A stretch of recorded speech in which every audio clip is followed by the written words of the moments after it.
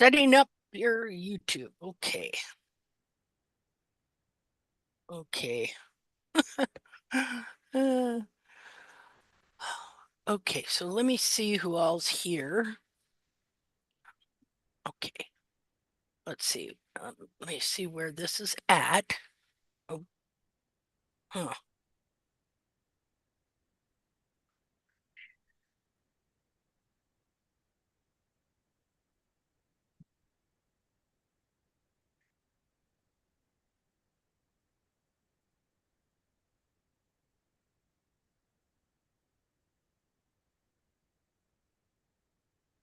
Oh. Okay. I see. I see what's going on here. Okay. Okay, sorry here. I'm just kind of behind and a little spacey as well. Alrighty then. Okay, so um all right, so I just want to see who all's here. Okay. Hi, Cindy Johnson and Sharon Shield Reynolds and Rachel Soon Paul and Gail Wolf and Marilyn and Kathy's iPhone, and Roberta. Is that you, Roberta, under iPhone? Trying to find that. Yep. Aha, see, I knew it. And there's How are you? Sherry and Mallory. All right, well, hey, welcome to today's Hoof Marathon and stuff. Morning. Well, got some great stuff today.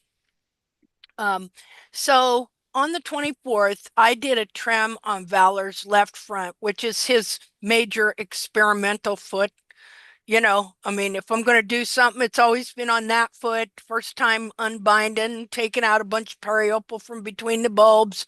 Um, the first time I ever truly unbound the foot after I started getting an inkling that it was being bound by the periopal. Um, let's look at that picture. Hold on here. Just a second here. I'm gonna put this up. Oh, put this up till then. I'll just pin this till I find the picture. Um, there we go. Okay, let's see here. We could turn that around. It's not shining in your eyes. Okay, so I just have to remember where to go to find it. Hold on.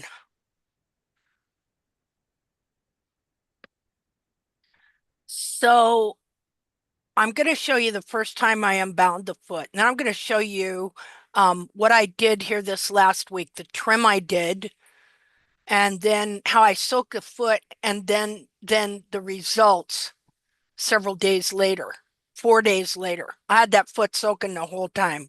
Um, let's see here.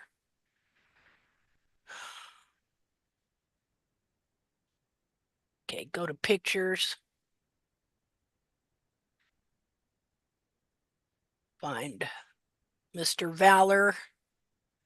So something, God, you ever just get those profound thoughts, of something you've been seeing it like it's right in front of your face for a long time, but you don't see it in that light, you know? And this happened to me this week because and the reason this happens is because when when you're helping people, when you're all discussing things, even if people disagree, okay, it sparks you to think, you know? And so um there was a gal that was asking questions about why some of our frogs on our horses look to her uh narrow and puny. you know um but I'll have to find the post, but she said specifically because there were I just need to go find a post. Maybe somebody did. Anybody else see that Yes, I post? did. Huh? Did, yes. Would you go look it up? I can try. Okay.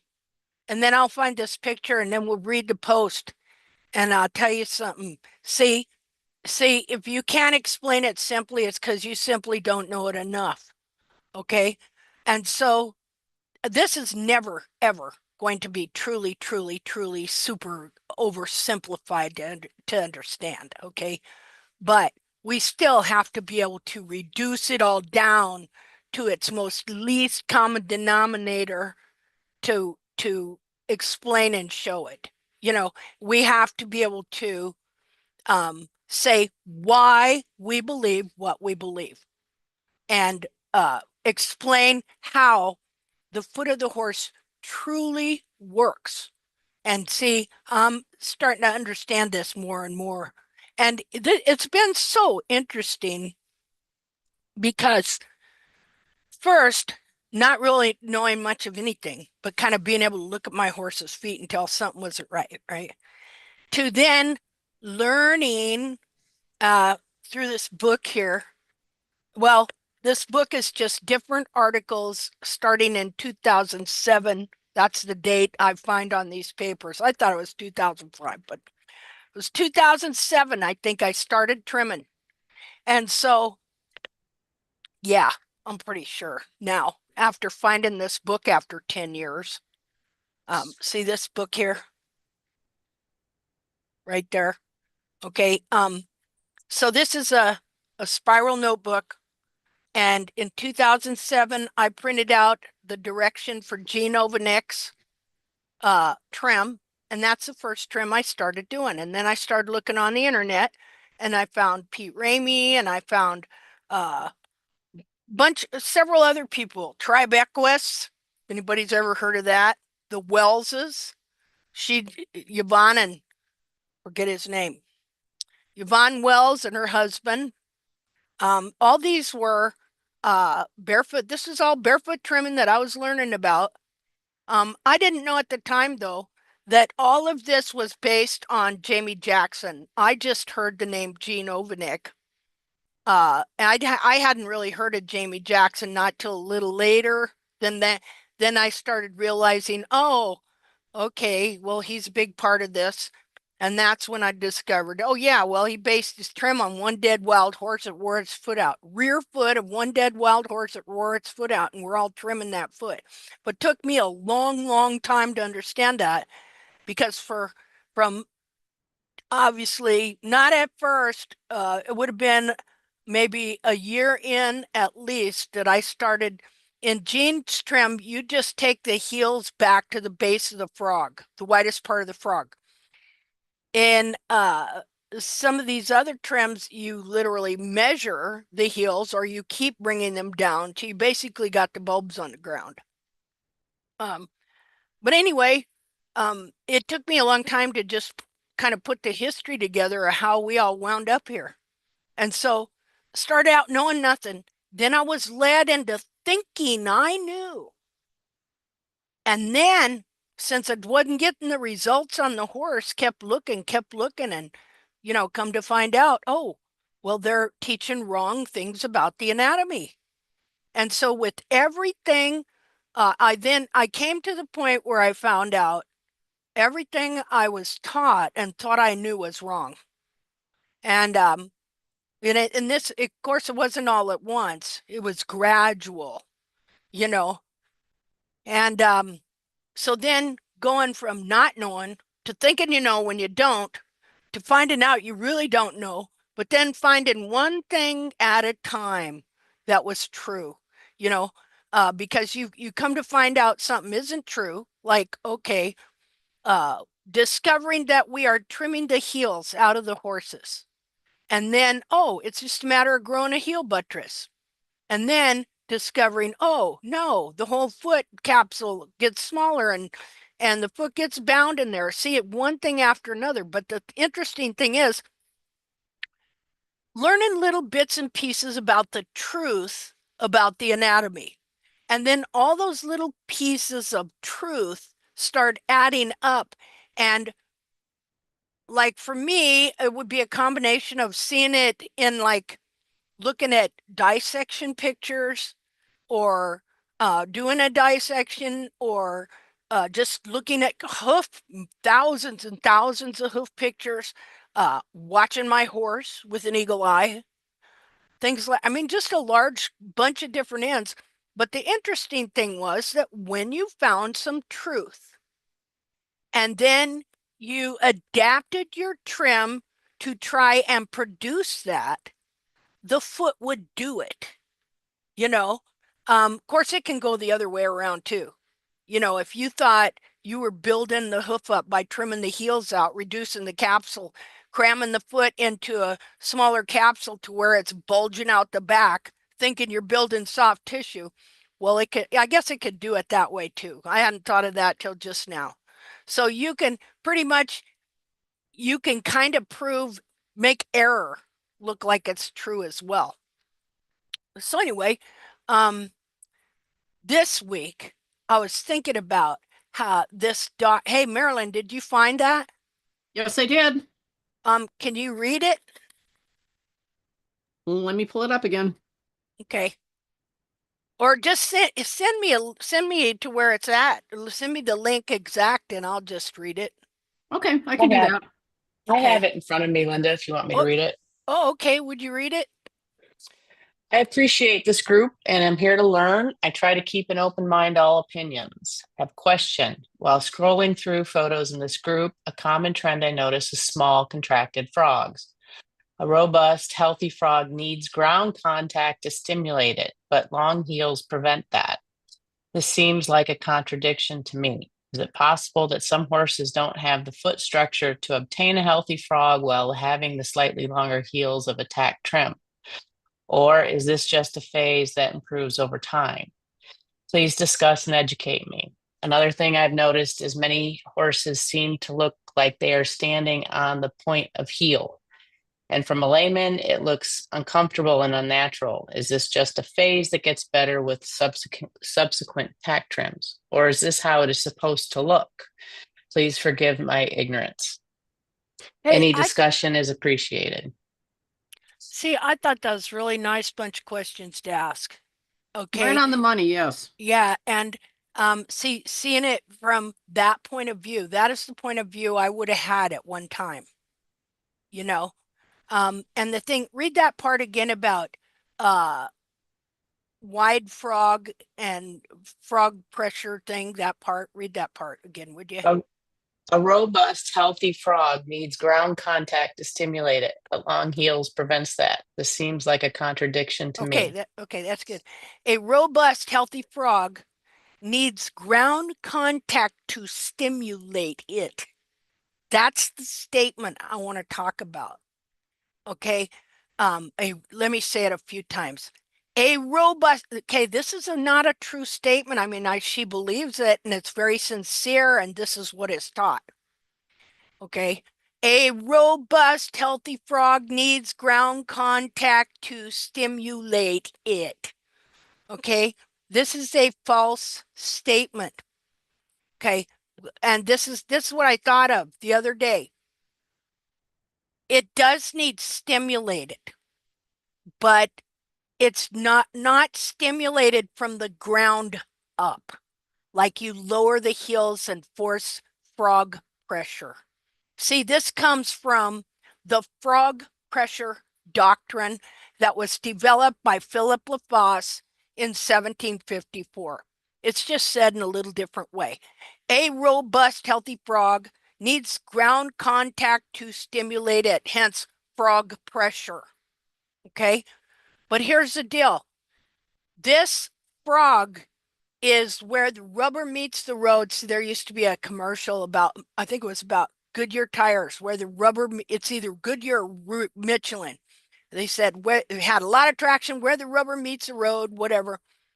Okay, but the frog is not a tire. It's not a dog's pad. It's not an elephant's pad. Okay, and it does need stimulation, but the stimulation does not come from the ground up. The stimulation comes from the whole leg down, pressing down on the frog. Because when there is room, when you have heels, is when the frog can be pushed down and expand and push the heels out. If you just keep trimming your heels down, and we're going to look at a YouTube video here in a second. If you just keep trimming the heels out so that the frog cannot perform the way it's supposed to, which is, it is meant when when the pastern comes down onto the digital cushion, then it presses down onto the frog, and the frog is supposed to give and be able to extend down. And so Linda, that pressure, huh? you have an excellent video in the files on circulation, the stimulation, that type of thing that addresses this very thing. I can picture it in my mind. I don't remember exactly what it was titled, but it's fantastic and perfect. Okay, let's go look at that while we're talking here. So let me go find that just a second here. I think it was something on the circulation in the foot. I'll have to go look. I have bad memory. Yeah, good memory, Let's just short. God, let's see here. Okay, let me share. Hold on. So keep this thought in mind that the true way the frog works, yeah, it does need some stimulation, okay? But it's from the top down, not the bottom up.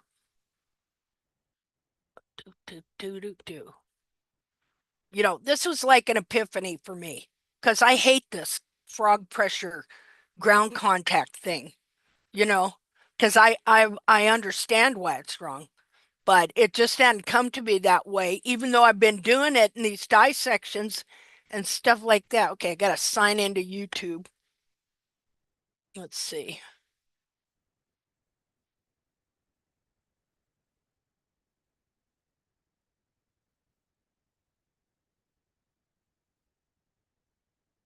Check your phone. Okay.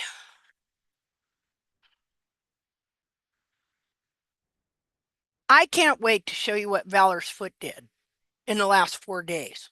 This blew my mind. I mean, I should have expected it. I knew it was going to do it, but still, when it does it, I'm still surprised. Let's see. Yes, it is me. Okay, so but we're going to look at this first. I'm just going to explain a little bit about this. Okay. Oh, okay, just a second. Now, where's the zoom? Where's the share? There, that guy there. Okay. Your channel. Here we go. Okay, so how the frog works. Let's I see. found it in a comment Sharon Smith put in there. It's the one, the truth on how the digital cushion works. Okay. I'll just put in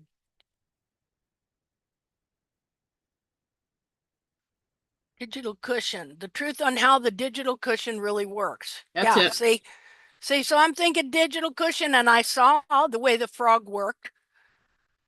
But this deal, it's just because of this post that this nice gal did and stuff. See, this is what I did. She share that on there with her? Yes, she put it in a comment. Put the link. Okay. Okay.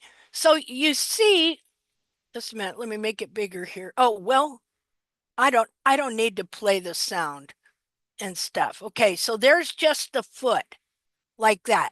And you see, let me make this bigger here. Which one is you? Oh, that's a little bigger. I thought they had full screen. Maybe not. It's not telling me what. Oh, there we go. Okay. Let me try and get this thing out of the way so I can see. Okay, so you see that the frog stay is an arch, is the shape of an arch. And so an arch has, as we know, has a lot of support and stuff. But the way that it's made with the cleft, it is made to descend and give down, while at the same time only under force. You have to force it down. And of course, the second you push on this, it is pushing back up. And so this is what I'm saying. It is not stimulated when you chop these heels out and make it so it's just bam, bam, bam, hitting the ground. What that does is send shock waves all up through the foot because, see, it's part of the suspension system. So it's meant to give to a certain degree, and because everything in that leg is giving and pulling at the same time. And so as it's being pushed down, I mean, it's just for a fraction of a second. Well, a second or so where it's being pushed down, but then the legs coming up, I mean, there's that buoyancy, that suspension. So you see the foot here. We're just going to watch this. Watch how it works. See how the pastern comes down, presses into. What'd I do? Oh, something happened here. Wait a minute. This must be Dog Daddy. Just a second.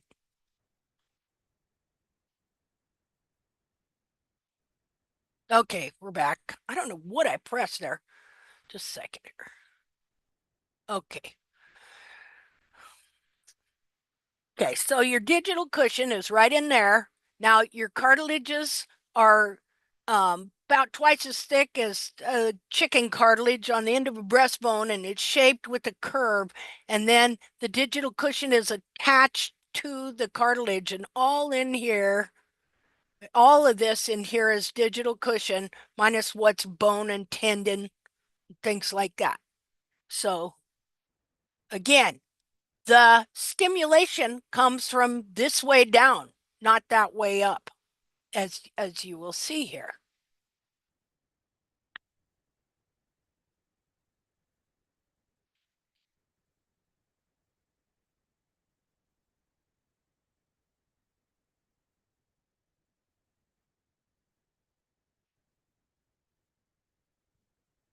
Okay, so now when you trim the heels out, this is what you got going on. The horse is walking on his bulbs. He was never meant to walk and pound these sensitive bulbs. They were meant to be supported here. And then the weight of the horse literally comes down through the kind of through the center. But everything has a weight sharing, not a weight bearing, because of the tremendous amount of suspension, not just in the foot, but in the whole leg. I mean, because of all the different joints, there's suspension in those joints. And then you have the tendons and the ligaments and the muscles. There's suspension in all of this. And so if you just trim the frog out, you take away the suspension and you take away the protection of the frog and the protection of the bulbs.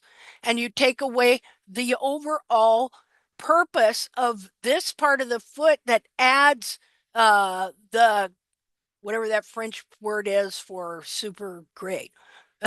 Creme de la blah, blah, blah, whatever. Okay. You take away, and every other part of the foot has to work harder or is put in a position it was never meant to be in, like right here. These bulbs were never meant to be pounded on the ground, not ever. Just like Xenophon said, in choosing a war horse, the first thing you should look at are the feet. You want to choose ones that are high in front and high behind, meaning the hairline, and they have heels. High ones keep the frog well up off the ground, is high up behind the foot, keeping the frog up off the ground. Low ones have the horse walking on the hardest and the softest part of his foot at the same time, and those horses are like cripples among men. Now you can see the only thing that helps this part of the foot maintain its form is this hoof capsule when it is growing in the correct position to support the foot.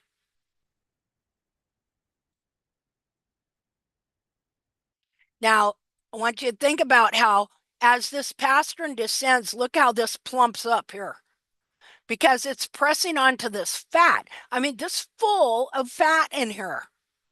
The digital cushion is primarily fat. And it's got some fibrocartilage in it, whatever, but it is primarily fat. I know I've baked one and all this oil came out of it. Okay.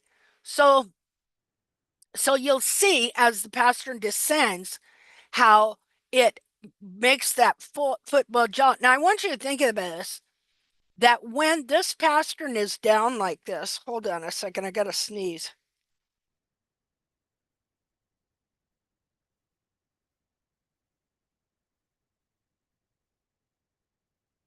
Okay. When this is under pressure right now, okay, this exerts tremendous pressure. If you got any fat on you, press on it. You know, um, it exerts tremendous pressure. And so, what is also happening? Okay, you're compressing that fat into a smaller air, into a smaller area, and it's not only tremendous pressure in there now, but it's pushing back. The second this pastern descends this onto this fat is pushing back. Okay, now here, okay, so here is the frog stay. See, now this is a pretty good foot. And so this has got a big bulbous frog stay, which is what it should have between the bulbs.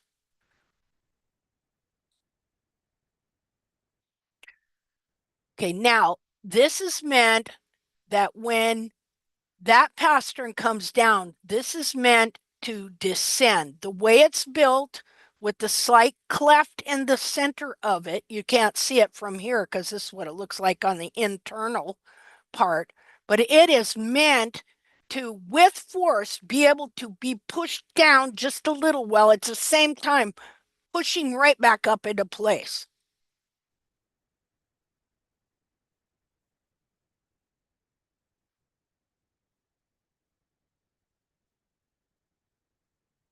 Now, this this foot was a pretty good foot. It was just slightly pulled under. But you see, well, about this much. You see this frog here? This was actually meant to be right here. Right here. And these bulbs right here could have come out and up here more and stuff. As it is, the heels were slightly trimmed out, but it was still a really good foot with great frog stay. If the heels had been trimmed out anymore, it'd have pulled the back of the foot down more. Now, one way, uh, I want you to see something here. We're going to go back here. Let's see. Okay, when you look right here, see where the foot is, or see where the capsule is right here? This part right here should have been up here. This is where the foot wants to be. Right here. The foot had not had so much trimmed out of it that its memory materials, the fat, the skin, the cartilage, as soon as the hoof capsule is released, the foot goes back to the shape it wants to be in and that it is. This is where the foot would have preferred to have this periopal band, would have preferred to have it clear up here. And then if that got pulled up there, it would pull this frog here right behind the foot. See? Okay, so now I know that if I was going to correct that foot, that's what I do. Okay, so let's keep going here. Okay, and here I'm just pressing on that fat, pressing on that digital cushion. And it's interesting if you ever get a chance to do that and you put your finger under there and then you press down. Now watch this. That's how the frog is stimulated, like that. Of course, I'm not very strong, so I try to push it down. You see how that would move the frog with a 1,200-pound horse pressing down on it?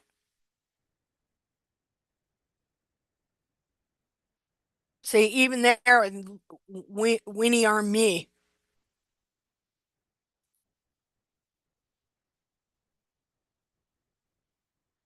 There you go. Now that's just a little bit with just me. Let's do that again.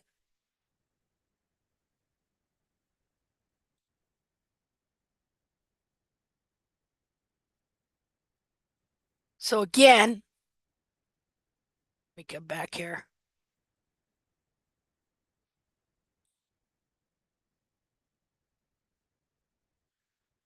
Again, the stimulation of the frog comes from above, not from below.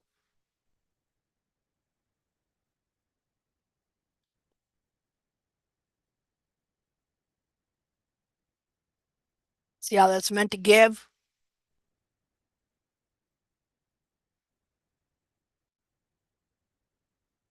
See how it's got room? I mean, you don't necessarily need, a ton of room, but even if it had more than that, it's not going to hurt that at all. You know what it's going to do? It's going to help the heel stay pushed out and not contract.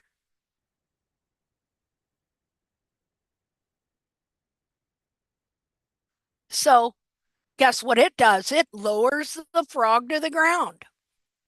Stimulation from above down, not from down up.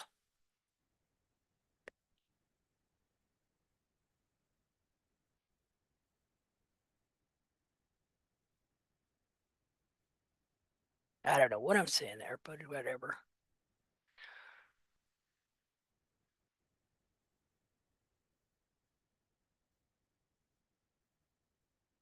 Now, see, if we took the heels down, it'd just be bottoming out. You know what? If you've ever been in a vehicle where the shocks were shot and you hit a pothole, just goes wham like that.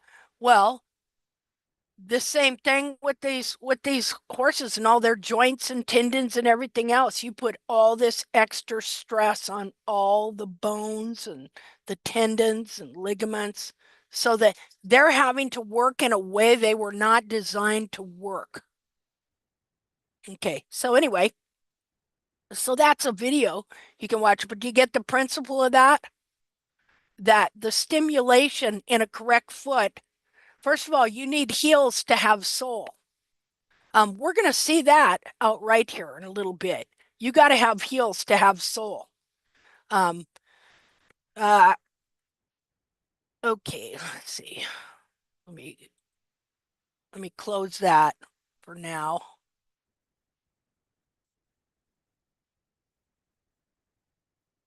Okay, so I was going to show you. Let me do a thing here. Just a second here.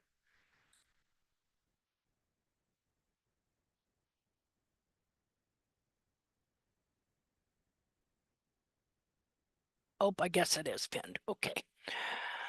Okay, so now let me find them pictures of the first time I did that experiment on Valor's foot. No, she's experimenting. Ooh. That's the way these people are. They say the wickedest things. So Linda, just watching that and how the frog stay works. Mhm. So it goes down, but when the horse starts to lift its leg, that also helps provide recoil for the lift in the leg as that frog stay pushes back up, is what it appears to me would be helpful for the horse as well.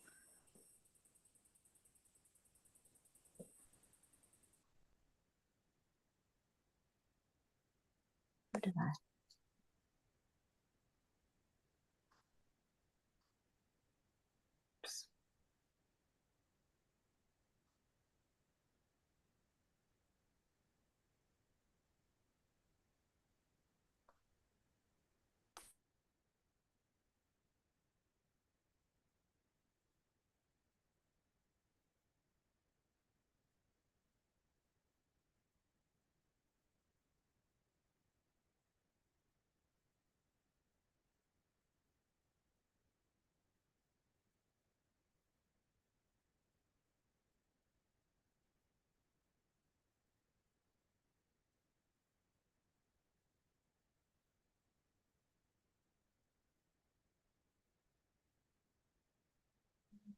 So now that we've lost Linda, I can say hello to everybody. I just joined. Am I here? Can you hear me? Hello? Now, yes. Oh, okay. I wonder what happened there. Probably me playing with that button. Oh, I was trying to turn it up so I could hear you better. That's right. Hi, Angeliki. Hi, everybody. Okay, so um okay, so go ahead. If you got anybody has anything to say or anything, go ahead while I'm looking for this picture. I was making the comment before I think you got lost. Was that watching the frog stay work, the as the weight from the leg pushes that frog stay down, as the leg goes to lift and the frog stays wanting to push up, providing recoil to help the horse as it lifts its leg as well. Yeah, that sounds great. I mean, people who are looking for that um, more expression in the gait, it looks like that would be very helpful in providing that extra. I don't know, just mechanically looks like that would help the horse move better. Absolute. I see these are all things, I mean, just the way you expressed that. Okay, that sounded really good. Would you write that down, please? Okay, I I will. want Okay. to add too that my horse was diagnosed with ring bone last summer, and getting the frog off the ground, I think, has been such a big difference for him. And now he's moving sound. But it was one of the first things I noticed was that I could see the bones moving downward in his hoof after I started doing that. It was dramatic to me. Wow. And That's great. I noticed things like that he always kind of had both legs underneath him when he grazed, and now he puts one out in front instead of having both legs camped underneath when he grazes. That had to be And uncomfortable. right? Well, Yeah. if you're cutting the heels off, I'm guessing it it Yeah. just did so much damage. And I wanted to share with you some before and after pictures later today Oh, that'd be of great. just where you can see in his pastern, the changes in his pastern, and how I don't know how else to explain it, but it almost looked like it was wrinkled before. That makes And sense. now I've seen that. everything Yeah. is smooth. I'll share it with you and you can pull it up when you want to, but um it's just dramatically, my horse is dramatically different in 8 months. Dramatically different. That's awesome. I'm so glad to hear that. It just sucks that I didn't know until he was 25. You know what's great though is that we're learning that even though they're older, they still have those building blocks there to be able to help them, even though their feet have been trimmed out and all this stuff has happened to them. Their ability to recover is like amazing. What hope is think about what the hope that gives people, you know. Okay. It has given him his life back. Isn't that great? I love that. Yeah. See, and you know what's really great? Us doing this is, the way everybody, we notice if anything's wrong with these horses. We notice all their behaviors, everything. And so we like chart it, you know, because we're like horse moms, you know. And so we are the best scientists to be able to do this and see if these methods are working or not.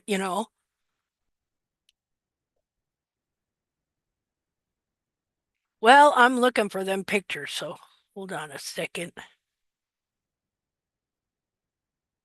Now, I know this is right here.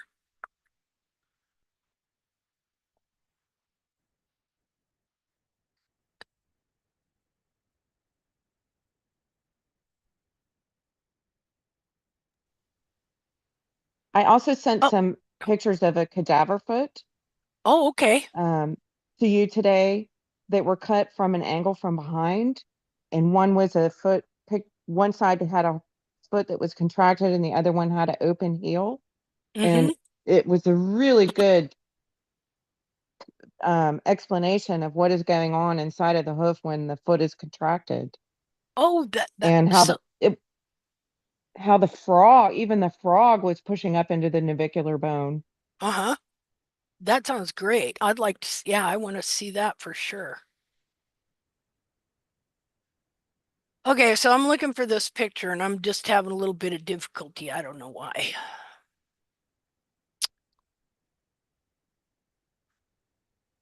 Should have been right here, I would have thought.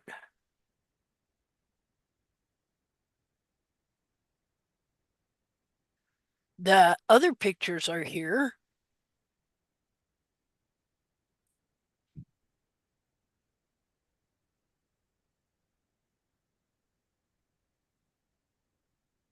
Wonder if I accidentally deleted them or something. I hope not.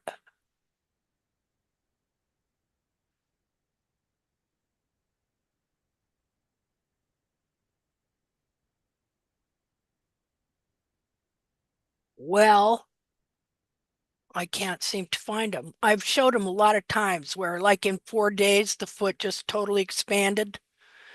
And the wall that was dished, the dish came out of the wall. That's so weird. Okay, well, whatever. I'm going to show, we're going to watch this trim, and I'm going to show you now some of the results I had from this last trim, because I'm trying to totally unwrap the bulbs that have been spooled in and get the whole frog to come back. Let's see here.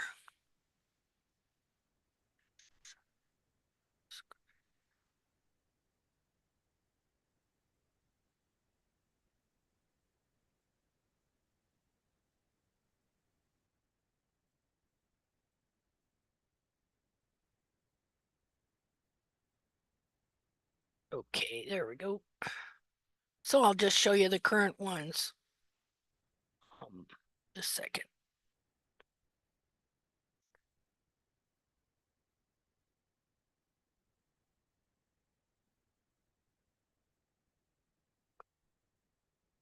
Alrighty, just a second here. Share. All right, so I did this trim,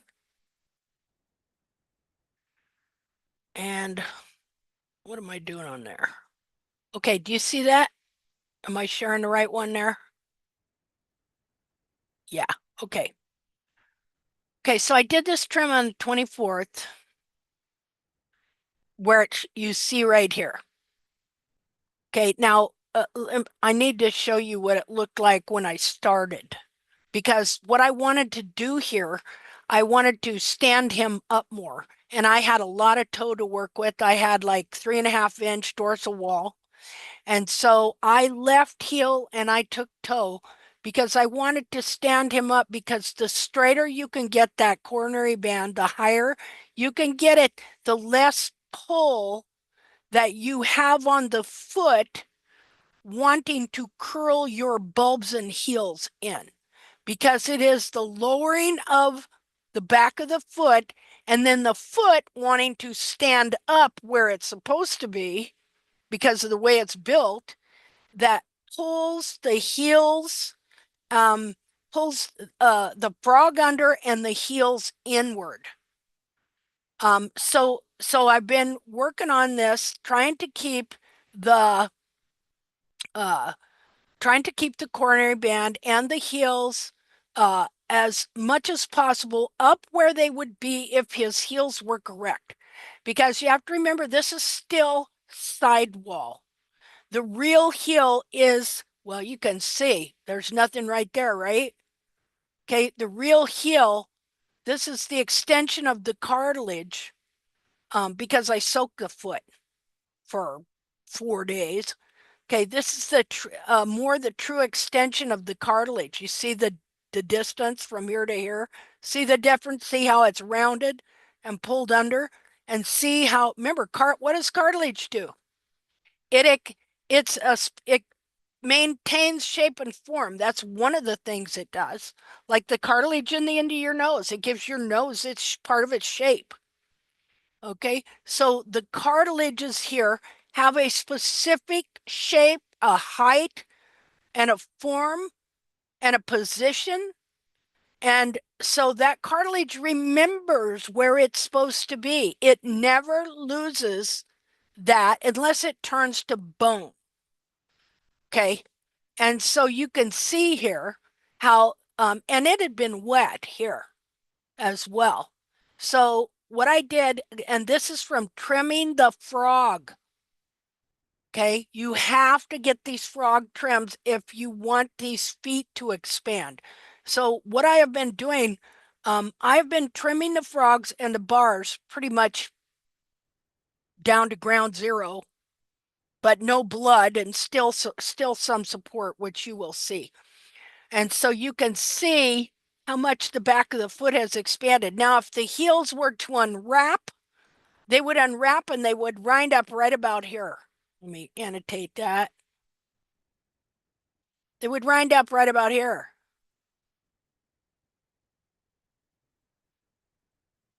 See that? And then be able to support this cartilage and keep it there. As it is, it's probably dried up some overnight, but this will probably dry up, and then this will pull that cartilage back down here again. So, okay, so where am I at here? Okay, so this is what I ended with in my trim. And again, I took my frog down because the frog internally is not where it's supposed to be. Where are we at here? Just a minute here. Okay, so the frog lips are supposed to be back here. Back here. And this little part here is supposed to be pretty much right here. Right here. And then you would have frog all along the back of the foot here. So you can see how, you can't see it as much in this one, but it's curved like that. It's curved like that. And then this bulb is curved into here, which this bulb here used to be clear in here like that.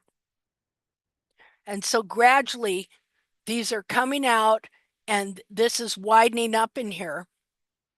And so you can see in 4 days that I grew a pretty good amount of nice, fresh, clean frog right here. Now I kept these little boots I make. I kept a boot on him for 4 days, so I could see the foot expand because I wanted the foot to expand. Let me undo this.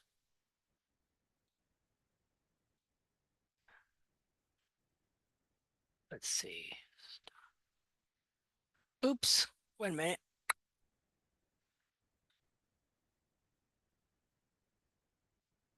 Okay, where are we going here? Okay, and this is what it looks like behind. And again, this periopal here, what's going to happen is that frog is going to come back more. This is going to be raised more, and then you're going to see frog on the whole back of the foot. Now, Gene Ovanek's research, I just was looking at his research showed that the wild horse research that he did showed that the base of the frog was behind the foot. And now we're starting to understand that. See? So okay, so let's go and we're just going to look at the trim I did on this foot. And so anyway, that's where we're at here. But I want to show you something else before we move on. So hold on a second here.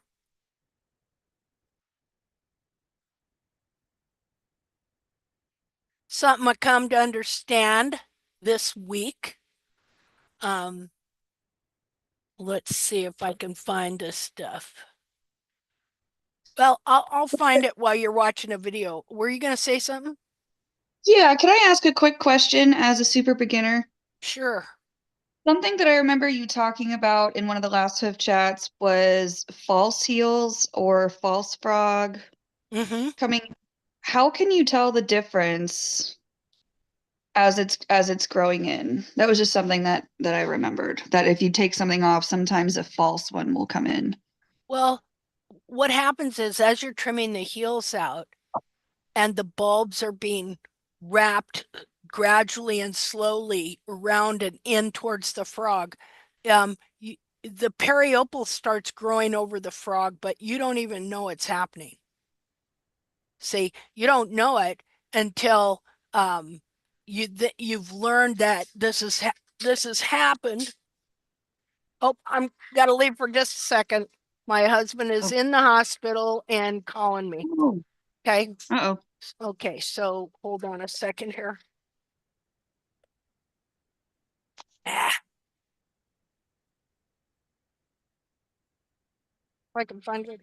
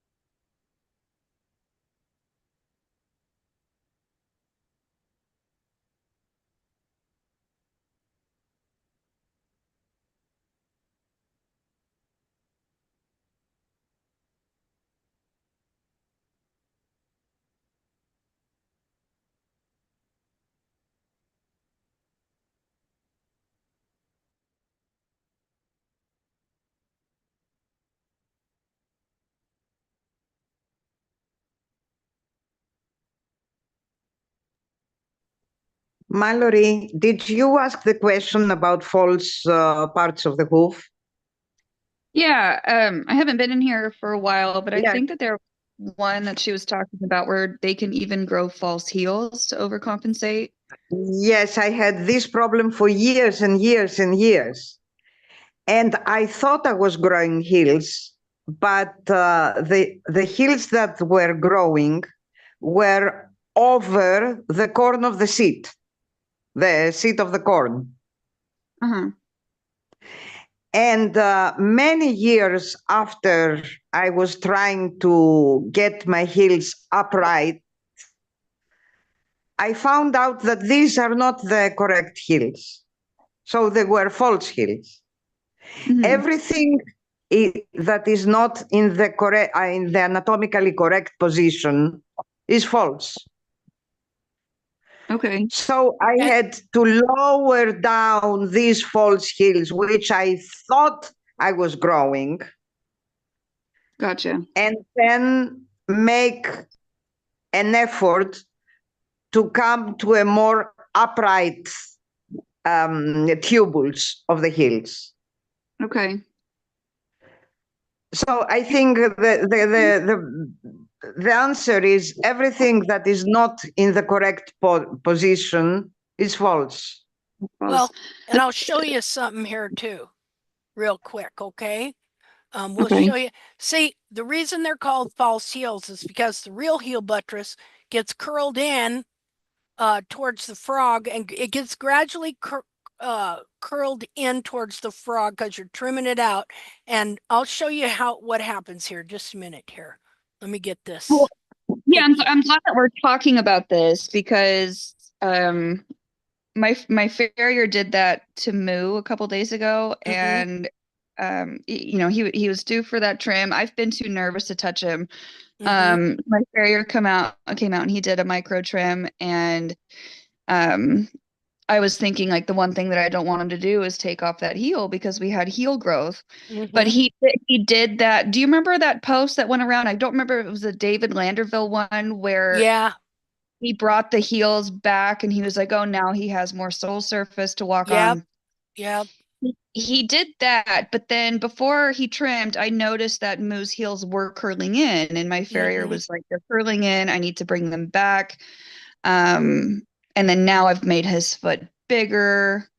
So I was Mhm. like, "Oh, I'm going to talk to my hoof chat about this, and they're going to yell at me." But if they were curling in, um, and he did leave some heel height, but yeah, if they were curling in, was that essentially a false heel then? Because they weren't in the right place?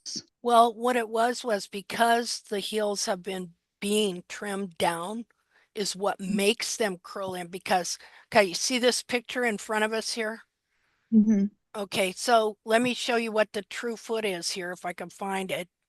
Now, just a minute. Okay, so this foot here is the same off the same kind of horse, wild adopted horse. Okay, and I've got other pictures of it. It had a foot just like this. Okay. Mm-hmm. The gal misunderstood how we trim because when you get to hearing all these different people saying different things like what you just said, see that I really want to understand that thinking more so I can refute it, you know, uh Yeah. like you know what I'm saying? Yeah, and Okay, I can't advocate for anything. I'm just like yeah, watching him and I'm like, no, okay. I mean, but yeah, to be honest, like for me being like a blank sponge like I am, yeah, both of the theories make sense to me. you Like both of bet. them. You bet they do, you know? And but here's what happens, okay? Yes, they could take the heels down. If you took the heels down on this horse, you would give him more ground space. See what I'm saying? This horse Right.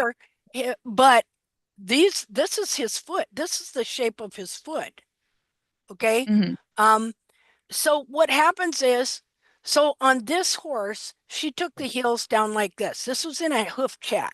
She was sharing this, and it was her friend's horse, and I was freaked out Wait, because, she was happy about the one on the right?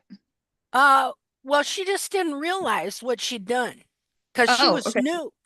She was new, Okay. okay? And when I saw it, I kind of freaked out, because all I saw was tendon injury. Look how straight the pastern is. Well, You see yeah. it? Okay. So I asked her to take pictures of it for several days and let me know how the horse was doing. And so, just a minute here, let me find it. Go back. Oh well, here's one of the feet. Here's a foot here. Look here. The heels taken down on this turned. Look, see how it turned it. Turned the heels in. Just doing it that much. Yeah. Okay, so let's go back here. But those were pictures from before that I had her send me. Okay, so here was the first day. A day later, look what happened. Okay, those heels didn't grow. Look where the hairline goes clear down to here. Already it's starting to rise up the hairline. And then look at 4 days later. The horse is made heel. The way they make heel is that foot, these cartilages are supposed to be up here. I mean, the whole foot is built, internal foot, built to be up here. So when you lower heels like that, you are forcing all this cartilage down and compressing the digital cushion. Right. And so, okay, just take and push your nose over the side of your face. Just do that Mhm. right now. Well, well, yeah, that's painful. Okay, now what does your nose want to do? Go back to center. Right. Same with the foot. The foot is being forced down, but it wants to come back up where it's supposed to be because that's the way it's made and that's the only way it's supposed to be. And you got a big 1,200-pound horse, and it isn't just the foot pulling it up, it's all the tendons, ligaments, everything in that leg is wanting to pull that foot back up. Hmm. Okay. So when it does, because this is just a shell, you know, just a shell. And it's very well, it's flexible. It's got a lot of moisture in it. And Mhm. so there's constant pull, constant pull, constant pull. And as it does, it takes this sidewall here and it starts to pull it around underneath and in behind it, so that eventually it pulls that sidewall behind it and it becomes the false heel. So Okay. the false heel is just the sidewall that was in front of the actual real heel that has Right. now been pulled behind the foot, because it's all mechanical. It's just pulling that heel in and pulling that heel in. And what'll happen is people will come out, in a week or two and they'll think, wow, look how much my heels grew. And because they've been taught Mhm. that you're supposed to lower those heels, because this is what I did. Okay. At first, I was just taking heels back to the base of the frog, which will take them eventually out as well.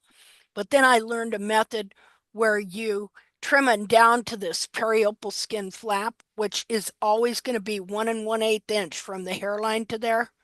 And Mhm. so somebody come up with the idea that it was a constant, and so you should always trim your heels there. But the thing about it is, it's not a constant. And let's see.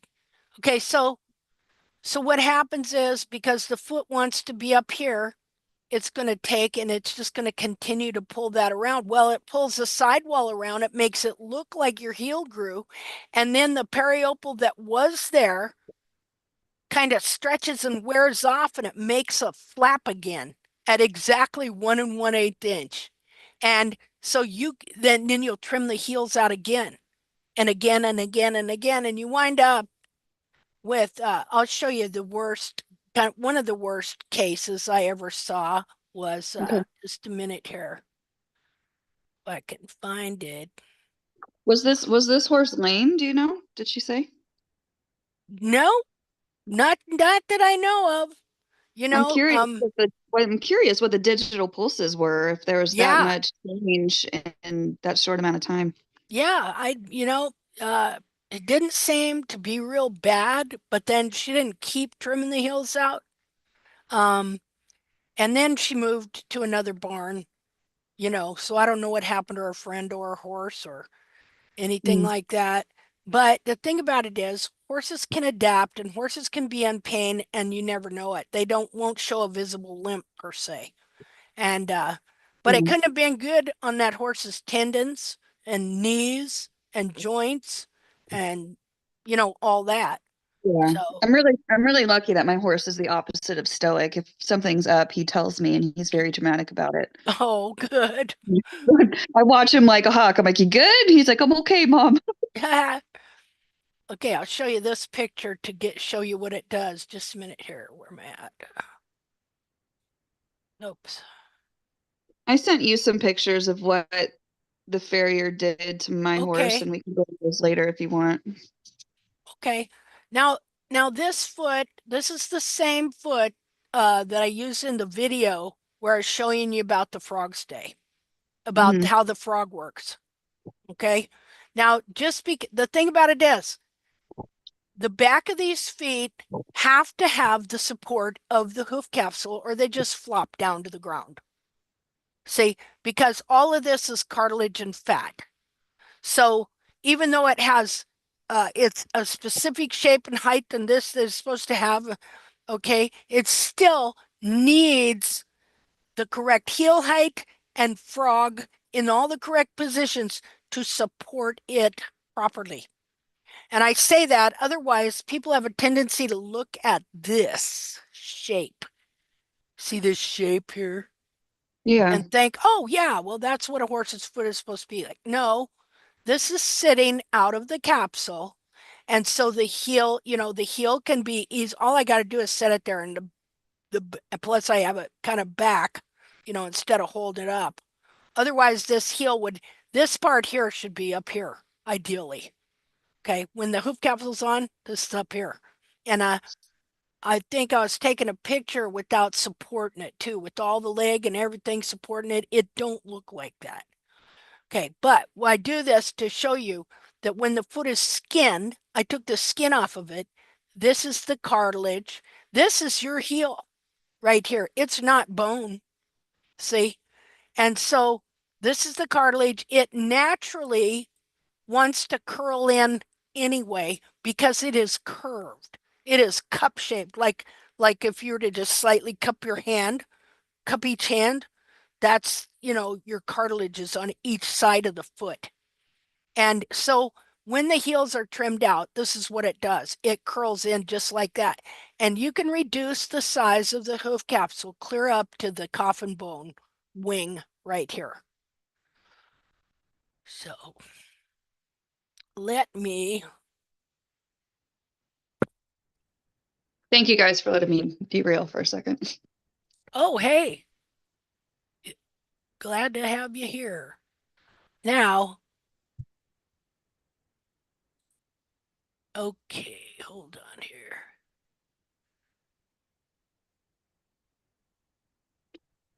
I'm looking for Anna. There we go.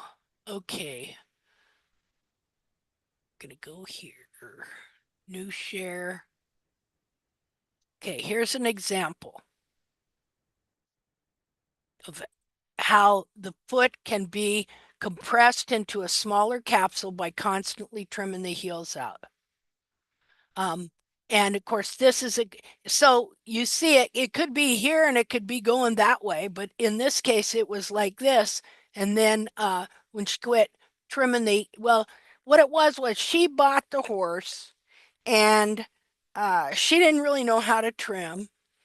And so she actually she wasn't trimming the heel down like they would have because this was Strasser trimmed, where they're constantly taking the heel down. And don't realize it. They don't realize they're doing that though, because the foot adapts and disguises itself and makes false heels. So they think they got heels. They don't know this is sidewall. So this would be false heel. See there? Now think about which part of the capsule. So this is being used as the heel right now, this part right here of this foot at this time. And so it's all wrapped around and bound up with periopal. Now, can you see that? Are you there? Yeah, Hello? sorry. Yeah, Oh, sorry. okay. You're just looking like, how in the world could you do that, right? Okay, and of course the foot is not finished yet, because you see that the coronary band is still pulled down. And so here, I drew a simulation of what it should be right there.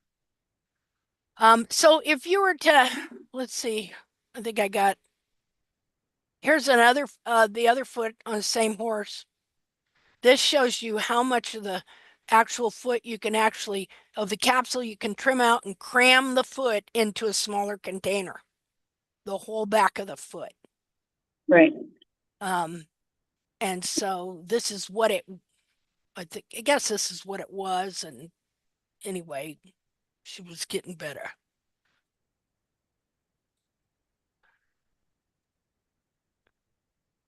Again, this shows, see, they'd come in and say that horse's heel's too high and cut it off.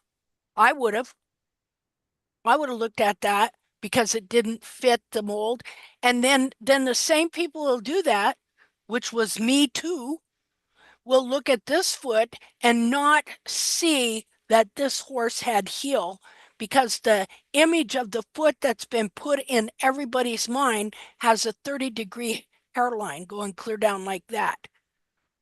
Really, we've been like programmed with the wrong thing there.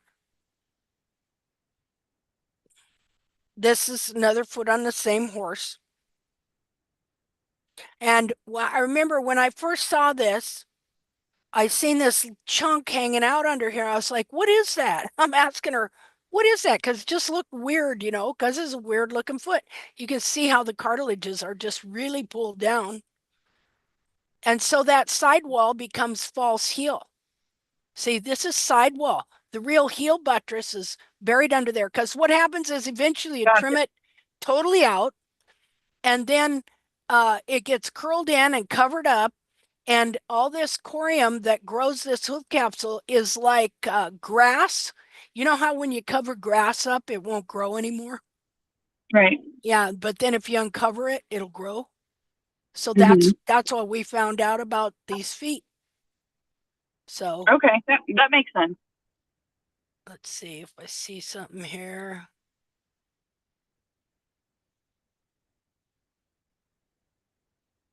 They got a bigger hoof capsule. There was a picture. Here we go. See, this was the image that the person who had the horse before her was trying to mold the foot into. And this was like over in, I can't remember if it was Switzerland or Sweden exactly. Okay, because I was trying to help her. This was like in around 2017 when I was first starting to learn about some of this stuff going on. And so this image here, I don't know, have you heard of Dr. Hildred Strasser? The name's familiar. Okay, well, have you heard of Jamie Jackson? No. These are the two people. You've heard of barefoot trimming? Yeah. Have you heard of natural hoof care? Yes. They started it. They are the founders. Jamie Jackson Okay. and Dr. Hildred Strasser. Okay. Jamie Jackson was a farrier from Arkansas, okay, that claimed to have studied wild horse feet. Oh, Okay. you were talking about him in that hoof chat a couple months Yeah. ago, right? Yeah. Okay. None of this this would not be a thing, and we would not be here but for those two people. Right. Primarily Jamie Jackson. Okay, Mhm. yeah. So this is the foot of the natural barefoot hoof care industry. He made it the ideal foot. This is a rear foot off a dead wild horse that he got from BLM. Mhm. Okay, and he made it everything, all their anatomy, everything based on this foot. Okay. Now I've been looking at this foot for a really long time. Now, can you see how if I trimmed the heels out of this foot, it would look similar? Yeah. See? Now, she was lucky with this horse that the dorsal wall held together to the internal foot, to the coffin bone. Because a lot of times what happens is that dorsal wall gives way and you have laminitis with rotation. Right. So, um, so, okay, so really interesting. I kind of looked at it. Just a minute here. See if I can find this deal.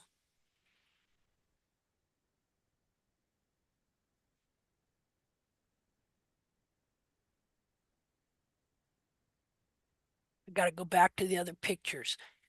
So this foot, uh, the back feet and some other foot they cut in half has been used for them to teach anatomy. And so what I found out this week is, see, because after looking at lots of x-rays, lots of coffin bones, lots of dissections, it finally dawned on me, and looking at this one foot, because they sliced it open so you could see the coffin bone, it finally dawned on me that, and this is great, this is a wonderful thing, because now we have some more proof that what they're doing is actually deforming the feet. I mean, this will prove it beyond a shadow of a doubt, in my book anyway. And that is that the coffin bone on the inside, they've been using a deformed foot to teach anatomy. And I found that the coffin bone, see, when the hoof capsule doesn't fit right, or when you have laminitis, it demineralizes the toe of the coffin bone. Like you can Right. get like a ski tip, or the whole thing can wear off, you know? Right. So I'm going to show you guys these pictures. I was working on. I Thanks. saw in dissections that the coffin bone starts to like crumble and it looks Yeah, like bits of sand. And that's really. where horses with laminitis get abscesses because these pieces of the bone are working their way through into the sole. Wow. Okay. Just they turn into little grains. I And that's why a wow. lot of horses with laminitis have really bad abscesses. I did not. Well, you would wonder what happened to it. That makes sense, you know? It doesn't just disappear. Yeah, yeah, like how could it, right? Well, Yeah. that's terrible. Okay, so let's look at this foot here. This is really interesting. It's going to take me a second. I need another drink of coffee. Okay, so, before in the group, I really didn't like sharing, things from other people and stuff like that because, well, first of all, I didn't want people to get confused and I didn't want to lead somebody in a wrong direction. If what somebody else, I don't care who it is, if what they're teaching is right and stuff like that, and somebody wants to go off, because after all, I don't charge. I'm not losing nothing. And I ain't got no big giant following. I'm making money off everybody on Reels or YouTube videos. Now, my channel only got monetized like a couple years ago, and I make zero. So, because you just don't make money with 6-hour videos, you know, once a week. Um, so now I forgot what I was saying. God, I am a wreck today. My husband is in the hospital. He's going in to have an operation right now. Uh-oh. Yeah, I hope everything's okay. I'll be thinking about you guys. thank you.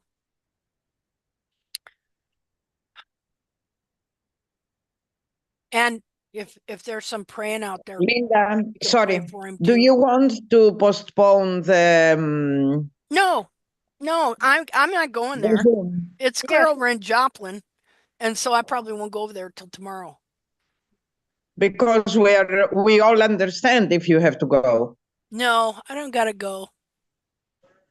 But if you don't feel like doing the call, Linda, I mean, No, I do feel like doing it. It's just that yesterday I ate some stuff I shouldn't have, so I was kind of up all night, so I'm a little spaced out. That's all. okay, well, you can finish the call anytime you feel like, we appreciate it anyway. Okay. Well, I just wanted you to understand why I'm a little spacey, Okay. just all this stuff going on, you Okay. know, and stuff. Let's see. I was going to show you something. What was it? Okay. I'll pray for your husband, Linda, that Thank everything you. goes well. Thank you, dear. I We really all appreciate will. that. Thank you. Okay, so this deal with allowing a video by David Landerville. Now, I have not always had a good attitude towards people. And I have to remember that I was wholly convinced in the very same stuff other people are, including David Landerville. Okay? That this was the foot every horse should have. So I'm really trying to change my tactics because it might be tactful on the foot, but not always tactful with people. This would be a new acronym for the Facebook page. Yeah. So people aren't doing this on purpose. I I understand you know how they think and stuff, haven't been there. So I really want to try not to be condemnatory because I have been, because it upsets me so much to see worldwide what's going on, you know. Well, Linda, can I say something? And I hope that it doesn't come out wrong. No, say it, please. Well, it seems like you're pretty well known in the community, right? And it seems like there's not good feelings about it.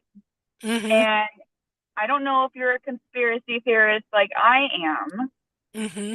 but it seems it yeah, so like that's what got me interested in tact, honestly, because if everybody's angry about it, everyone's upset about it, and you're not monetizing, but everybody else is, I was like, well, I kind of want to go in that direction. Oh, You know, that's awesome. you know what I mean? Like Yeah. everyone out Yeah, here is I like, do. oh, tact is wrong. Come to my workshop and Mm-hmm. you'll figure out the real way. Don't listen to Linda over there. She's a charlatan. It's like I kind of want to go in that direction just because you're boo boo about it. You know what I That's mean? funny. That's awesome because I I post know exactly I'm exactly that way. right. You know. I posted a picture of Moo's feet even before I started joining your guys' group, and I Uh-huh. mentioned in Reddit about how I was interested in the tact method and I was wanting to go that way. And somebody said, "Oh, well, look at your foot. Obviously, tact has done nothing for you." And I was like, "Excuse me, I haven't even done anything I haven't even yet. done anything yet. I think I'm gonna go in that direction." Wow, that's awesome. Thank you for sharing that. Well, I hope it didn't come out wrong. Not at all. It came out just perfect. You Yeah, know, well, just definitely hide the truth, right? There's yeah, no money in the truth. Don't right. look that They don't way. want Don't us to look find that. out the truth about our health either, because they make money Yeah, off of sick That's right. care. exactly. Don't See look now, that way. Look over here. yeah, you couldn't have told me anything better. That blessed me so much that you said Oh, that good. because that's exactly the kind of person I want to be, Well, you good. know, and stuff. And it's just like yesterday I had to take because my husband had cancer too, and he went through chemo and radiation here a couple months ago, and so he had to go in for him to read what's called a PAT scan or some darn thing. And I went in Yeah. there with him, and he's now, don't say anything to this doctor. He says he told this one doctor that I was giving him ivermectin. Okay, because you know that they're finding out that ivermectin. Oh, maybe I shouldn't say that on YouTube. You're That gonna lose your Facebook, Linda. yeah, hey, that ivermectin is for horses. Okay. It is for horses. I love it. Okay. So the big eye, all right. He told one doctor, he said, yeah, my wife was giving me the eye because see, they were surprised that his reading was so good. Okay. Mhm. And so he had to go and get a reading again a month or so later here to see what's going on. So we're in there. He says, now don't say anything about the eye to this Yeah. doctor because he's a little, I said, Yeah. okay. He says, and don't try and talk over me. Mhm. I said, I won't. I'll just let you say whatever. So we go in there, and the guy came in, and it was kind of funny because he looked like a villain off of a spy movie, but anyway, that I've been watching. But so he said it all looked great. Great. In fact, they're surprised he's doing so good, you know. Good.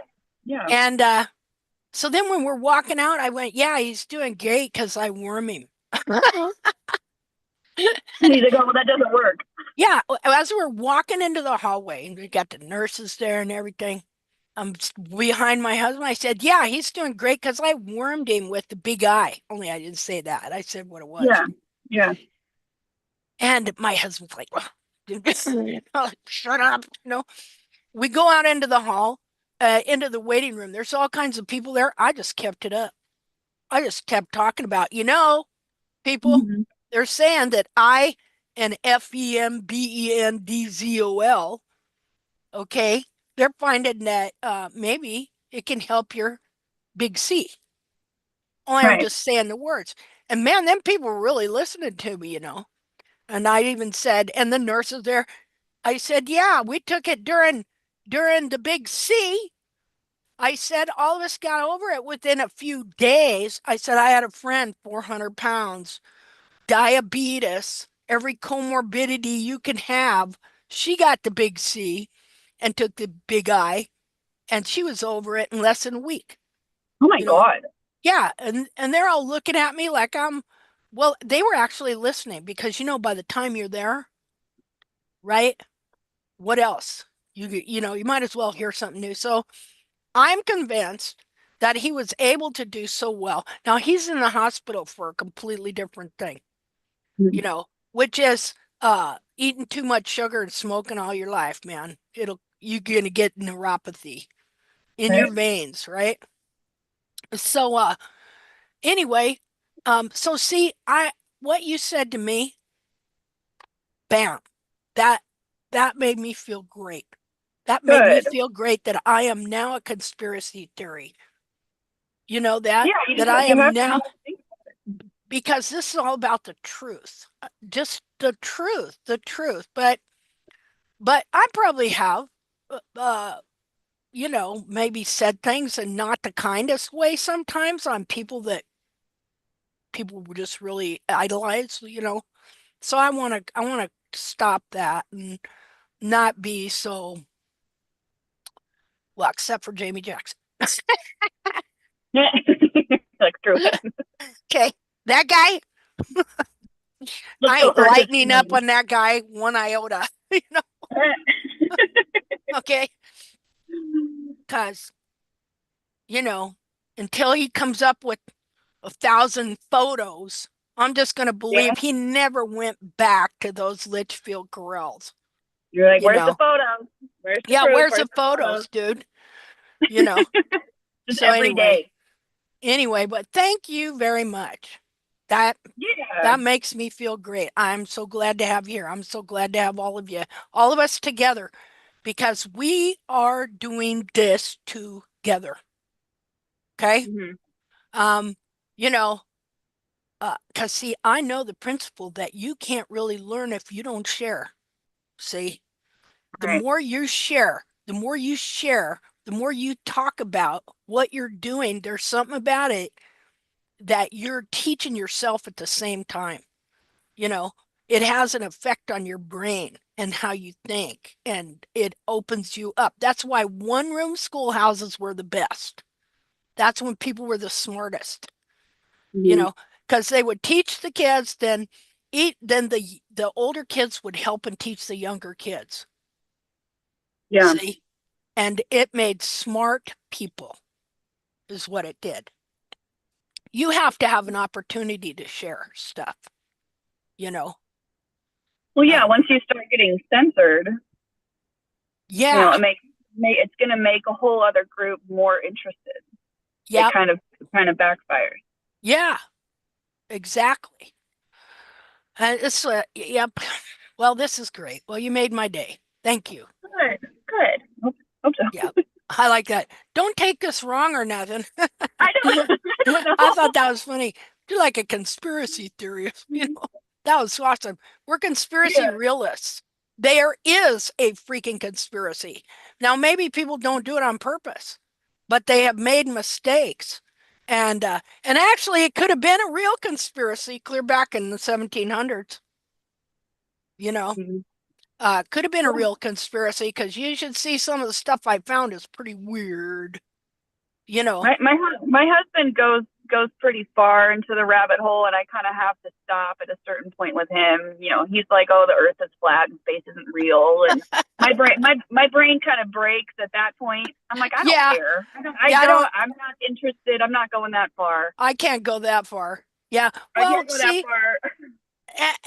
and that, I think that is another way that they come at us. You know what I mean? Well, Right. Look and at how ridiculous they yeah. are. And my husband he's honestly one of the smartest people I know. Hmm. He's one of those people that he can sit down at a piano and see the pattern and just play with two hands. He doesn't know how to read music, but he can sit there and almost play Mozart. He's an Wow. engineer. He builds things. I don't know, like he's good at taxes. I don't know, like he can do everything. He can build everything. He grew up as a farmer. He can fix a truck, lawnmower. He rebuilds houses, and then that's where he went. And like I can kind of see his point sometimes, but I'm a little dumb, so I'm like, well, I'm not even going to look at that because I don't know anything about it. Hmm. But I've been sending my mom screenshots during the Hoof chat. She's a massage therapist and she's all into anatomy, and I've been explaining to her, you know, she's not a horse person at all, but I'm like, oh, guess what my farrier did to my hoof? And she was like, did he cut his heels off? And I'm like, yeah, he cut his heels off a little bit. And I was sending her screenshots today, and she said, wow, it's crazy how different all of those opinions are in that industry. Like, how did that industry get so divided? Yeah. And I'm trying to get her to be a conspiracy theorist with me, but I'm like, well, you know, if you follow the money, you know. Well, yeah, and just, you know, people in the past, they draw wrong conclusions, and if they're in a position of power, like a teacher, professor, president of a school, anything like that, okay? And again, because there's money involved, which there was in the hoof care regarding the first vet schools and stuff like that, because like the president of the RSVP, Royal Surgeon Veterinary Academy there in London, whatever it is, okay, Edward Coleman, he kept putting patents in for shoes. Okay, like he put a patent in for a shoe that forced frog pressure, you know, and of course it didn't work on decontracting the heels, but he was always coming up with the patent.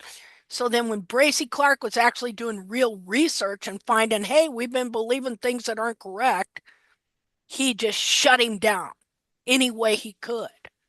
See? And so he ruled that school for 40 years. And so that teaching got permanently established in the veterinary community. And there's great detail that we can find about Coleman and about Bracy Clark and about, you know, that whole thing. I mean, you know, the books and everything like that. And I found even from the guy that started the frog pressure theory, look at this minute, Philip LaFosse, I found his book in English. Okay. And so I've been in the process of trying to read that because before it was just in French. And so, you know, that whole thing you know, I don't know if he had the stimulation thing, but he felt that it supported the deep digital flexor tendon and that it kept horses uh from slipping on cobblestones. And then Hildred Strasser took that a step further and said, "Oh, the foot will act like a suction cup on the ice." Well, suction cups don't even work on ice. But it doesn't, that's not true. It doesn't work. Okay, so I want to show you about the coffin bone in the barefoot model foot here. What I started seeing was it was deformed. Okay, so, all right, so when you, let's see, let's just do this here first. When you trim the heels out and it begins to pull the hairline down to the ground and it pulls all that anatomy down and it shoves the frog forward under the foot, it strips the frog out, as you can see. Okay, these are two different feet here. This was a 3-year-old mare. And this is the one dead foot of Jamie Jackson, rear foot, that he based his whole trim on. This is the foot you're supposed to try and get on your horse. And so you want to look at the inside here. The digital cushion is completely a different shape because it's been forced down like this, and the frog has been shoved under the foot and worn off. See, the hairline is down here. On this horse, the hairline is clear up here. You see the difference in the frog stay from this horse to this horse. So I've been looking at this for a long time and looking at see how the frog supports the digital cushion. And we were looking where the pastern bone descends down onto the digital cushion, which descends down onto the frog. And then the frog is forced down a little bit, but it's pushing back up the whole time. So I got to thinking here about the shape of coffin bones. And how many I've seen that were worn away on domestic horses that people didn't even know were worn away. And the reason I knew they were worn away was because of the x-rays that were done like on this foot. And also because of this coffin bone here. Okay, but what is the shape?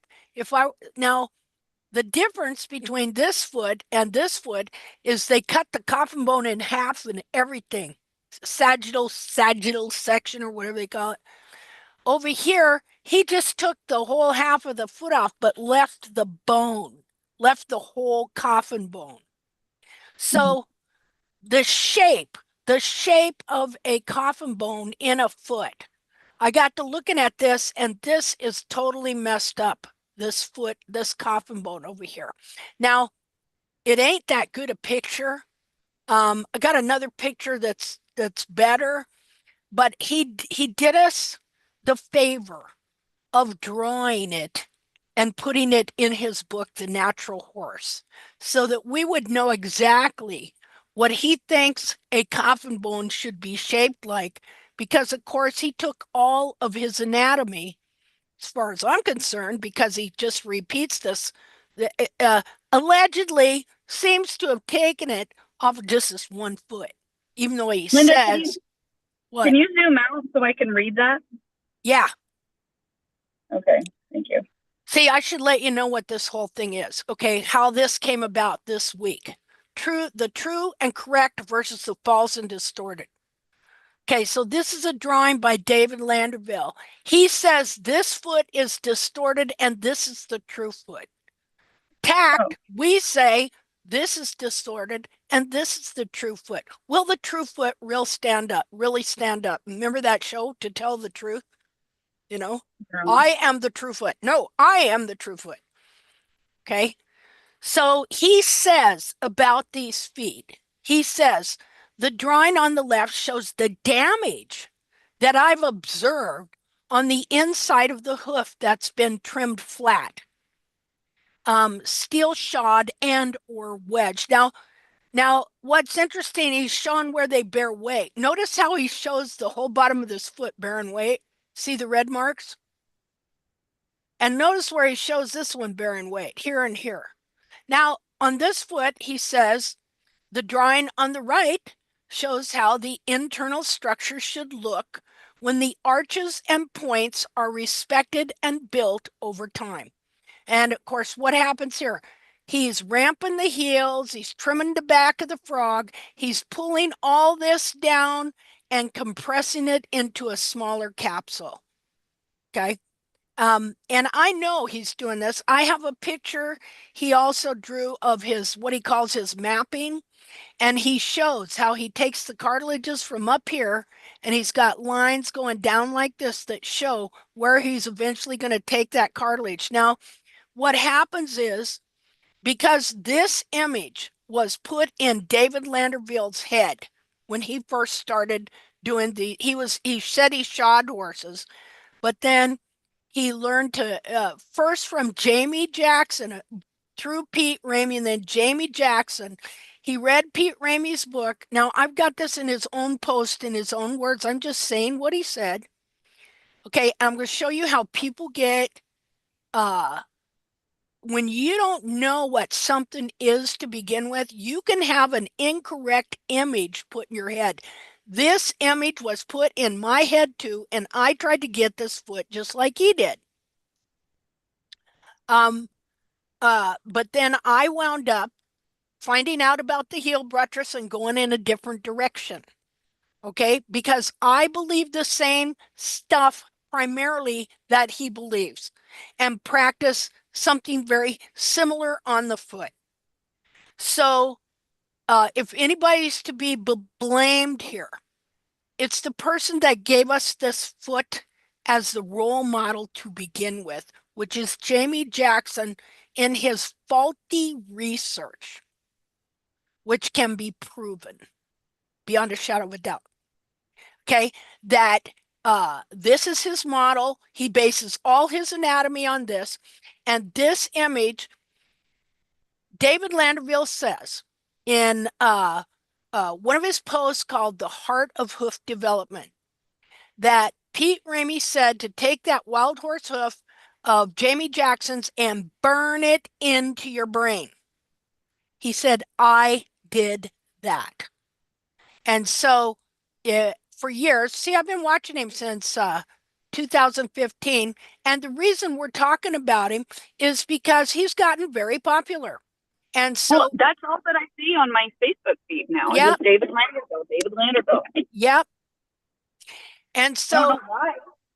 so we need to understand where he's coming from, you know, because he tries to say that his knowledge is founded in other areas, but we can go back in time to his posts. I'm going to tell you right now, the guy has never done, not that you could have just done dissections and known the truth, not that either.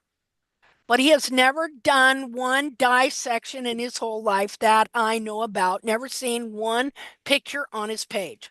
And when I confronted him years ago about it, he said, well, I look at live hooves. Okay. So here's the thing. Look at what he says over here. The drawing on the left shows the damage that I've observed on the inside of a hoof. How could he observe that on the inside of the hoof if he's never done any dissections that have been trimmed flat, steel shod, and or wedge shaped? He does not know the real shape or form of the inner hoof. Now, I know this because first of all, one of the posts that went through, see, I got a file on him that's huge because when I first started seeing his posts, I thought it was some woman trimmer. So I was paying attention, you know, beyond a vertical. And then over time, I started seeing, I thought we were both going the same direction. Then I started seeing he's continuing on to go this way to perfect this trim while I started going a different way. See, now he's very sincere. He's very artistic, very talented man. Okay. But what he says it just don't add up. Because first of all, how could you see that on the inside? That's the damage I've seen. I don't know what he thinks he's looking at because this looks just like this foot. See there? Do you see the similarities? Yeah. Okay. So he has just drawn, look at the cartilage he's drawn on the back. That is basically the way the cartilage looks. Look at that. See, he's drawn a correct foot. Of all things, is that not insane?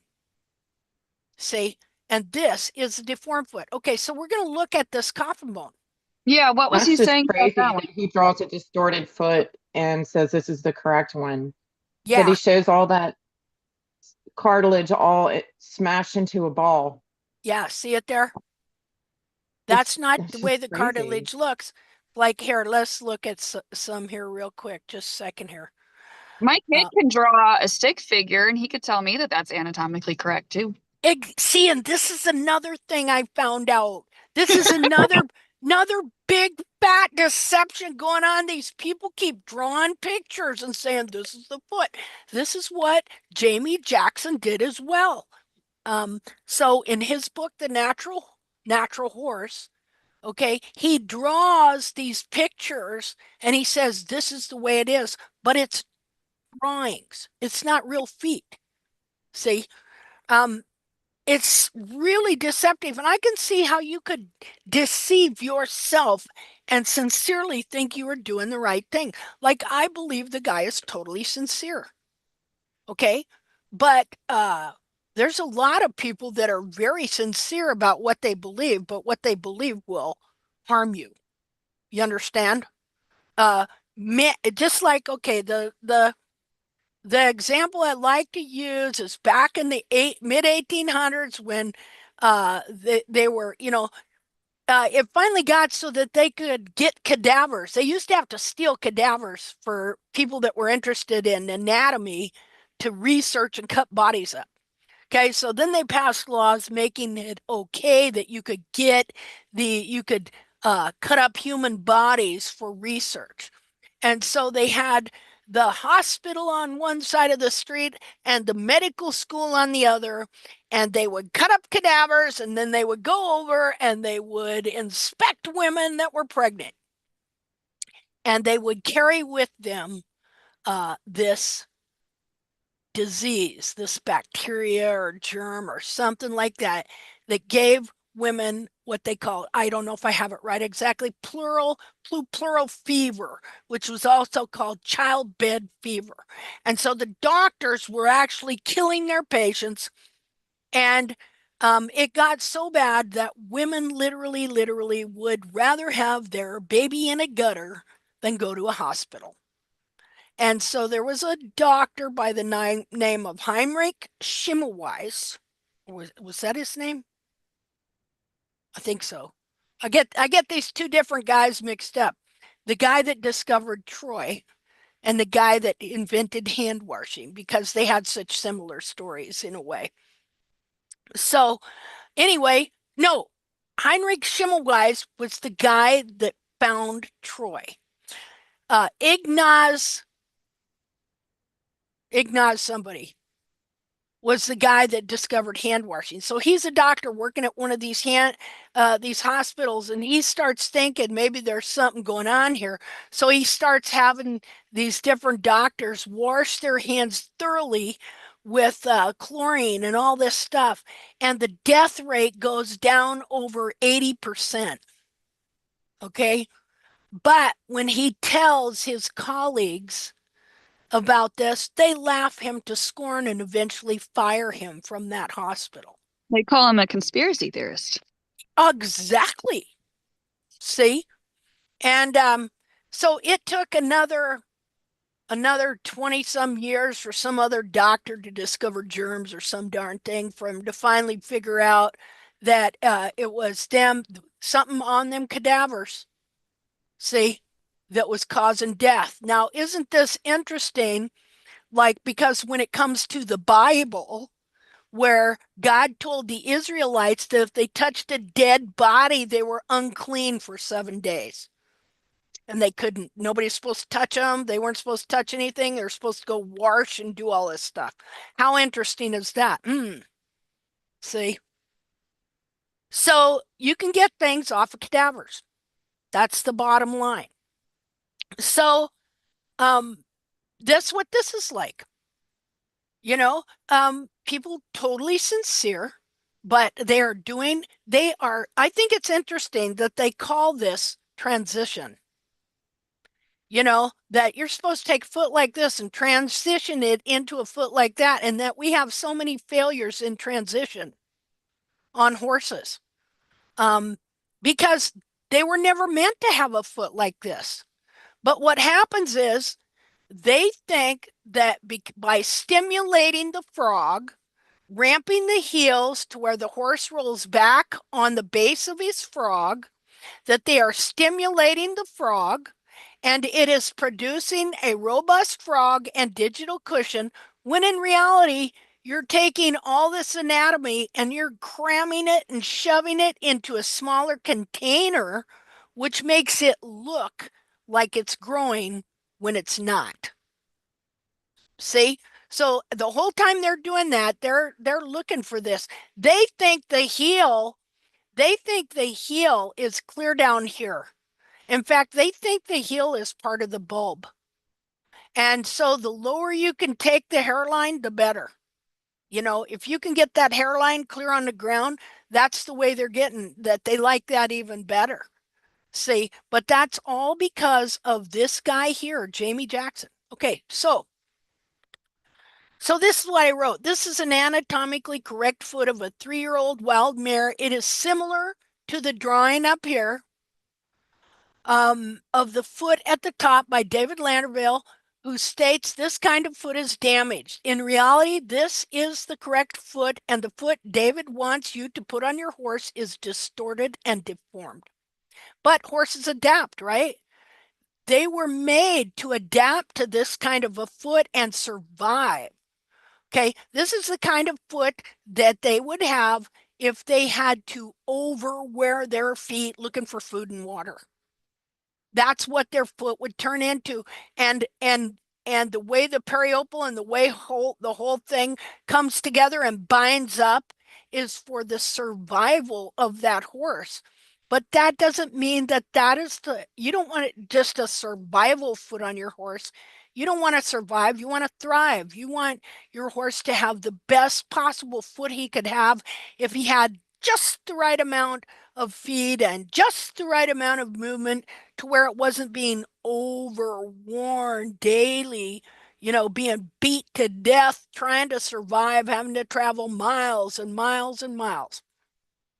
But this is what he figured out because he's very artistic. He is a very talented person. He figured out how to trim in little increments to kind of force the foot to form into this. And so that's no difference than the horse did it himself. This horse obviously did it, right? But here's the thing.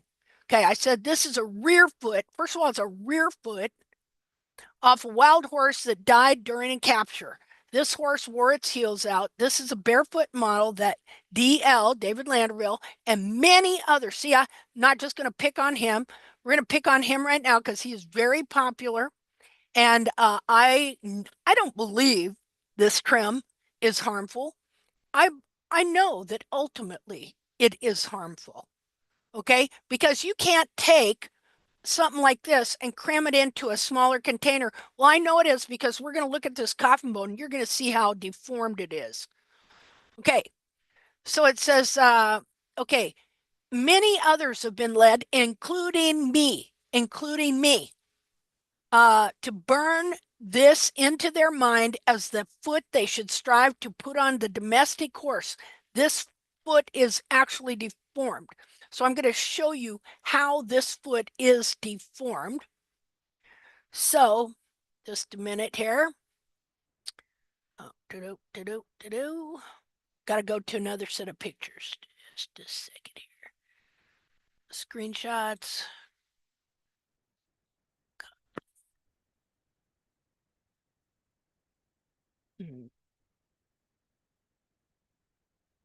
Well, I am seriously. I just have to remember where I put these other pictures. So I did this whole thing. Let me open Paint. Maybe I stored them in there. Otherwise, kind of have to do that whole thing here. Recent. Please be there.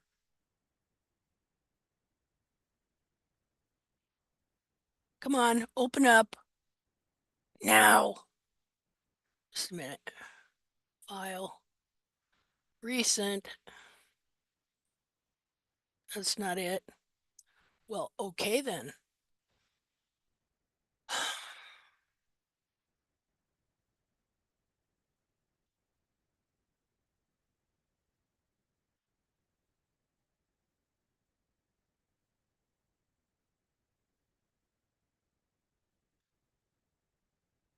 This is depressing because I did this whole thing. Maybe I sent it to somebody. Hold on.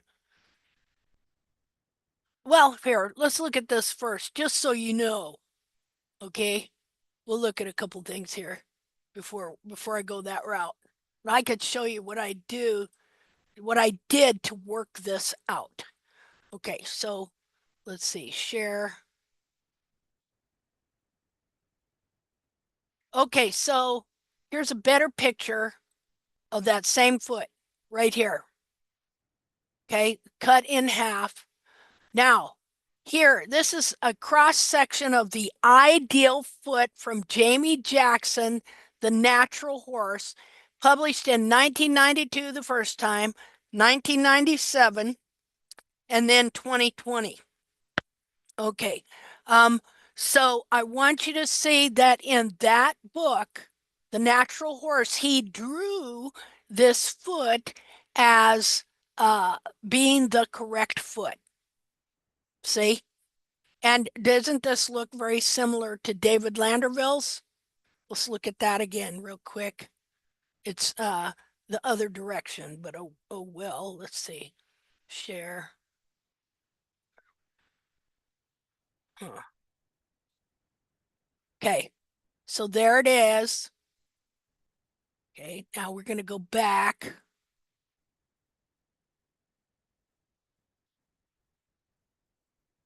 Okay, so I want you to look at this coffin bone. Let me annotate here. Let's see. Get red. We'll go with red. Okay, so I wasn't sure if I was sure. So I wanted to make sure I was drawing it in the right way. Look at how that goes like that. Now look at how this flattens out here and kind of goes up like that.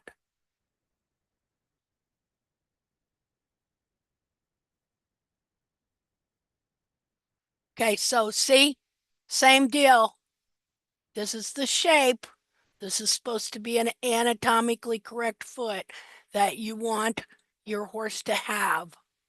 Look at how that's rounded out there. Okay.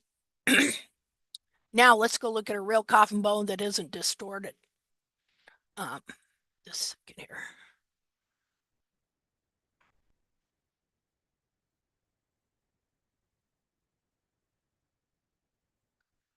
Okay, I may have to see. I did this whole picture thing on it so I could show you, and then I stored it somewhere where I'm not able to find it now for some reason.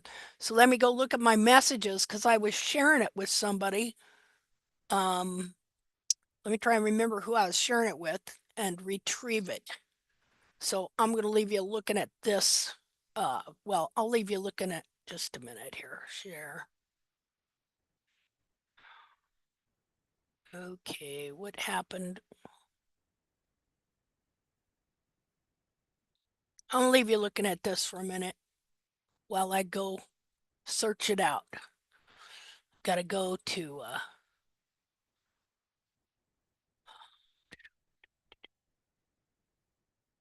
dang, I wish I would have. Let's see.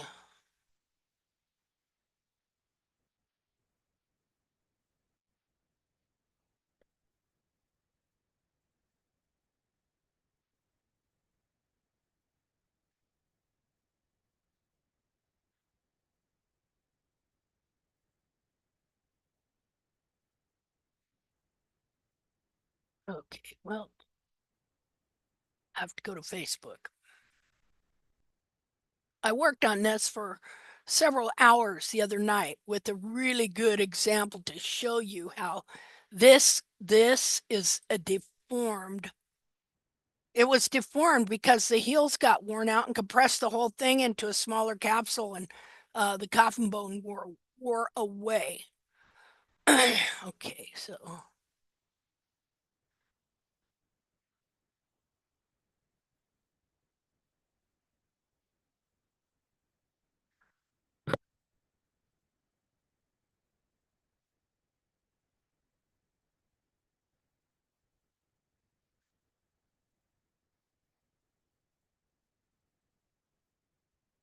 my messages are working really slow. Trying to remember who I was talking to the other day.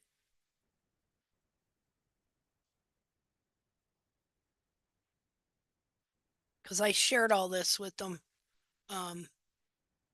Oh, I see. I'm Sherry. I'm looking at those dissections of yours. So yeah, those are interesting. Aren't they? I've never thought of Wow. it seeing it from that view. Yeah. Wow. Yep. That is really interesting. And you can see the way the hairline was really pulled down. How that wow, that is yeah, I really like that, seeing how that's curled under there. We'll look at those here. Don't remind me, okay? But Okay. I gotta try and find this other picture here. Oh, what the heck? I'll just show you how I did this. Okay? What the heck? All right. Well, let's go to paint. Just a minute. Oh, wait. It might be in Snagit. No, it's not going to be in Snagit. Never mind. Okay, let's start here. So I know from looking at a lot of coffin bones that I'm looking at a deformed coffin bone. So, share. I'll just show you the process I went through. to prove it. Okay. So I went and looked up, I want to find a sagittal. First of all, I know that this is supposed to be concavish looking right in here. Just a minute here. Let me make that bigger. So I know, just a minute here. I'll use red. That under here, well, you can see it cut in half. See the shape? Okay. The one we've seen on Jackson goes flat or almost like that instead of like that. So here's what we do. Okay, so just a second here. So we take that picture.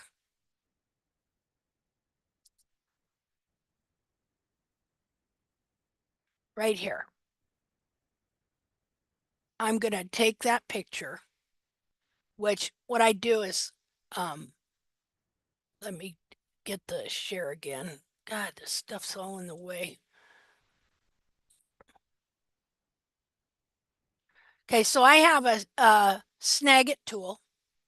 So I'm going to come over here and I'm just going to snag it right here. And then I take and copy that. And go to paint, go back to paint where we just were, which is screen share right here. Okay. And I'm going to take and going to go up here, square that up. Oh, come on. Well, I'll just do, I want to make my area bigger so I can add to it.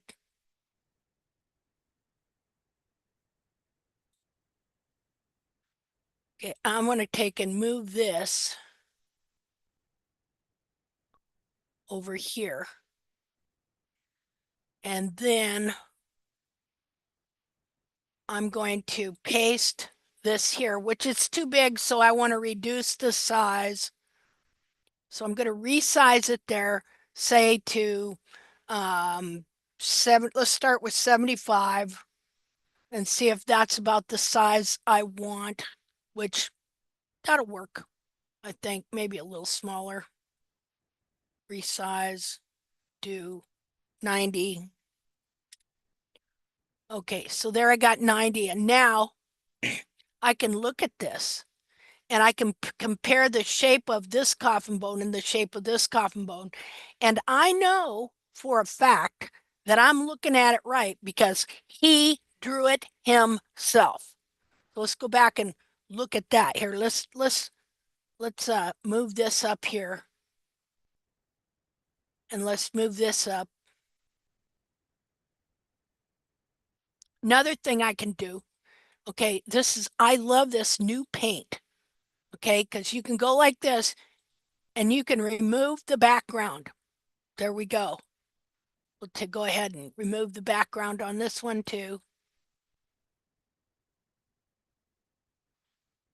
Okay, so and then if there's still stuff in the background you don't want there, you can go up here to freeform and I can just go down here and just cut that out. So it's out of the way, like right there. I'm going to make sure all the background. Oh, wait a minute. You'll go up here and rectangle. Make sure there's no background in that. Now, the cool thing about that is now I can take this and I can go over here. Okay, but I would want to rotate it. Now, first of all, I want to size it so that it's the exact same size. See that? And then I'm going to want to also put it in a program where I can rotate it. And so I can take and copy that. I'm going to move it back over here for now though. And then I go to a program, which is the Snagit editor. See, I wish they'd add a different kind of rotate. They got a rotate on here, but it's not exact. It only goes like 4 different directions and stuff. It doesn't like go in a circle. If they would just put a rotate on this program, it would be perfect. Instead, I have to go down here and I'm going to open up Snagit. So we're going to go there to Snagit Editor, which is right here. And I am going to, oh, well, let's see. Let's see. I might have some there. Okay, I've got, oh, well, see, I had some, see, I was doing this, working on that. But I'm going to open up a new one. So I go up here to File, New Image. Want a new image, and I don't want any background on it. So I just choose this little checkerboard thing, and I'm going to paste this in like that. And then see how it's got this little green thing up here? Then I can rotate it. See, and of course, what happens when all that anatomy, when the heels get worn out, like on that wild horse's rear foot, and all that anatomy gets pulled down and shoved forward into the foot, what happens is it pushes the coffin joint forward, which pushes the coffin bone like this. See, it forces, like if it was just perfectly nestled in its little sole corium enclosure with the wall and the sole protecting it in the perfect little form-shaped environment, then the tip of this bone would just stay perfectly shaped. But what happens is then when all that anatomy in the back here gets shoved in, and remember you got a joint here, you got a navicular bone and a short coffin bone. And so this all gets shoved forward. Well, this is what it does. It pushes, you know how I say you can look at the front of the foot above the hairline, you'll see a lump. That's because this part right here is being shoved forward like that. See? And so the toe that's supposed to be like this and in its little form-fitted nestled sole corium wall, you know, deal that cushions it so it's never setting on anything flat and so it keeps its shape. Well, it starts pushing it down like that and it pushes it against the sole. And as it does so, it starts to wear out. See there? Oh, hey, this works good. Let's move this down a little bit. We move it down like that. Okay. So as it starts to rotate, see right there how right there it runs into that line? Well, if you keep pushing down and pushing down, it would wear the tip of that coffin bone off. See, here, I should have done this. Made it bigger for you to look at, especially on your phone. It'll turn it to sand. What? It'll turn that coffin bone to sand. Yeah, see, I never knew that. Let's see, I wanted to make this so it would come down here, but it keeps making the thing bigger. Oh, well. But you can see, well, maybe if I draw a line, let me try. Wonder if I put a line here, if it'll make the line go too. Oh, there we go. How about that? It's working.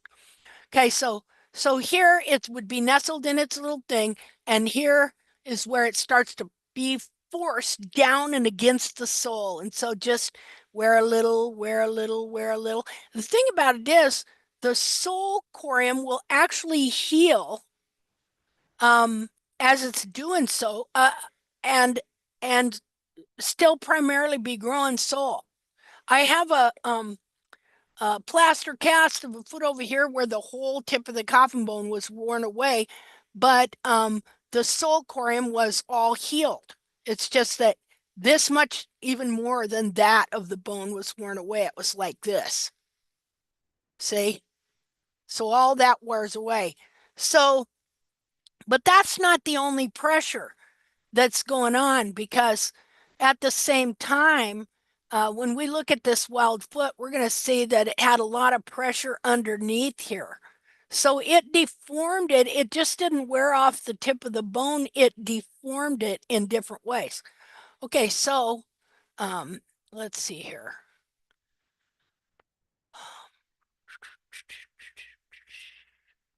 Okay, I need to get rid of that. And let's see. Got to reduce it again so I can, okay, so what I'm going to try and do is I'm going to try and rotate it enough to be like the coffin bone we're looking at on Jamie Jackson's model foot.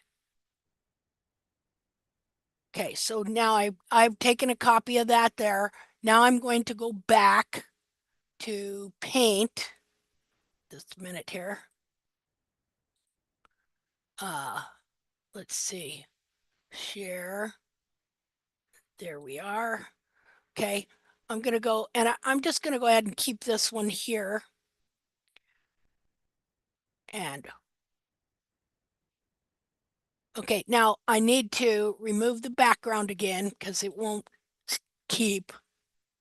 I'm going to see if okay, so I could, that's pretty darn close right there. Now we want to reduce the size to be the exact size of that particular coffin bone. And we might have to take it back. I'll go back and forth several times, to try and get it as close as possible. Okay, so now you can come in here and you go resize right there. And so I'm going to take it down to at least 90. Okay, and so it's still too big. See there? And you notice that you change the side. Now I'm going to have to rotate it again as well.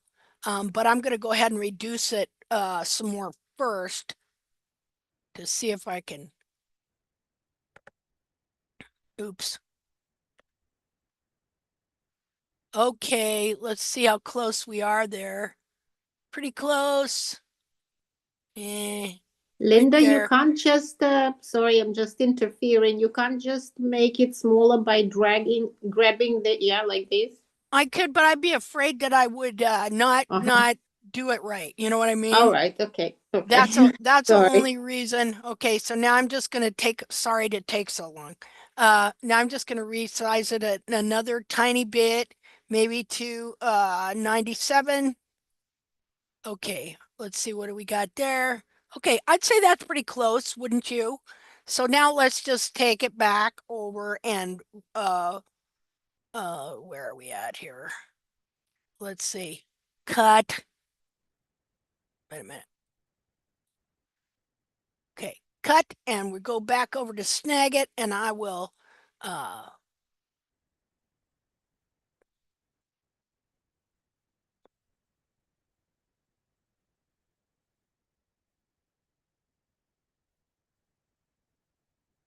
okay, just a second. I don't need to stretch it over there. I'm just gonna okay. Copy, come back to paint.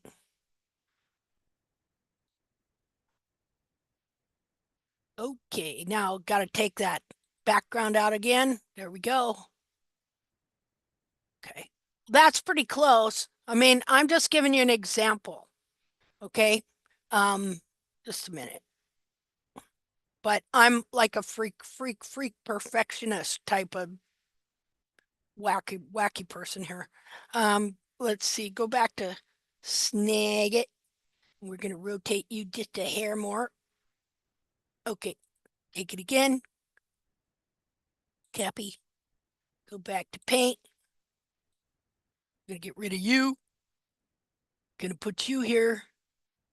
Gonna take out the background. Okay, that's pretty close. See there? Now that's how much, well, we can't say exactly because of course this is a different coffin bone, but they're all pretty much the same. Okay, and so this is how much we can see was worn off of this bone here. And not only that, but look how it changed the shape. It ran because of the, okay, when all the frog and everything is pushed forward in the foot, okay, it's this piece of frog pushing up, whatever the mechanics happened here. It rounded out the bottom and it changed the shape of the front too. Can you see that? So Totally. you, huh? Yes, I answered your question. We could see Oh, it. okay. Now, think about this too. It's going to pinch and it's got to pinch this navicular bone in here too. And let's see here. You know, I don't know all the damage and stuff, but it's going to have damage going all the way up, you know, into the knees. This foot is not going to work correctly because every step that horse takes, it's going to bottom out, you know, so there's going to be a lot of joint, a lot of pressure on the joints and the tendons and everything like that. So this coffin bone is in fact deformed. Let's see. Linda, I just want to make a parallel. Maybe it's not a good one, but maybe you find some sense in it. You remember at the beginning we were talking about the suspension, the buoyancy. Yeah. And somebody mentioned the recoil. Yes. So I think it just makes the shape of coffin bone mechanically makes sense. Yeah. For the suspension, because and what we see here in this deformed foot and the deformed coffin bone is actually like it's the where I'm getting at that the shape of the coffin bone was forced through the loss of the recoil and buoyancy it was founded on. Yeah, that makes total sense. Oh, just a minute, I gotta find out who's not on. Oh, the resident. Go in here and yeah, there's usually cookies and let's see. I'm looking for the culprit. Can anybody see who it is? Some kind of Zoom user? Some kind of Zoom user. Zoom user. Oh gosh, and I just lost my. Oh, here we go.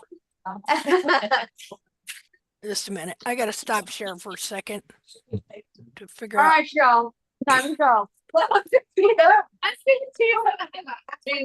I'm joking. You know I don't care. Oh, Zoom user, literally. Okay, there we go. I got it. I don't know who Zoom. Maybe that's oh, can't remember. God, my brain ain't working. Anyway, just a minute. I'm gonna fix my camera here.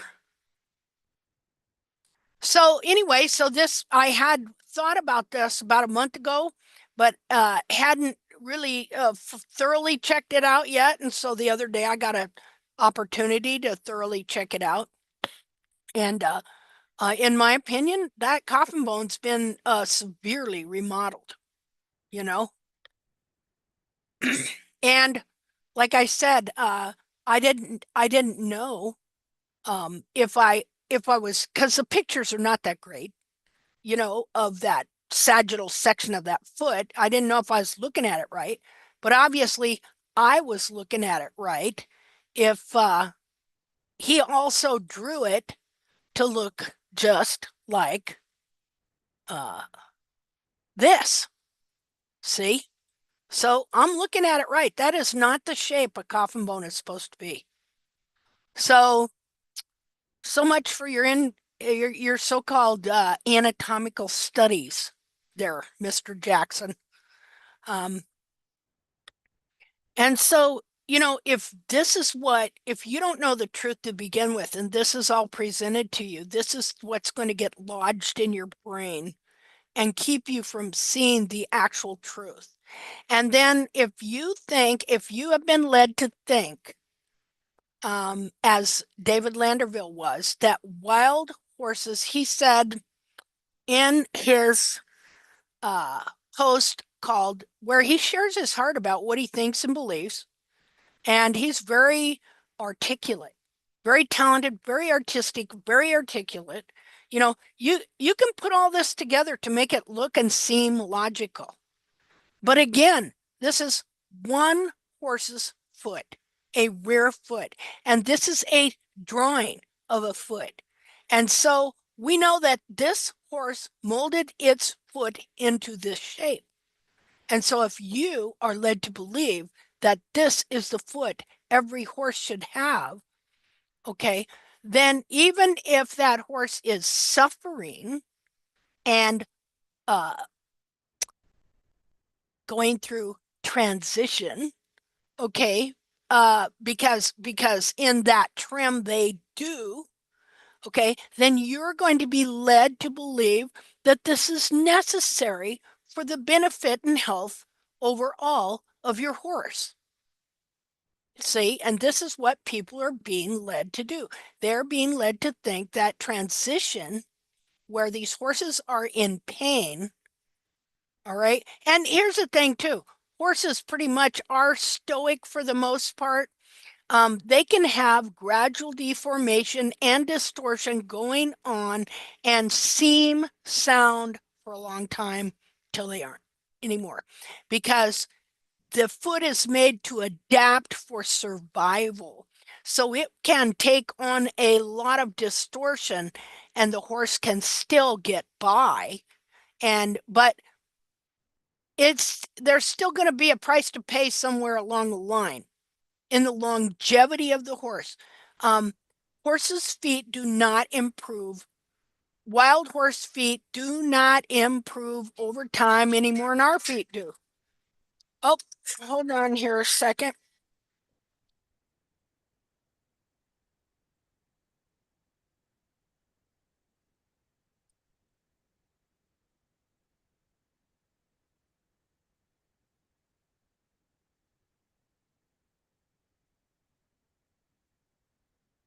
Okay. So, so I want to understand all this better to the point to where I would be able to help open somebody's eyes to the truth. Being able to put it even David Landerville's, but how hard is it going to be for people who have who probably wouldn't hurt a fly, okay? People who I'm sure I know David Landerville loves horses, okay? Nobody would do this on purpose.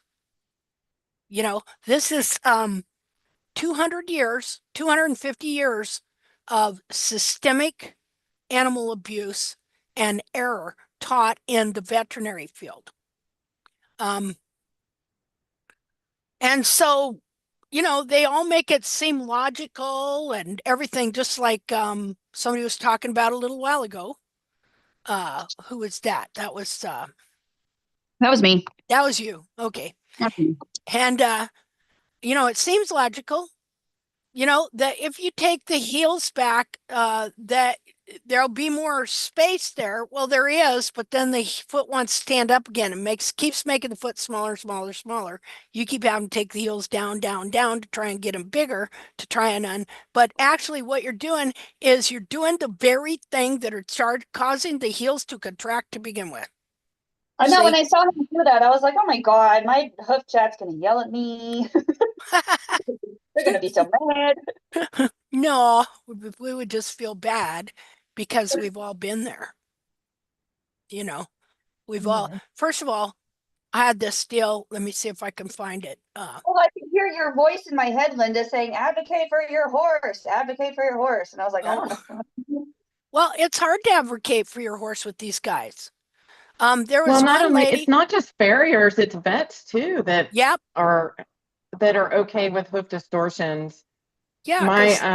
My barn owner, her horse is only, well, he came down with navicular when he was 6, and she went through the whole process of getting him MRIs and getting a full body scan. And I knew, and this was way before I had deep dived with you and tact, I knew his heels were contracted and curled, and his heels were folded up inside his foot. And she said that vets at this big veterinary hospital told her his heels were fine. When it's the reason why he has navicular. Yeah, well, they can't see it. Because if they tell her to change the trimming, right? Well, they don't make any money. They don't make any money. Yeah, they make money with OSPOS injections and PRP and laser and what all that other bullshit. Yeah, that's crazy. That doesn't do anything. It doesn't do anything. And the vets are just as bad as David Landerfield, in my opinion. Well, they are, but see, it's because they're deceived by their education. The whole veterinary field is deceived. And so the farriers, the vets, David Landerville is a product of this deception. He is a victim. Okay. All these people are victims to one degree or another. But they can kind of be a pain in the butt victim. You know what I mean? Not nice, pain in the butt victim as well. Stuff. But still, they're victims. They're victims of error, human error that's been pawned off as a truth. Now, if we look up here at this foot again, okay, look at the big lump right here of tissue that's in front of the coffin bone. See, as you're looking at feet and they're, hoof bound, again, all this anatomy's been shoved up. It's supposed to be this digital cushion is, well, here, let's just look at the correct picture again. Just see here. I got one. Oh, I guess here we go. Now, the digital cushion is supposed to be supported up here. This has been forced down and forced in the foot. Now, this foot would have been this size. Now, this is a front foot, of course, but this foot would have been a lot bigger as well, extending out this way. So all this anatomy, okay, frog stripped out of the foot and all that digital cushion forced down into a shape it isn't, and then all of it forced forward, forced this joint forward, and it made this lump right here. That shouldn't even be there. You won't see it on a foot like this. Here, we got another foot we can look at similar to this. Just a minute, I'll find it. I mean, we take a lot of time in these hoof chats to look at different things, but in the end, what it's going to do is it's going to start condensing things down to where our understanding is so perfected. We're going to be able to put something together. When we finally do put something really together, which could be started any time now, it's going to be something genuine, something real, something we're not going to have to change a million times, but we're willing to change anytime. You know what I mean? Because we're going to have all our hooves in a row. We're going to know, so to speak. Okay, where was I going here?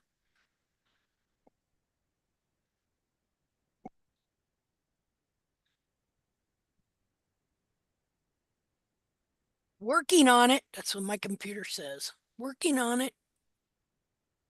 Let's see. STUBW.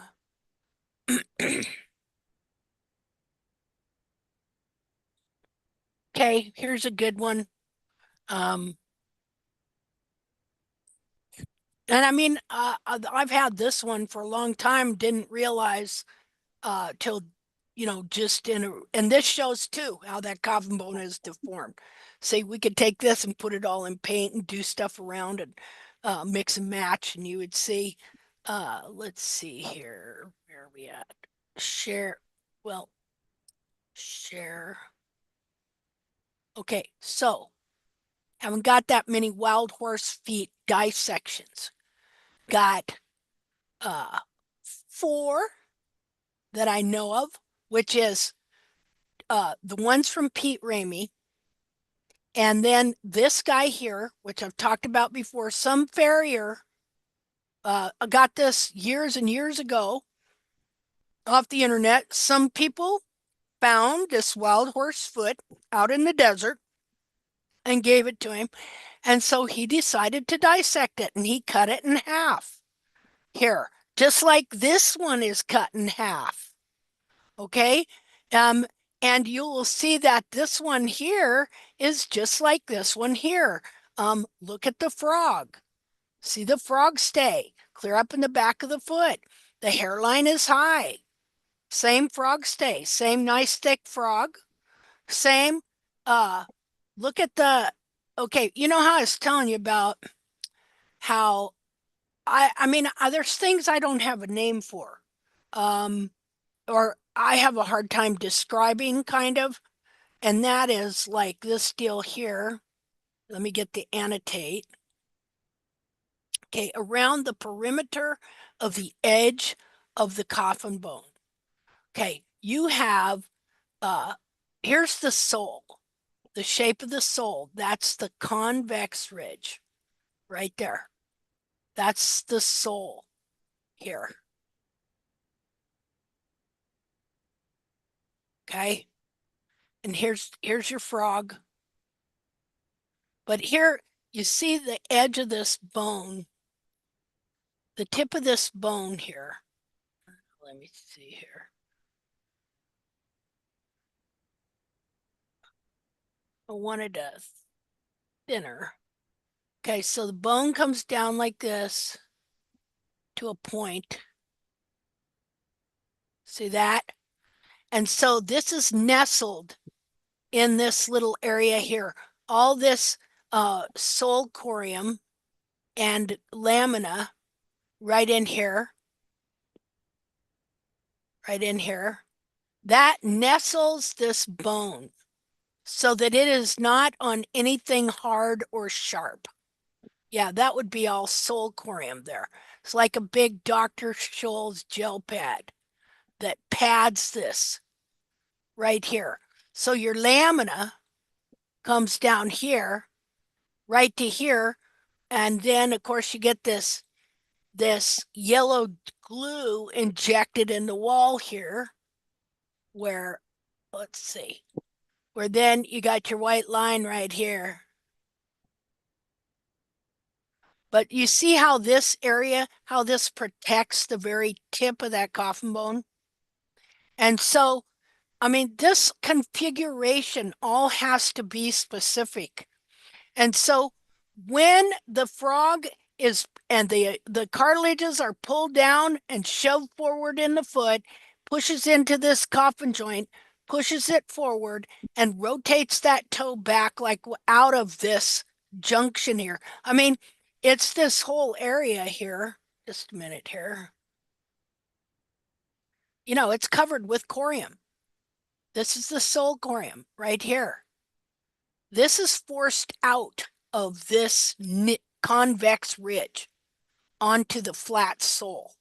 The wall is being pushed forward sometimes more than others. If the toe is really worn, then this whole wall will stay together. But if it's not, then you get the laminitis and you get the laminar wedge and the separation between this wall will connect to this sole here and pull it forward, but this toe will go back like that. And that's where you get the separation between the wall and the inner toe or coffin bone, and you get the laminar wedge and the laminitis. But this is a form of laminitis too. But let's go back to this. Now I want you to think about this being around the whole perimeter of that horse's foot. And of course it turns into cartilage right here, but that coffin bone, oh, that's a bad shape. Wait a minute. Oops. Anyway, think about how that's around that perimeter is nestled in that convex sole ridge here. And so all this sole corium, everything keeps that coffin bone, the tip of the shape and the sharp edge of that coffin bone all nestled just perfect and in perfect form. Okay, so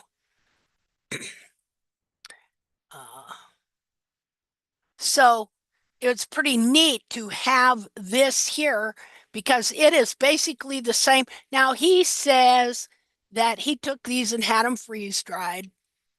Okay, whatever. Don't make any difference. It's deformed whether he just let it dry out or he had it freeze dried. Okay.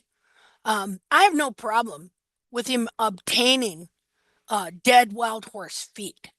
What I have a problem with again is that then he pawned this rear foot off as the answer all for every domestic horse's foot. And so said that all wild horse feet look just like this. Okay, this is the model. Well, what about this one? You know, what about this one?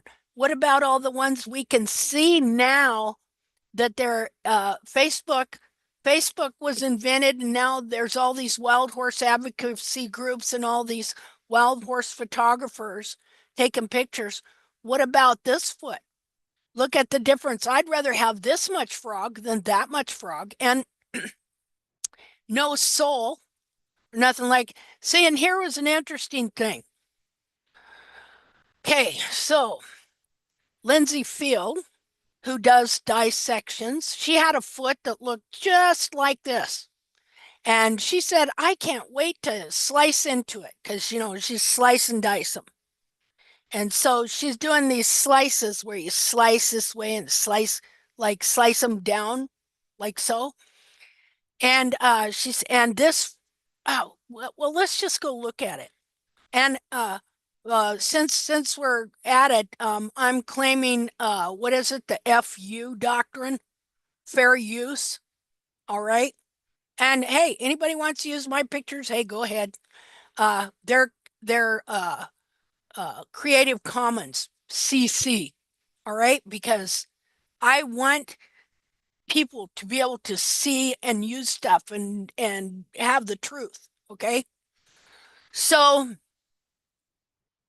let's just look at the foot that she thought was going to be this great foot because again we're going back to that one gal's post where she's talking about she'd see these big fat frogs and she'd think they were great, right? Okay, so Lindsay Field here a few years ago did a dissection on a foot that looked very much like Jamie Jackson's One Dead Wild Horse model. And she was thrilled and thought couldn't wait to cut into it and see the big fat frog and all that kind of stuff, right? Well, let's see what she found there. Let's see if I can find it. So hold on, HIJKL.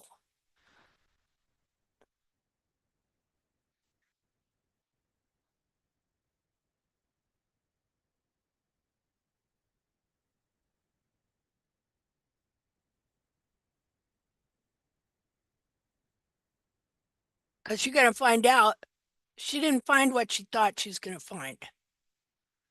Okay, I don't think I got her here. Where would she be? Oh, let's go back here just a minute.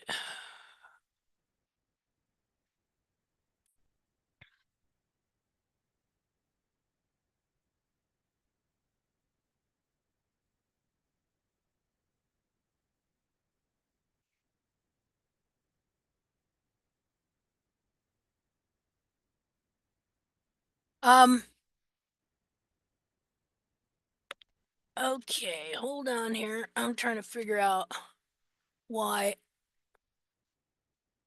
Okay, where are you here? Make sure everything's plugged in. I seem to be missing some. I've got all these on external hard drives, all these pictures. So sometimes they're not plugged in. And now I got something that just wants to beep and drive me crazy. Okay.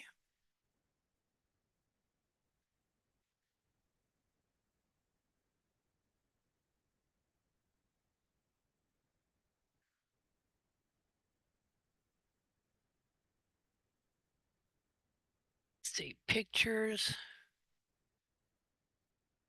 If I can't find it, I'll just tell you, and you could probably go to her page that she's blocked me off of and find it. It's where but I know I can at least find one picture of it. Let's see. FGHIJKL.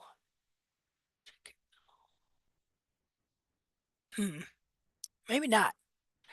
Anyway, this foot looked like the ideal foot, just like Jamie Jackson's, and she just barely cut into the bottom of that and run into frog corium and sole corium. See? Let's see, where would that be?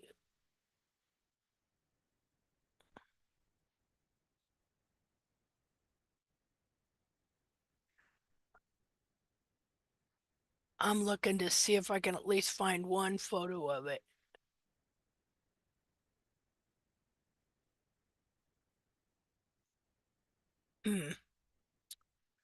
Maybe not. Okay.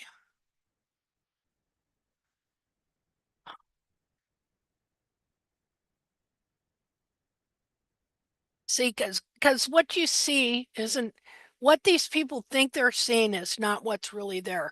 And even in David Landerville's example, he gives that thing a lot of soul, and I guarantee you, none of his feet have much soul at all. But what happens is these feet get compressed, and then the soul doesn't even really grow.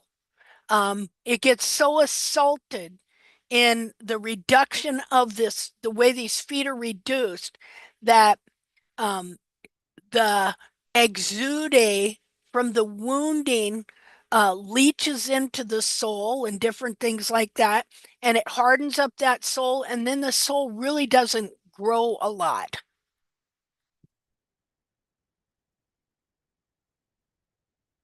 Well, Is that why you always recommend exfoliating the sole so that yeah, it grows?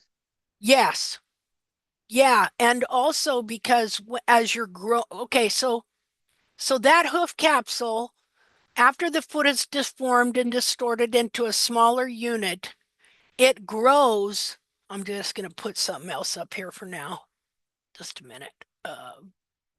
It it grows a hoof capsule that then binds that foot right in that position. Like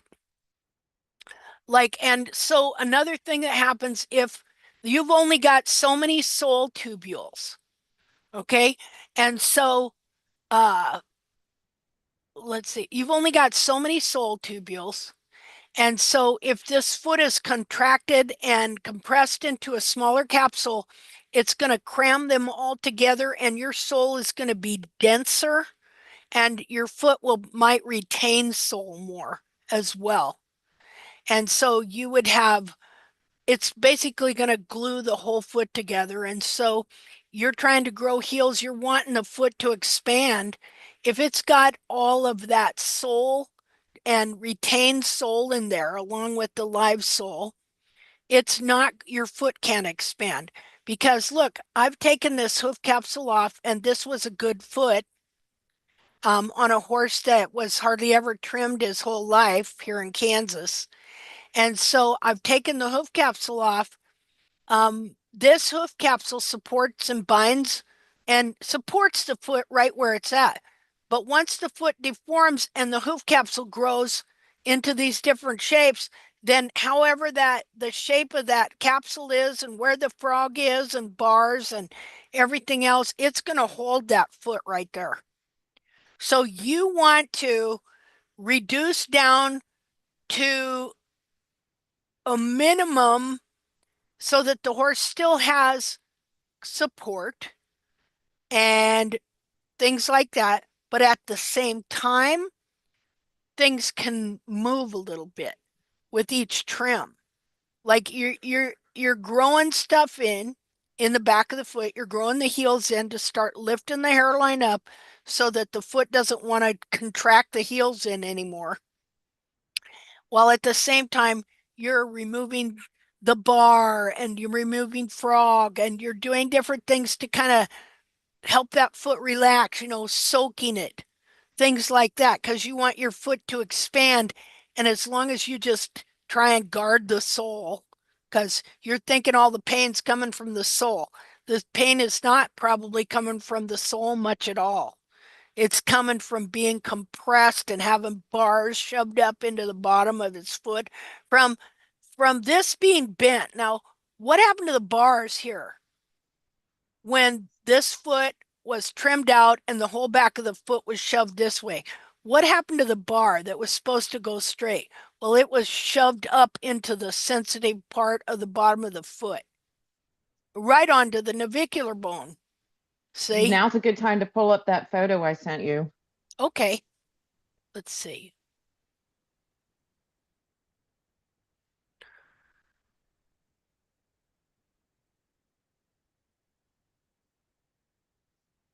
It depends on the deformity because maybe you can have another view. You can have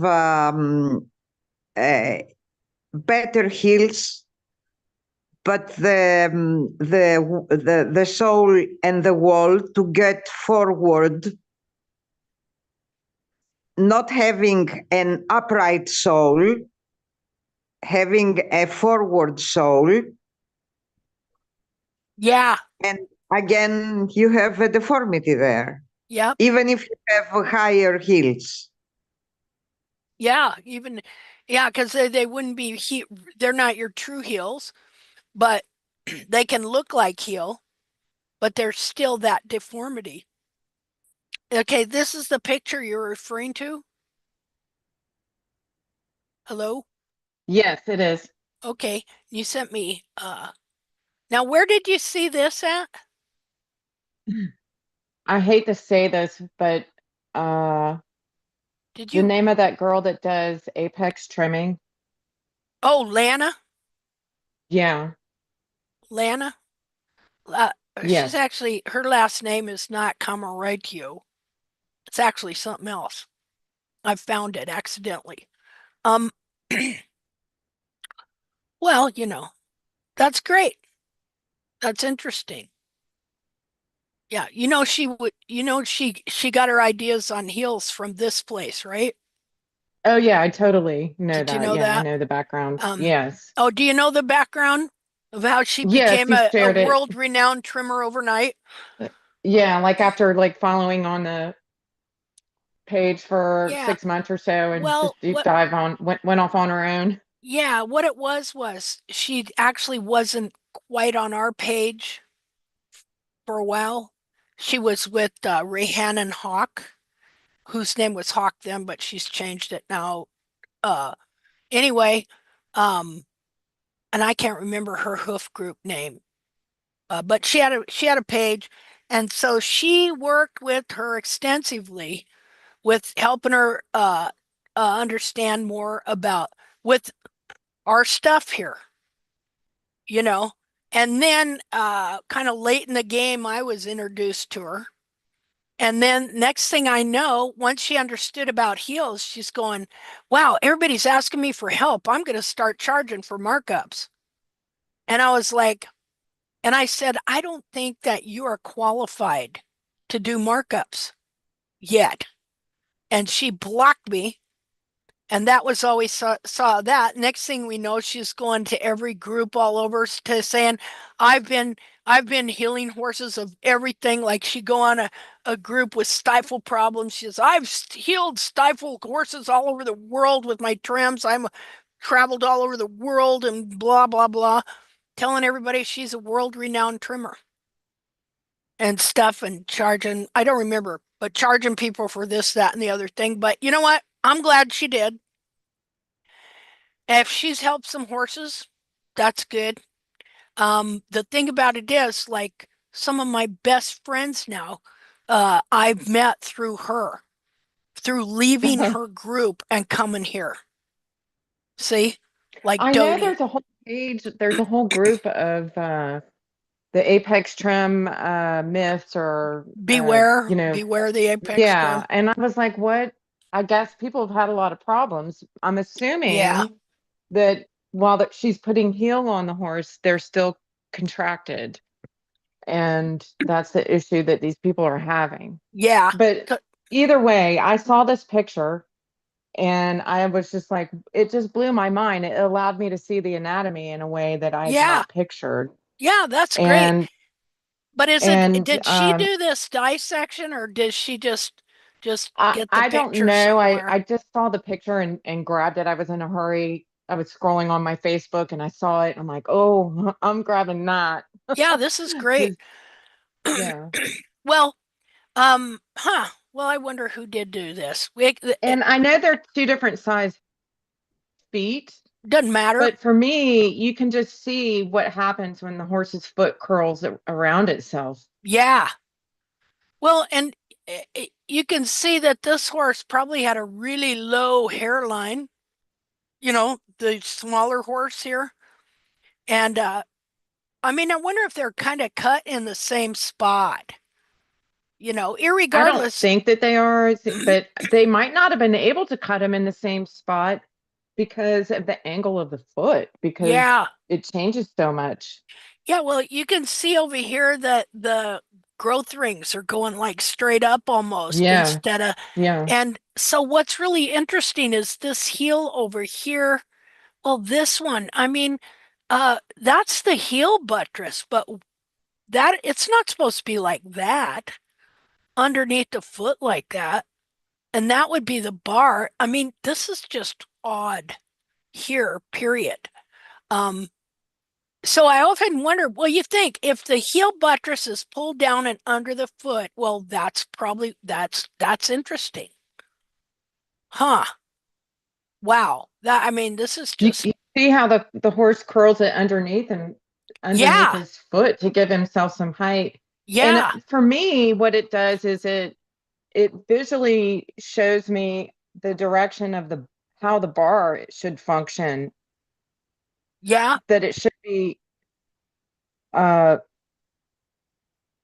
it should be going, or I guess not the bar, but that is the bar right there. Yeah, that Yeah, it should that's be the bar. facing. It should be going in the direction to the outside of the hoof Yeah. for Yeah, sure. or forward and upward and but Yeah, see this part, this is what the wall should look like. It shouldn't look like that. This is just weird, the way this is curled around and under the foot. That's going to give me some stuff to really think about. Like if you could bend the whole back of the foot down and under, that's what it would look like. That's what your buttress would look like. It's supposed to look like that from the very bottom of the foot. But instead, it's curved and pulled totally under the foot and aiming forward. I mean, that just thing that was I found really interesting was that frog material on the other side of that hoof that's yeah. jammed all the way up to the navicular bone. Yeah, look at that. See, yeah, and yeah. Hmm. Just really interesting. Well, thanks for sharing that. That's great. Yeah. Well, Really a lot to think if you get about. a hoof again to dissect, well, you should try cutting it at that angle, Okay, I and will. so that we can see. Okay. Maybe somewhere along the line, somebody will run into these pictures somewhere else, you know, and be able to see what's going on there. Looked like somebody did that in a garage. For sure. Well, that's awesome. What so it says on the you can see on the left underneath where it's written, it says hind foot Clydesdale. Clydesdale. Yeah. So, Yeah. So this, most of those drafts don't have really healthy feet. A lot Yeah. of them have had their heels cut off and they are getting ring bone and Yeah. what is that disease that the frog gets? The Thrush. canker. Oh, canker. Canker. Yeah. Oh, yeah. Yeah. And they have all kinds of skin issues.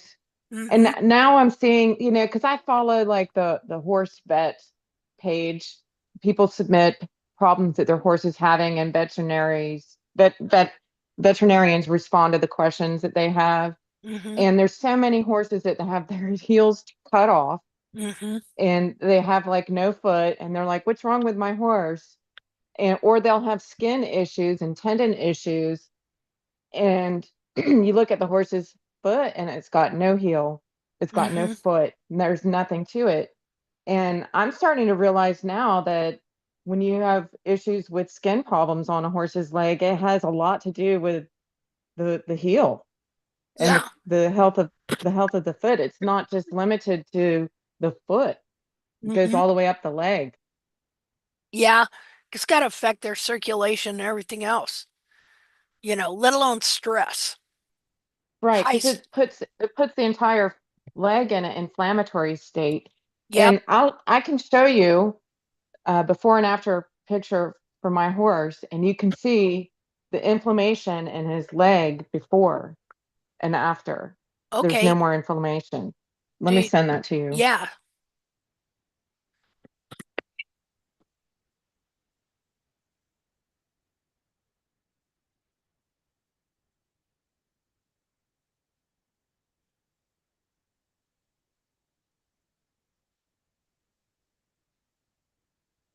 Does anybody else have a problem with those My Story videos? Or how when you get on Facebook, they got those pictures at the top says My Story?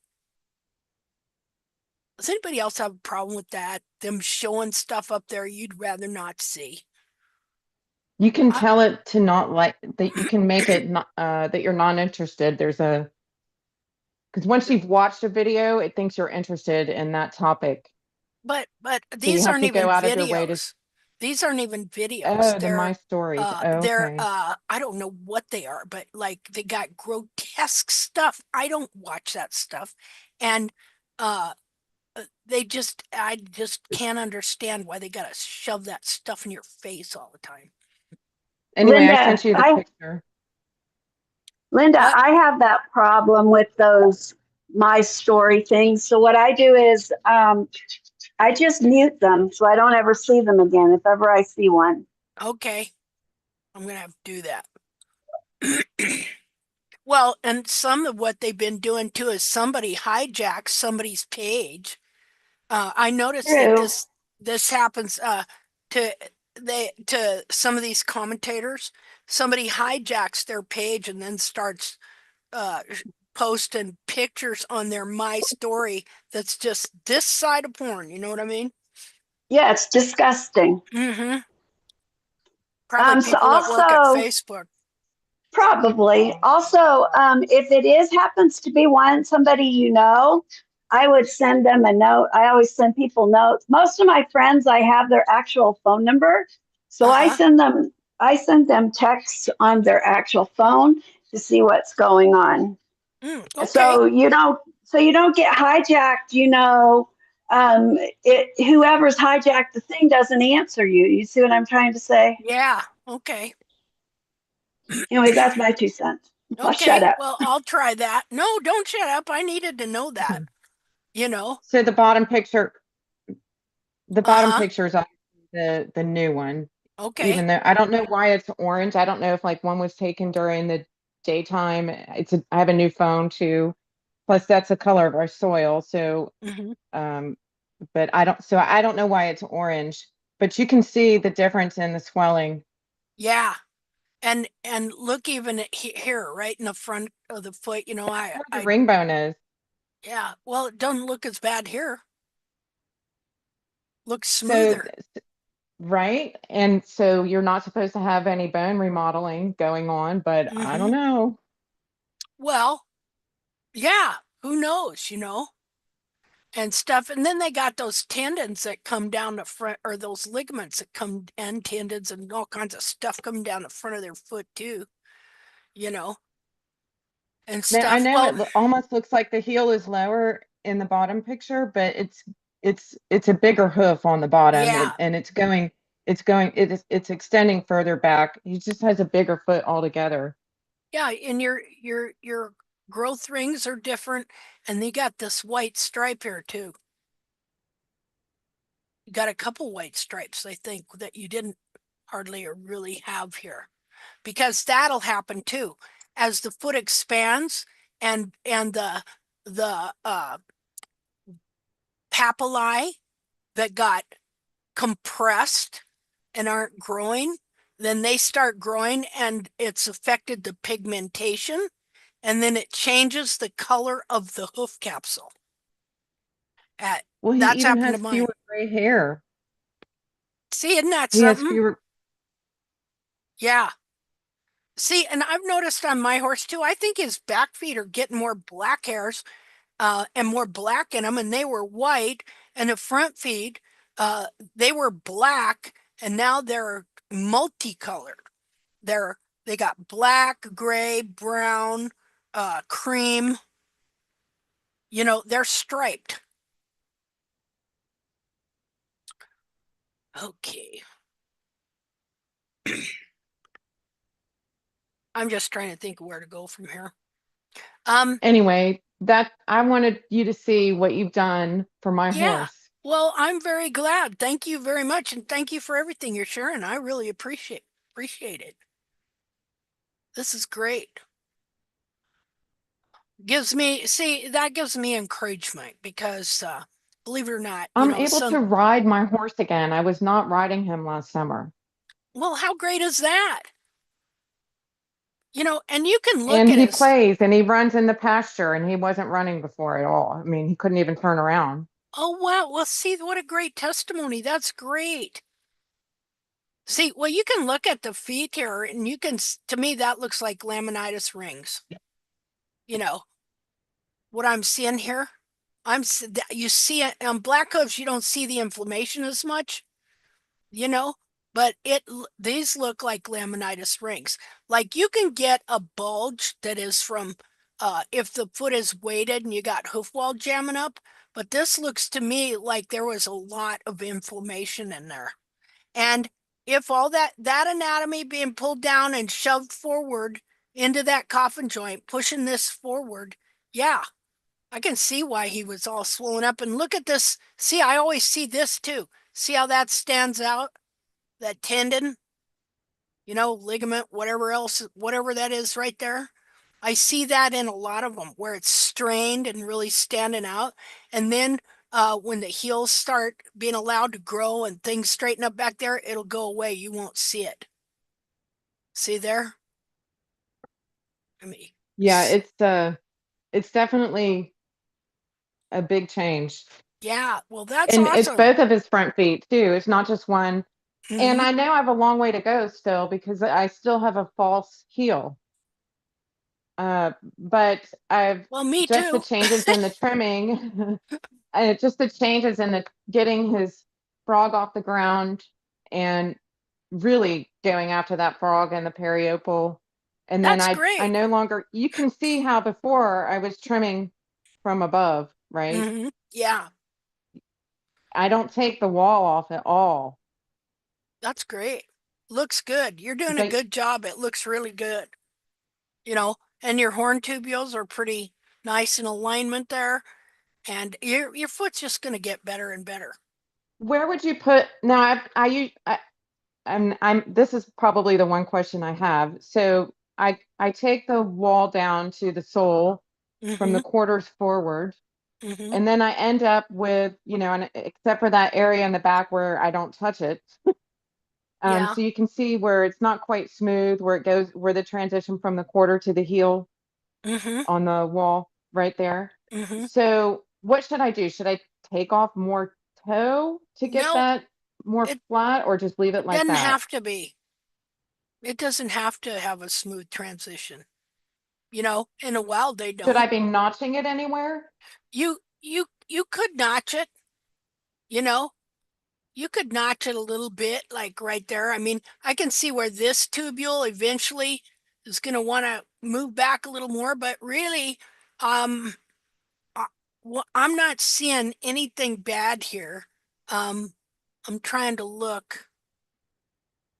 Now you're doing a lot better in how you're trimming the toe, because see how how the growth ring, how it was jammed up here, Yeah.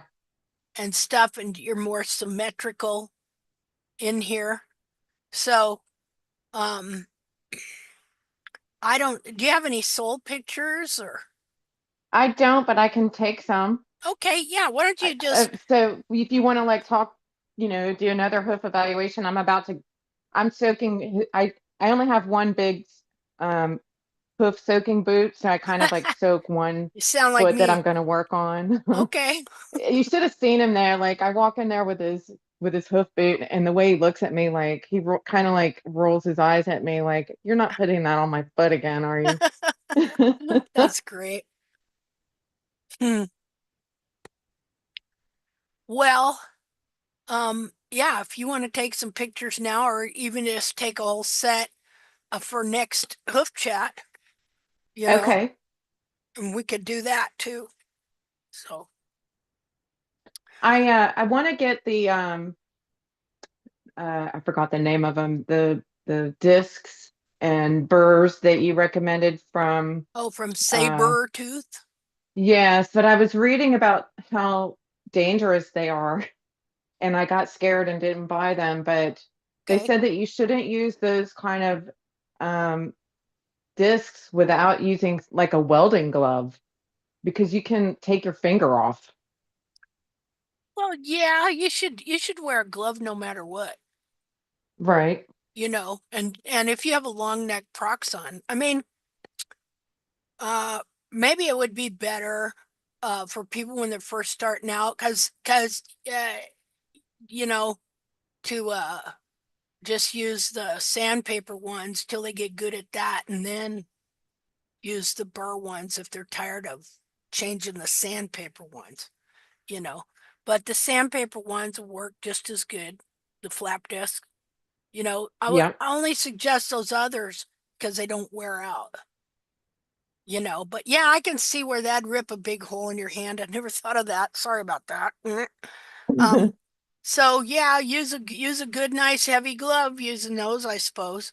But it plus using a proxon's a little different because you don't get your hand as close to that. But also, uh, fact of the matter is that if you get too close to the corium, it's gonna do more damage than just a little bit of sandpaper. So I would warn people about that. Just use it on stuff that's real thick.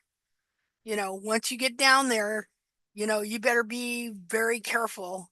Um, See, now I understand how to be light, you know, and how to use it just on the thicker parts. So, but so I guess I'm glad you brought that up. Okay. Well, I know that So, you've been using the Proxon for a long time, and I've only been using it a handful of times. yeah, And I'm just worried that I'm not experienced enough yeah, to not injure myself or my horse with the yeah, tungsten disc. you're, Maybe I need to use the Dremel tool with the tungsten uh burr instead of the whole yeah, disc, and that way yeah, yeah, I'm less likely to hurt myself. and just use the flap discs for Is now. there like an alternative material that she could practice on before she goes to a hook with that, if that's her thing? Oh, 2x4 potato, block of cheese. um, you can practice on anything, you know. Uh, you can practice on a piece of wood, just get the feel of things, stuff like that, rounding off edges, sharp edges, things like that. Um, but yeah, I'm glad you brought that up. And so um, I'm going to put a warning about that also on the group. Um, I just didn't think about that, so I'm glad you brought that up. So Probably Well, from, just recommend that they use a welding glove with them, and yeah. then Well, except now when you brought that to my attention, I started thinking about the horse. You know, if you don't know the depth that you're at, it's better to use that. I really see that now. It would be but the better to Hoof use Boss a, one uses the metal tungsten bits. well, they do, So don't they? yeah. But then, you know, but then most of the, God, see how hard this is, you know, because, I don't want to do anything that would cause anybody to hurt their horse. But what a person can do is they can use those flap discs for a while and unless you got something really thick that you can take off with them burrs, and then use that and stuff. Maybe you can interchange, but definitely on the frog, I think I would probably use the flap disc, you know, and stuff till you're used to, till you know what you're doing. Because even me, okay, I'm getting good at being able to take a frog down and not get too close, okay? But you can still, once you get down there, if you don't watch it, you could still get a little too close and you wouldn't want to do that. I'd rather have you make a mistake with the flap disc than with the burr. But like you say, uh, Hoof Boss, that's what they sell all those things with their uh kit, including a chainsaw for crying out loud. I've never used the chainsaw. All right. That's just crazy. Yeah. Um, Maybe if I was trimming a Clydesdale. yeah. Oh yeah. If people are just gonna have to use their own common sense and you want to press on the soul to make if your soul is giving, you stop there. You probably should have stopped before that, but and see, when I trim a frog, I press on the frog. See, I want to know what's hard, what isn't, because those feet you shared with us where you see that frog way up in the foot, okay, that I found that on Valor. Here just this last time I did him, I found some real hard frog deep up in the collateral groove area. Um, so you know that if you don't get that stuff, see, I go back and forth with the Proxon and the knife. I'll do the Proxon and then I'll look at that and then I'll see something, just get a suspicion, and I'll use the knife to take it out a piece. And sure enough, usually that's what I should have done.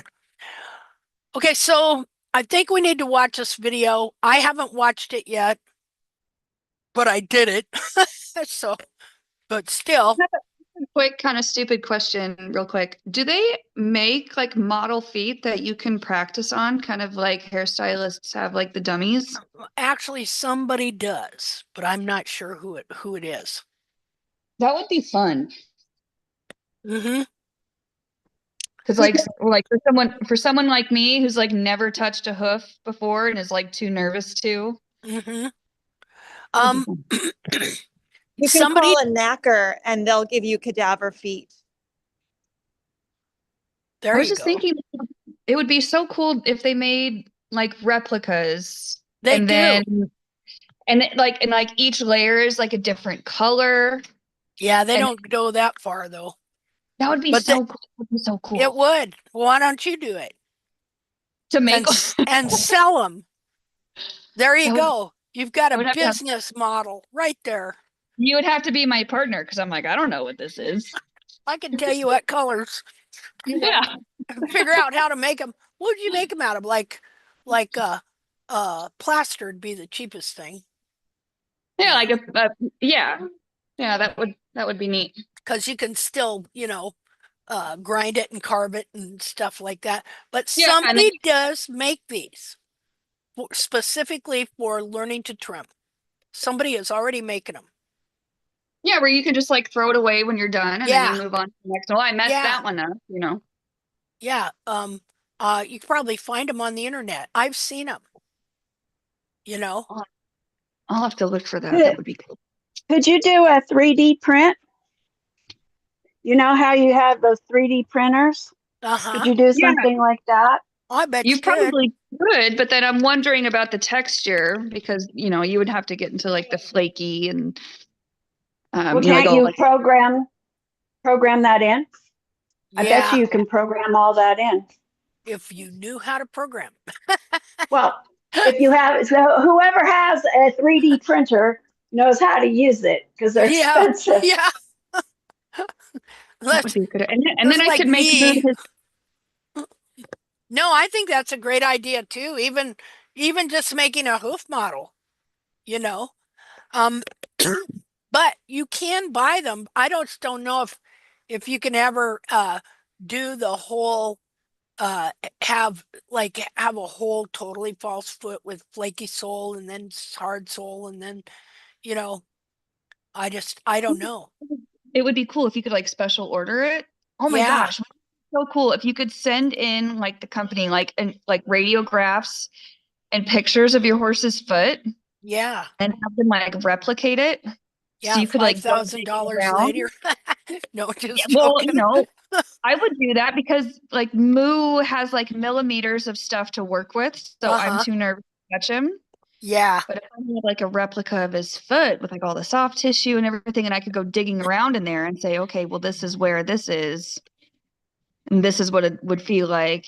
yeah. So where do It you would be live? like that. Not you don't have to tell us the exact address, but general I'm area. I'm like 20 minutes away from UC Davis in California. So, the teaching hospital. Yeah. Well, I bet they got a bunch of examples of cadavers up there, you know. Yeah. Maybe you I just could haven't go thought about visit and look if they had them. I don't know. I mean, this little vet I went to here a couple years ago, he had some specimens. That would well, help you as well. my neighbor actually works in the equine surgery center and she's going to retire soon. So I got to see if she could grab me a foot. I bet she could. I would She see that. probably I could. think you'd be better off doing a dead foot. That would Yeah, really help you a lot, you know. yeah, it would. Okay, I'll disappear now. No, you don't. Now listen, I don't want anybody to think they're asking stupid questions or taking time or you don't have to say that stuff. I want to ask a stupid question or I'll disappear or I don't want anybody to feel like that, okay? Or Okay. that you, Okay, I'm sorry. not at all. Okay. Okay. This is the ecclesia, the assembly of free and equal men, women in this case, because there ain't no men here today. That's what the Greek word, Angeliki, are you there? Where are you at? Maybe she left. Yes, I am. Okay, how do you pronounce it and define it? What's the ecclesia? Ecclesia is the gathering of believers. Right. The And in assembly. ancient, yes, the assembly. And in Yeah. ancient Greek, ecclesia was the demos, the political gathering Yep. of a And town, for of the example. citizens, right? Yes, the Right. citizen. It was demos was the government of a town. Mm-hmm. And then when they would assemble all the citizens, okay, well, I don't know about them, but technically all the citizens, of course you had to be a landowner, but all the citizens were equal. Who form an ecclesia. Yeah. And so all the citizens were equal. And they would come together to discuss the affairs of the state. That's Yes, what it was. exactly. And so I gave it the definition of the assembly of free and equal men. See? And so that's what we got here. We are assembling here together. We are congregating to talk about hooves. We are each free and equal and each have something to contribute and to say. See? And that's how we will come to learn the truth. You know, like I keep saying, I could not know what I know if I did not have this venue to share and then to receive feedback, as well as people doing the trims. And you know, we're seeing what works, and we're getting evidence-based trimming. And plus, all of you, you're doing your own horses. You know what your horse has been through. You have observed his behavior, his comfort levels, the problems.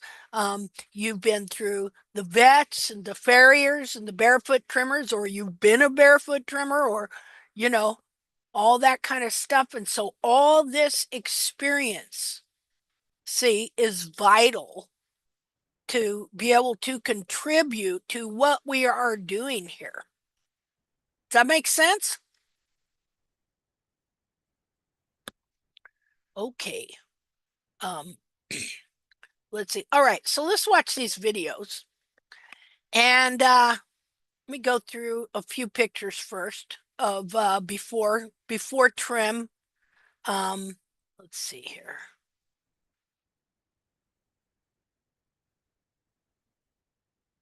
Let's see. Share. I gotta optimize for video sharing. There we go. Okay, so hold on. And I'm gonna go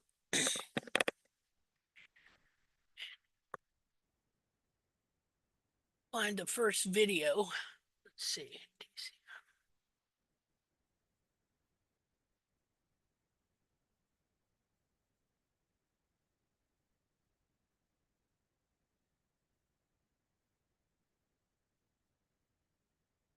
January, February, March 24th.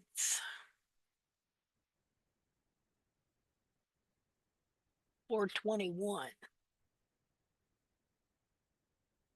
Oh, okay. What are you? 412. Let's look at what the foot looked like on 421, which technically the cartilage, I like the cartilage here even better than what I got now, but I know that that whole frog has to move. And so uh, let's see here. Well, share. Okay. Okay, so this was Valor's foot on 421. And again, I've been letting the toe kind of get long so that the back of the foot would stretch out. I want you to understand um, uh, the mechanics of that. If your shoe is a little bit long, your heel wants to pull out the back, right?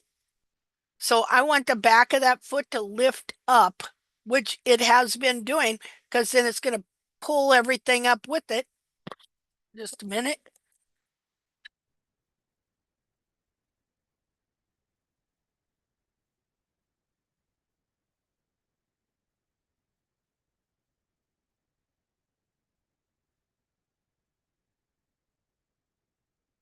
Okay, so you can see the stripes.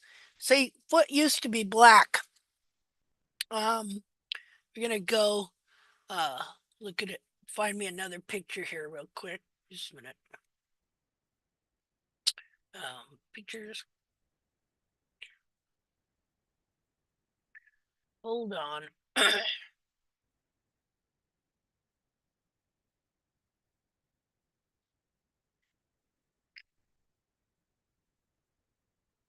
That was 21st. Now, second here.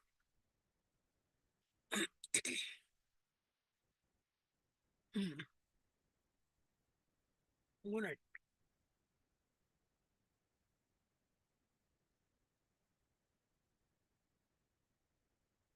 this stupid thing?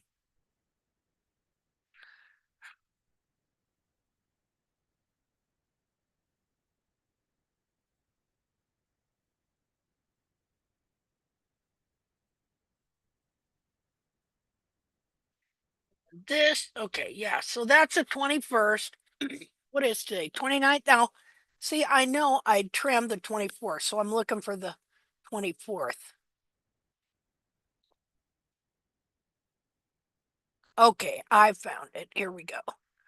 Let's see. Share. Okay, so this is what I'm starting with right here. Now, it's interesting. If I just see, you really got to start looking at these cartilages and how easily they change shape. Okay. It's amazing. So I'm looking at this cartilage here, and I know that it's a little bit bound. I want you to really look at that shape. See, because the real shape of the cartilage is on this other foot, which I just seen. Just a minute.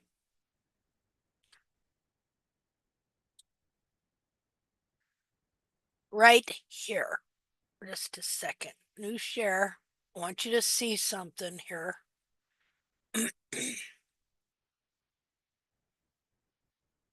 Okay. Just a minute. Okay, you see this little bump right there? And you see how straight it is? That is the true shape. Okay. Whenever, now it could even be more extended out here because some of it is still wrapped around here.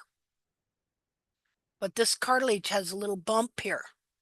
And whenever it is bound under, it will round out or it will get smoother and you won't see this little bump. So just a minute here. So what I'm looking for eventually is that when this whole thing, okay, so that was the 21st, and it had been raining, and then let's see, what are you? Let's see, let me share there. Okay, now you see the difference? How this is, the bump is kind of gone and it's more rounded. See, and a lot of it has to do with the moisture. When the periopal shrinks up, it will round out those cartilages back down to wherever your heels are. When it's real wet, the periopal will expand and allow the cartilage to expand as well. And so I'm always paying attention to what's going on here. So this is the 24th. So we can see a slight change from the 21st and the 24th. And so you see how my wall is dished here because I've allowed the toe to get a little long and forward. And now you could have a dished wall, but it could be for a different reason. It could be because this anatomy here is even more rounded and shoved up into this area, pushing everything forward, which pushes the coffin bone down, and you've lowered the wall. And so it's changed all the angle of these horn tubules, pushing them forward. And so that will cause a flare in the toe also, or a dish. Everything has an alternate of what is really happening in these feet. It's so weird. Okay, so what I decided what I want to do is I want to take this toe down. So let's see here. So this is the pictures I took to start and stuff. The 24th. Let me get this bigger. That's the medial. And down. I was liking what I was seeing, and I think I showed some of these last time. Maybe I did. I did. Anyway, you can see the frog starting to come through there. And so this is the foot I started with. And again, I don't really have any bar there, but the foot is not collapsing. How about that? Because I have decided, well, and we can change our mind later, but I've decided for now that the bars bind the back of the foot where it's at. So I'm thinning them down just like you dress down a wall, except I'm doing it to the bar wall to thin it down and take them down so that all this can move.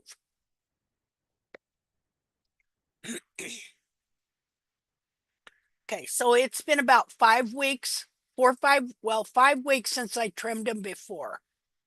Okay, so well, this is the other foot, and I haven't trimmed it yet. So hold on here, because I want to go find this other deal here, just because I got a bunch of mapping pictures. So hold on. Okay, so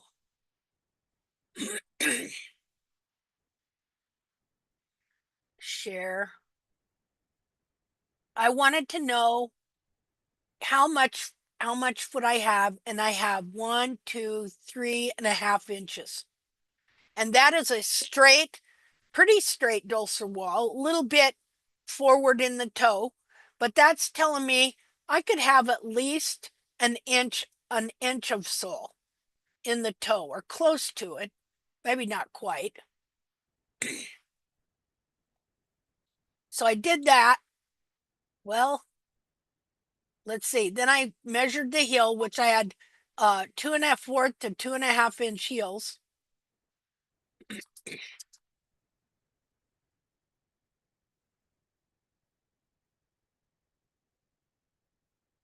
Okay, well, I'll put my facing in there somewhere. Okay, so then I measured to see where the true apex was. I put that line in there. I also did the 2 inches over from the center, the line down the center, and 2 inches over to see how long it was from here to here, just to see if I'm in the general vicinity. Then I did eyeballing down, try to straight through the foot to see where my true apex was. I'm getting pretty good. Look at that. Okay, now you got to be careful because you might wind up here or you might wind up there. So this is just in general how to do this. And of course, I got this all in the video. So that's telling me where my true apex is. Okay, and I measured each side. And so in the very center, well, here, no, yeah. This is the center. So I'm almost, not quite 3.5. Oh, wait a minute. Here. I had removed foot wall. I was at 3.5. I removed 1/4 of an inch. You can see there. And now I've got 3.25. So I took 1/4 of an inch off of the very front of the foot, starting back towards the heels, but no heel, but then and a kind of a wedge shape amount of total of 1/4 of an inch.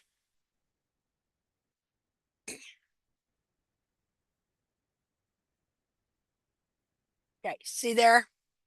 From I didn't hardly take any right here, but starting here, way less here to way more up to 1/4 of an inch forward. And that took me down just past the level of the sole, because I got a lot of sole in this horse, a lot of sole. And also you can see where the apex, now the apex of my frog was here. But since the last trim, because of the moisture, because I took the frog down, the whole frog apex has moved back to here. Now, I marked on the side of the foot. You saw where I marked down, because straight down through the center there at the hairline is where your true apex usually should be. Doesn't mean it will be necessarily, but it's where it should be. But I'm just not going to indiscriminately carve it back to there. But I'm seeing here from what I saw in the frog itself that it had moved back that far. But it's still got the remnant of where the frog was pushed to, forced to from before. And so the whole frog corium itself has pulled back, and it's left a kind of a grainy space here where the frog apex was forced to. And so I'm judging from the outside measurement that it probably about here. These are all bar apart figures. They're not something you absolutely should trim to. And so when I measured from here forward, my white line was up to here. This from here where the true apex used to be 5 weeks ago, forward was up to here when I measured. Now I'm measuring from here where the true apex probably is. Once I carve out all this, carve it out, trim it out, I'll know.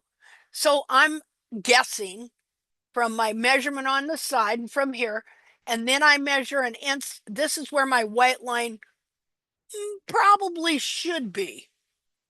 See, now it's already come back substantially, but I'm just because it says that doesn't mean I'm going to put my toe there. Doesn't mean I'm going to force my white line there either. These are just to give me an idea of where things are at and how this foot is moving. What I'm really liking is this crack is starting to stay closed. Used to be any growth at all, that thing had just split open. Linda, yeah. May I ask you something? You see in your lateral heel, this discoloration or there, exactly there. Now I have both heels like this in both fronts with Benenitra. Well, I could probably find a clean white line here. Yes, I don't have a clean white line all over, but okay.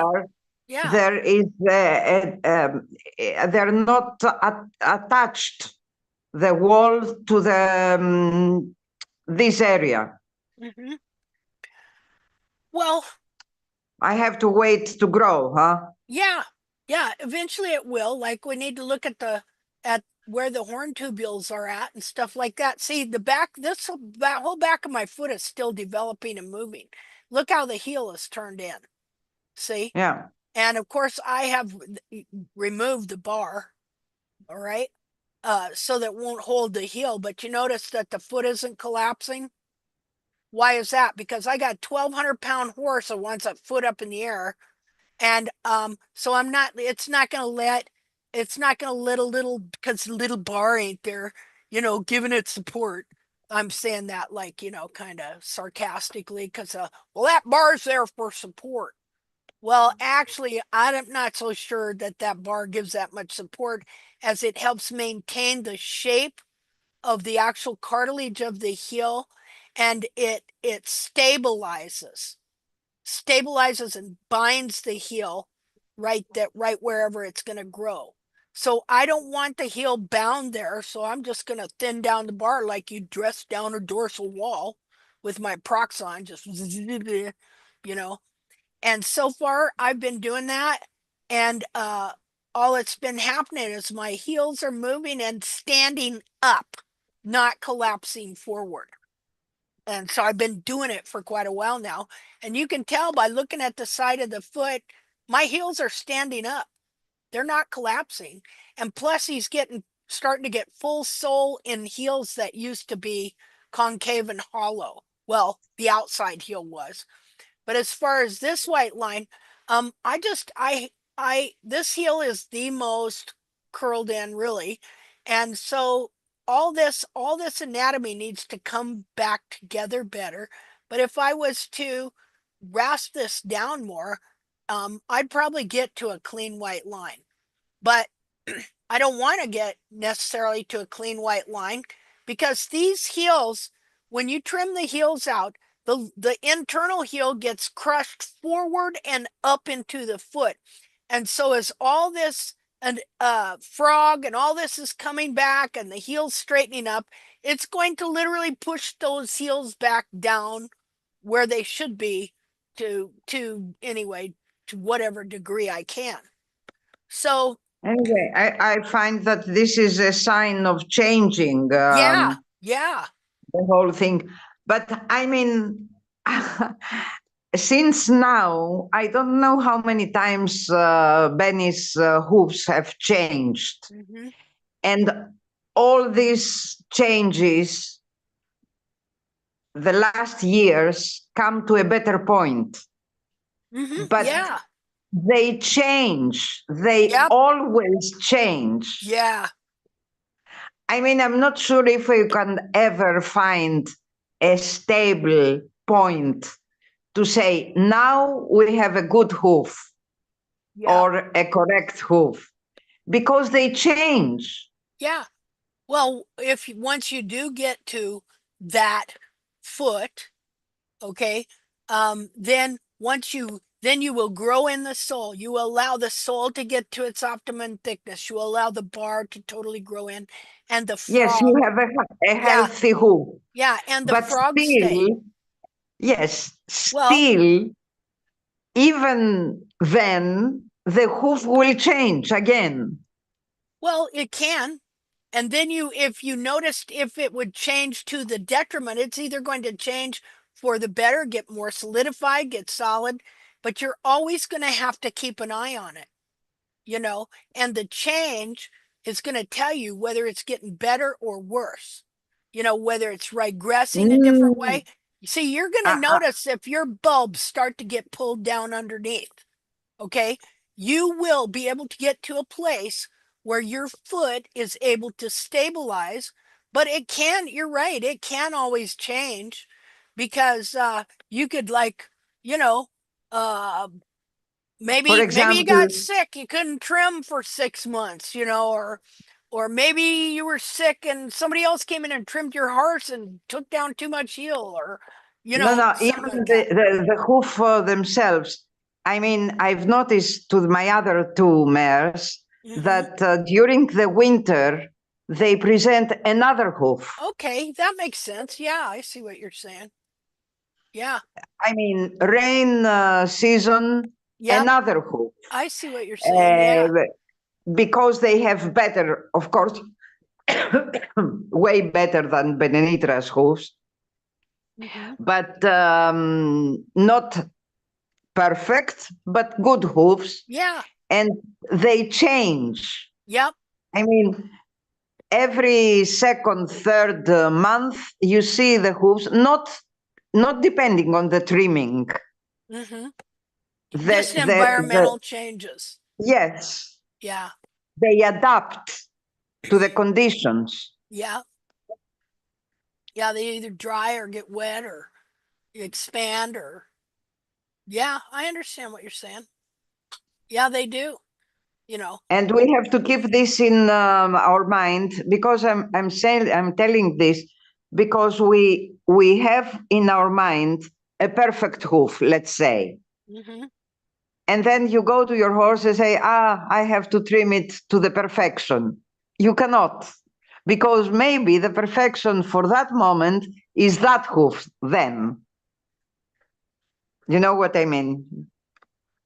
Yeah, I think it would just depend on what was going on with the foot, you know, and stuff. I don't, you know, either or, like I don't think you can these feet change, that's for sure, but I do think that we can have an understanding so that we can maintain our horse's feet to a certain degree once they get there, and then understand the environmental changes from winter to summer, because like in Gene Ovanek's research, okay, he was looking at feet that came out of the winter. And so those horses had less to eat. They had to travel farther. A lot of their feet were bound. They had good heel, but they were also bound. So, um, and then when the spring comes and the rains and stuff like that and more They grass, extended. yeah, Exactly. yeah, yeah, your feet are always going to be changing for sure. But at least, we can have an understanding of the anatomy and what the correct foot is, that once if it starts to change for the detriment, we're able to know what to do to help it come back and be what it's supposed to be. You know, I don't think that we trim a perfect foot onto these horses every time we trim anyway. I think that, and I know this is what you mean too, that we're trimming with a view to where the foot is and where we're going with it, what it shoulda, woulda, coulda been had the circumstances been right. And so we're going to give the foot every opportunity to go to that place. And then as much as possible, we'll try and help the horse maintain his best anatomical form. But I'm telling this because I don't really believe in measurements strictly.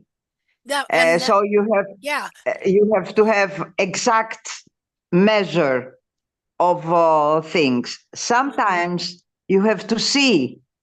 I mean, once you have a tucked hoof, because now the good hoof, the healthy hoof, I name it. It's a tucked hoof. So once you have a tucked hoof, you may see that sometimes measurements are not correct exactly. Oh yeah. It's just like And here, I I've want got to pinpoint this because I see many people that are fixed on to measure. yeah. And that's why I keep saying this mapping is not an exact measurement, that this is a ballpark figure to help you get in and to help you get within certain boundaries and to kind of know where your Exactly. foot is. Yeah, I don't want anybody to think that this mapping is this is what you exactly do and this is exactly where the foot has to be. This is all Exactly. I just wanted to discuss about this a little bit I'm because glad. people are coming and the most easy thing is to measure. Yeah. But you have to see the the hoof like a whole, and you have to know that your purpose is to fix the capsule to the inner foot. Yeah. That's our main goal. Yeah. Not the measurement. Uh-huh. Yeah, exactly. And I wanted to underline this Yeah, because I'm glad many you of did. our members are keeping measuring and measuring. Yes, I have 2.5 inches of heel. Yes, but your heels are not on the correct position. Yeah. Yeah, and people are gradually learning that. I'm glad you brought it up because I don't want people to think that this is just about that this mapping is just you measure this is it, this is it. This is just to help you like start to get a view and an idea of proportions of where Exactly. things of the general area of parts of the foot, you know. Yet all of this is based on the inner foot. Okay. Exactly. This is not these measurements and these lines are not based on the external. They're based on what I know about that inner foot of where the parts are, you know. It's very, And very important to understand this. yeah. Because you have a foot that is quite near to the measurements. And you see that slowly your foot expands, becomes bigger. So you have to know that this is a good sign. Yeah. So you don't trim exactly to the previous measure.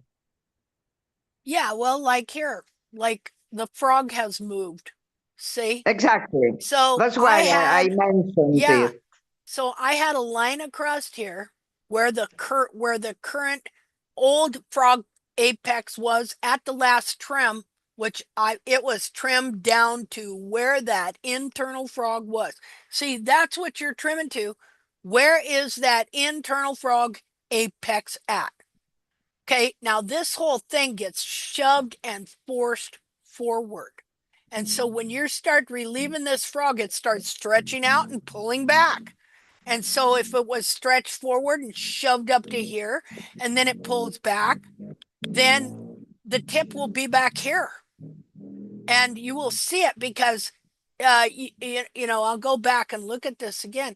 So what I do here, okay, so here's where the old true apex was. And where, when I measured 1.5 inches forward to the white line is where the foot, with its growth, it's still in the same spot. But my measurement from the outside and what I'm seeing here, I'm looking at this, plus I know this thing has got to move back. So I draw a line here from the outside where I put the line down, you know, let me get here. See this line right here? If you come straight down through here, usually that can give you a, this is again, general. You add all kinds of things to this. It isn't just draw lines, measure, cut. You know, it's understanding that anatomy about that inner foot, how it got distorted, how all that corium's been shoved into places it shouldn't be, bars, everything else, heels, blah, blah, blah. And so this is just a shell. And so you're just mapping and understanding things according to that inner foot and this is all to give you an idea. Before, when I mapped this same area, it showed me that my true apex was forward. Like here, let's look at this foot here. Exactly. I mean, this is the inner idea anyway of tact that forward. you have to understand. You have something that is movable and it moves. Yeah. Hey, Linda. Here, this is an example. Oh, go ahead, dear. Remember when I told you that moose frogs were peeling back to the apex? Yes. I sent you pictures, and he shedded completely down to the apex. Oh, and wow. I just cut the look. little flap off. Yeah, I sent you pictures, and I Okay. even went back during our visit today. I went back to the video where you drew where his apex probably is. And then I took a screenshot and like drew where his frog used to be and then put a line at where his frog is now. And it's pretty much exactly where you drew it. So I don't know if you want to look at those. And you just sent me a picture?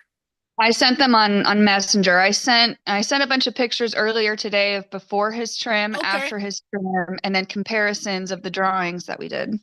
Okay. Aha. I see this. Okay, let me share this. Just a minute. I'm gonna save the image. I wanted to discuss this to all of our group members because sometimes the hoof changes for the better. And because they lose their measurements, they do things that go back the hoof. Exactly. Well, it was crazy because Linda told me to trim back the frog to the apex. I was too nervous to. But then I noticed a couple days later that it was starting to peel up there. So I was like, I'm just going to sit back and watch this and see what it does. Yeah. And sure enough, you know, I've been soaking the feet. I've been doing I've been having micro trims done on him, just like a little bit of rasping here and there. And yeah, see, so I circled where it was starting to peel. Yep. This drawing was actually for my mom. I made it for my mom to show where his heels are now, where they should be later, where his frog should be. And then I took a picture today of where his frog's peeled back, and I just cut off the loose skin. You see there? It changes. Yeah. So you cannot stick to the measurement. No,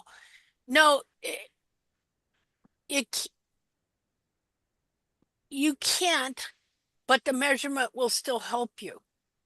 You know, yes, of course it will. Yeah. His foot did it on its own.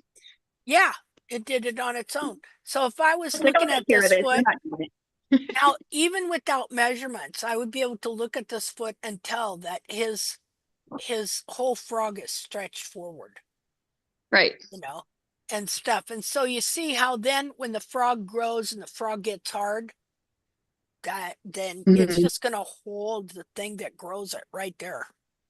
See? And stuff. So that's pretty cool that you're seeing that, you know. And so then look at this and see. So then what happens after that peels back? Because the frog cram underneath is pulling back. That's why it's doing that. And so then sole, what'll happen is it's going to pull sole corium with it. And then you're going to find that sole will grow in that spot instead of the frog. Mhm. Just a second here. To refresh our memories.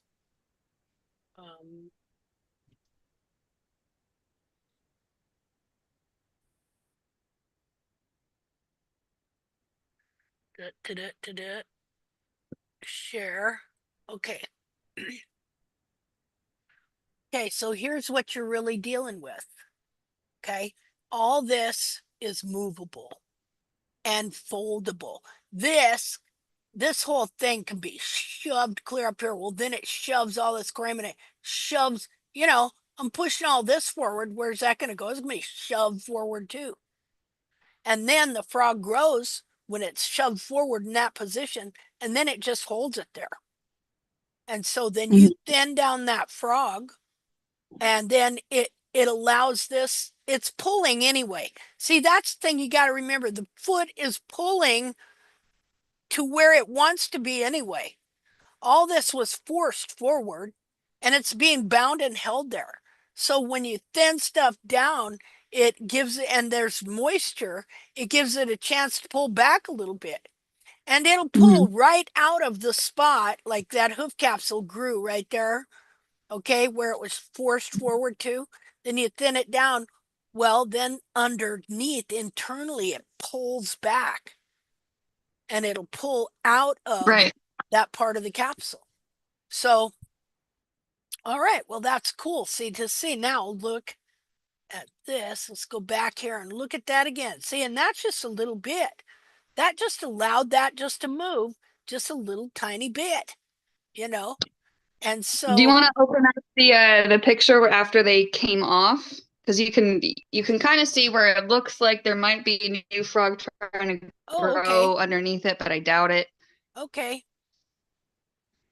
And that flap of frog was so detached that it was folding underneath itself.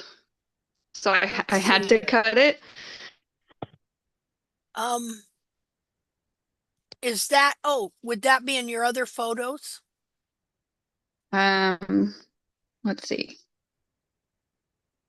Those are the screenshots above where I sent a screenshot of where you drew where it should be. And then the one above the screenshot is the one that I took this morning. Okay, so this is the one you took this morning? No, the one above. See, if you go through your messages, you'll see the screenshot that I took of the video. Oh, this one here? No. Why can't I find it? This is the only screenshot I've got. Okay. Yeah. So, yeah. So you see right above that, that's a picture of Moo's foot where you drew a triangle of where I should cut his frog. Aha. So that's self-tamed. And then if you scroll up. I can't scroll up. Oh, I'm on a computer. That's why there's the confusion. To this one here? No, keep going because I sent a picture from this morning. I may not have got it. See? That's this morning. Oh, this is this morning. Okay. No, not these. Keep going. Keep going. You were on it a second ago. Those were before his trim. Before his trim. That was this morning. Okay. Okay. Yeah, that's this morning. So after his trim, but in that sole view, you can see where his frog came off of the apex. Yeah. And see how far forward that is?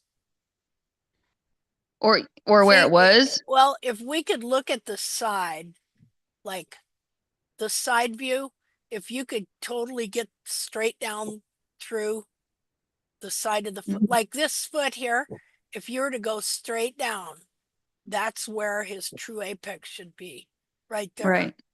And stuff. That'd be interesting to see. Now, it's kind of hard to eyeball it. I come over, you'll see it in the video, but I come over and then sight down, and just to get a general idea, because you can sight wrong. You could sight forward or you could sight too far back. And then if you just went and insisted it all be there, see, that's the thing. The mapping is not to insist on anything. Well, It's right. just, And yeah. it looks like in the picture like he has a lot of toe to take off, but he has nothing Yeah. Yeah, off. no, because his whole foot is like just kind of forced forward there. Like these heels here, we're gonna need to grow them out like that, you know. Yeah. And this And was after his trim. okay, look, he's wanting to break out in a quarter. They See did, there? yeah, he did a self notch before the Yep. trim, and that was pretty nice. Yep. But he's back to being flat soled. Thank you to whoever it was that recommended the Renegade boots, because I bought those and I put them on the longest cable. That was this morning too. You can see where Oh, he took his good. heels back. Yeah. Yeah. They Yeah. are my favorite boots. Well, you could always do what this one gal did. No, I don't suggest that. What did she? What? Oh, I don't know, but she knew her farrier real well, right? And stuff. She says, next time you trim the heels out of my horse, I'm going to blank you. And it wasn't Well, so anything good. Wasn't anything good, okay? He did the David Vanderbilt thing where he said, I'm going to give him a bigger foot. I'm Yeah. going to create more contact. But he did a microscopic trim on him. He said, like, I've seen his horse's radiographs. He's got barely anything to work with.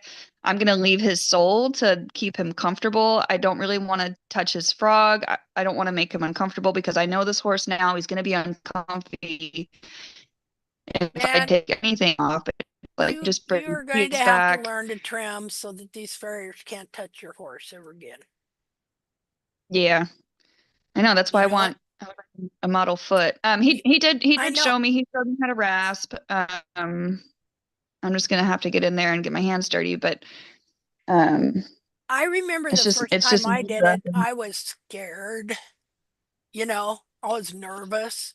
I studied for 2 weeks. I had Gene Ovanek's directions here, which are really actually super good directions. But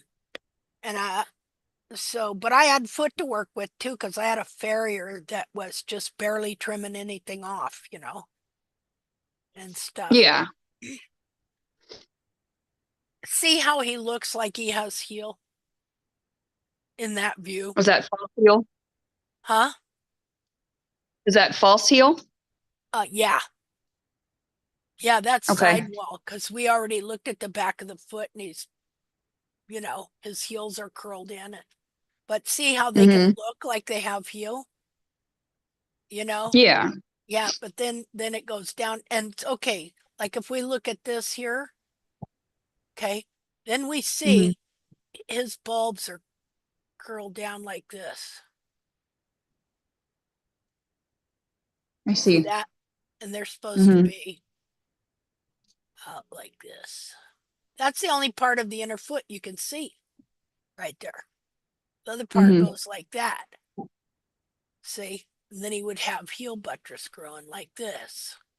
Well, maybe not that long. Right. It's sad. What? I just moved my horse to a new barn today. Uh-huh. And they have the barn farrier, and they asked if I wanted to jump on, and I'm like, no, thank you. I looked at the feet on everything, and everyone has false heels and contracted heels. Yeah. Everybody. Yeah, and it's worse now because of barefoot, because of Dr. Boker. We need to do a whole thing on him, whole teaching, and just talk about his teachings and how they have devastated the horse population. Okay, how he hung out with barefooters and got all these ideas from them, and then it tainted his research.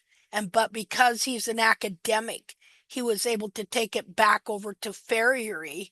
And even if they were trimming the heels down before, now it's 10 times as bad because now they trim the heels. That'd be like, okay, like say a farrier was going to come in, a farrier that believed in this frog pressure thing was going to come in here and shoe this horse. Well, then what he's going to do, you see how you got a little bit of heel there and it's kind of level with the frog, or false heel. Okay, what he'd come in and do, what a farrier will come in and do now, thanks to Dr. Boker, if he believes in frog pressure, the whole frog pressure doctrine, is he's going to come and he's going to take the heel below the frog like that so that the frog is higher than the wall, but then he's going to put a shoe on it like that so that you can have the shoe and the frog pressure at the same time. And when the shoe falls off, the horse cannot take one step. Yeah. Literally cannot take one step. Yeah. So again, we all started this. Oh God, I'm trying to repeat what that gal said now.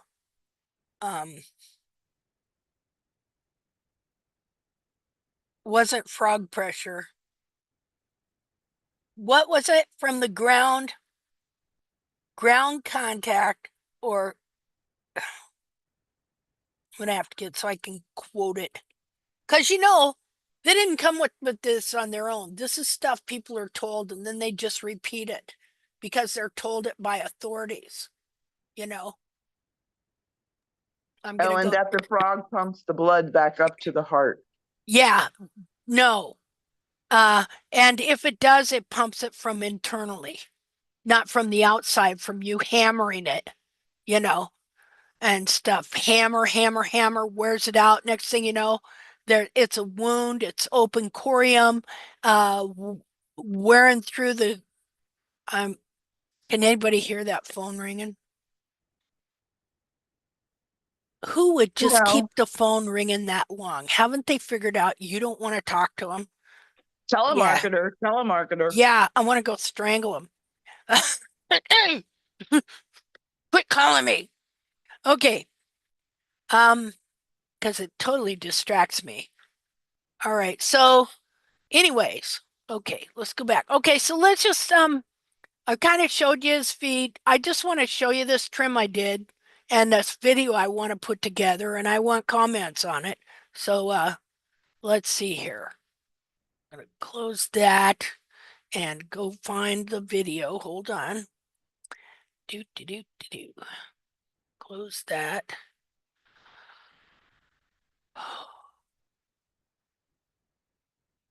Stop share for a minute till I find the video. So hold on. Are we going to discuss the thing you posted on Facebook with that really big frog? Yes. Thank you. Yes. You mean the foot I was telling you about that had the big frog that yes wasn't big at all, and she just cut barely 1/8 of an inch into it and ran into sole corium and frog corium? Nope. I'm talking about like that Latino Mustang trim.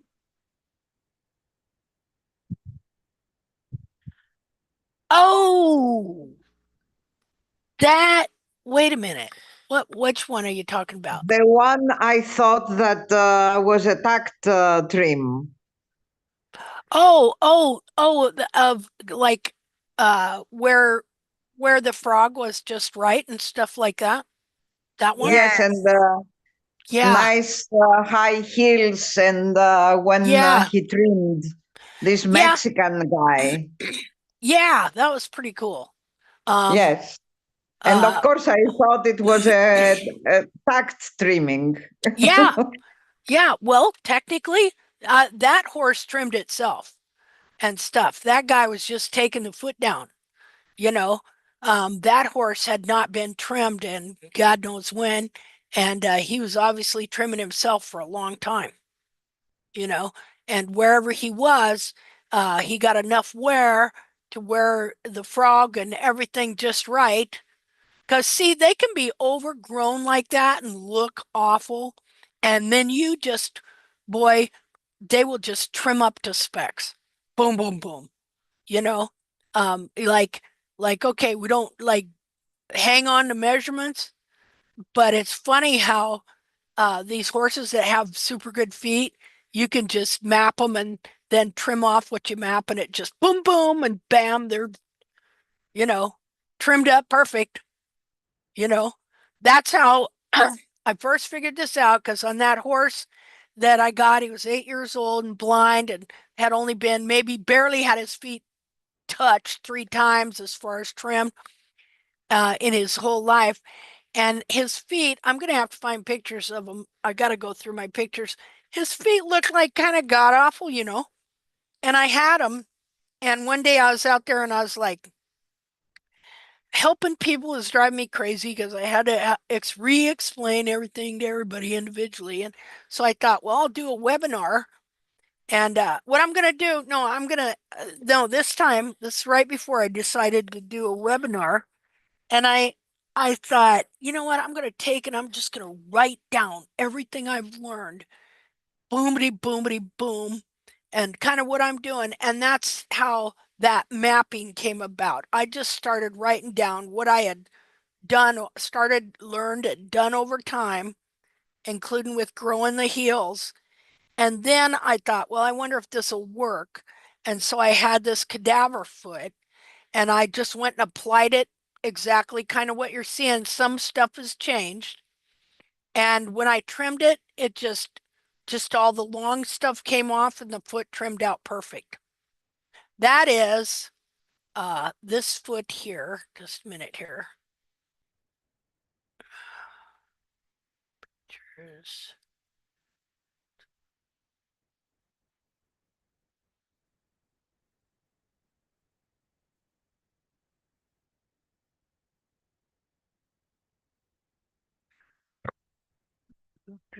Hold on here.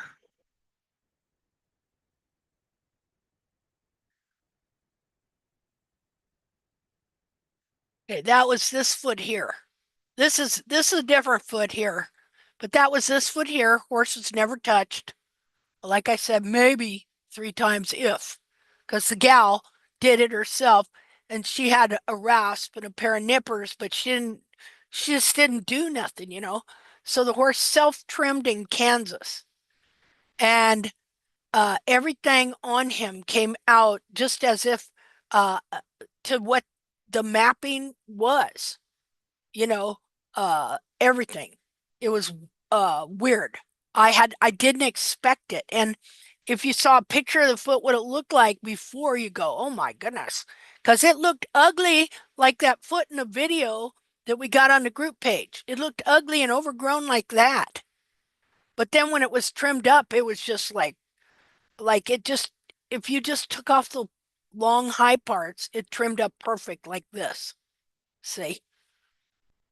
So, okay, let's go look at them other videos. We'll maybe look at that thing later again. But look here, you could have this. Here's a nice big fat frog. Just a second here. Share. Here's a nice big fat frog, right? Guess what? This horse was barefoot trimmed its whole life, and it had to be put down due to what the vet called shredded tendons. Okay, but look at how deformed the inner foot is. Thus, say this is one of those deals where when you trim the heels down, the foot decides to go wide instead of contracting. Okay, and so what it does is the capsule gets smaller, but the heels follow the shape of the foot going this way instead of curling in like this.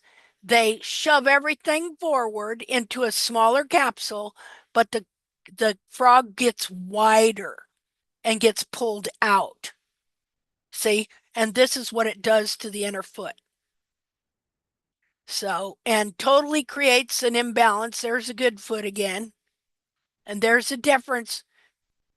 There you go. You got a nice wide frog there. This don't look like no big wide frog. It's not super narrow, but it ain't, you know. And this mare had heels. She had a good foot. Her internal foot was not deformed.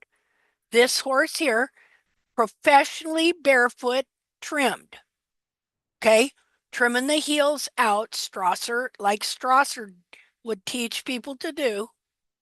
And the horse got his tendon problems were caused by what happened in the foot. See?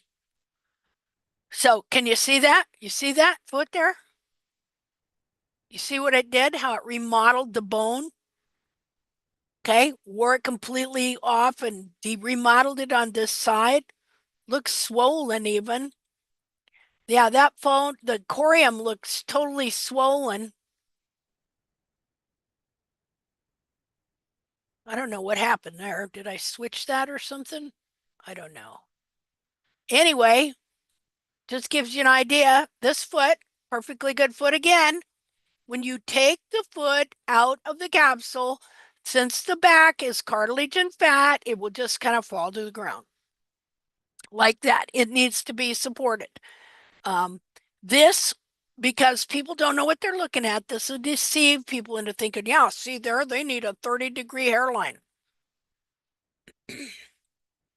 Okay, well, let's go watch those videos.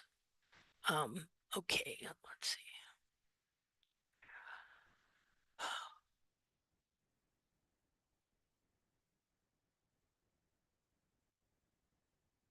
Okay, so in this video, I'm going to show you how this mapping is based on the inner foot. It's not on the external. Let's see here. Let me get all the way down to the bottom.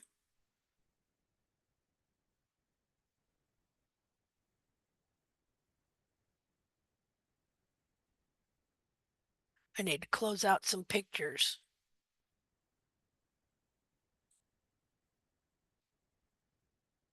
Just a sec. Let me close out some pictures because I'm using up too much space.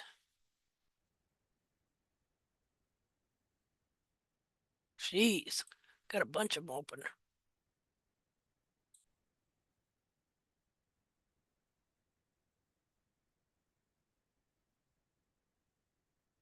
Okay. Okay, just a second here.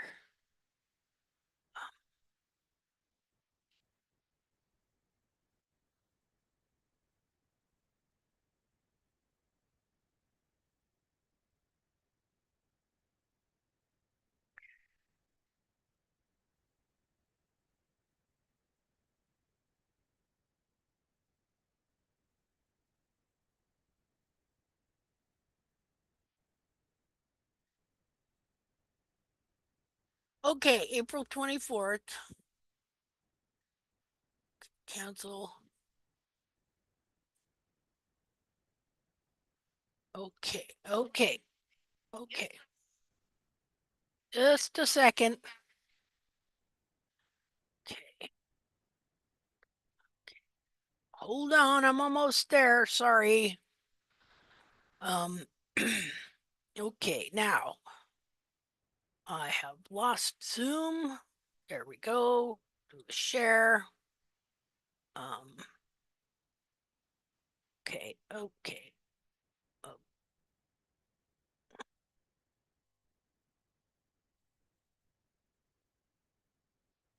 Okay, share for sound, optimizing video. Okay, there we go. You see those legs? Everybody see that? Okay, so this is a full map and trim and explanation based on the internal foot. And it's going to take about 45 minutes, okay?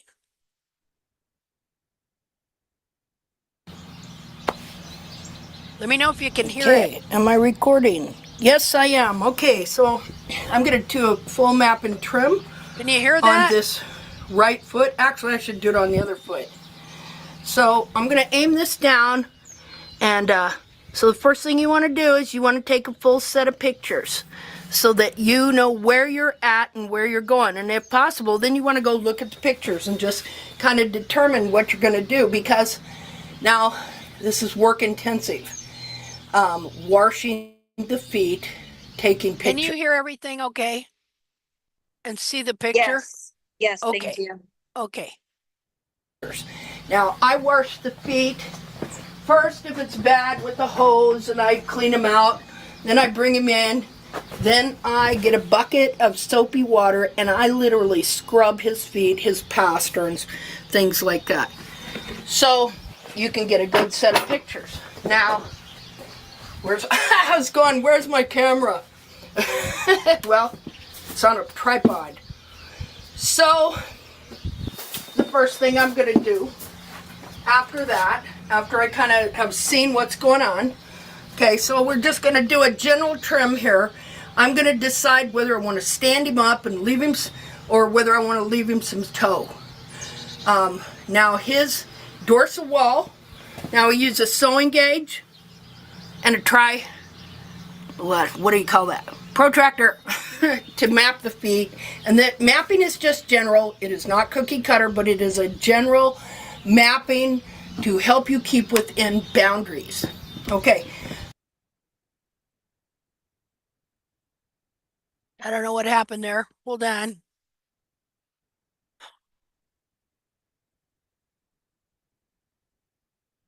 Windows player is not. There we go. So I'm going to come up here and let's see here. First thing I'm going to do is I just want a general idea of how much dorsal wall I have. And here I see that I have 3 inches. Now it makes a difference as to whether the wall, as to the angle of the wall, whether the wall is straight or whether the wall grows down to about here, about 3.5 inches, decides to go horizontal like that. If your foot is like that, then if your capsule's like that, see, then your internal foot is going to be lower to the ground, and your sole ridge is not, your rim of sole, convex sole rim, is not going to be as thick. You're going to be closer to the ground. But if my wall is straight and at a fairly steep angle, then I know that I have, especially if I have some 3 inches, see, because I've taken him down to 3 inches easily in trims, and sometimes even 2 3/4, but mostly I take him down to about 3. Unless I really want to stand him up, then I can take him down a little more. But this gives me an idea of how much sole I have to play with, because I understand. Let's see if I have a foot here. Get out of here. Go on before you knock my tripod over. Doggy do. I love you, but please don't get around the tripod. Okay, so let's see here. Well, I was seeing if I had a foot in here that I could use, but it looks like I don't. So I'm going to put this on pause and go get me one. Hold on. Where's the... Okay, gotta go find the next video. So.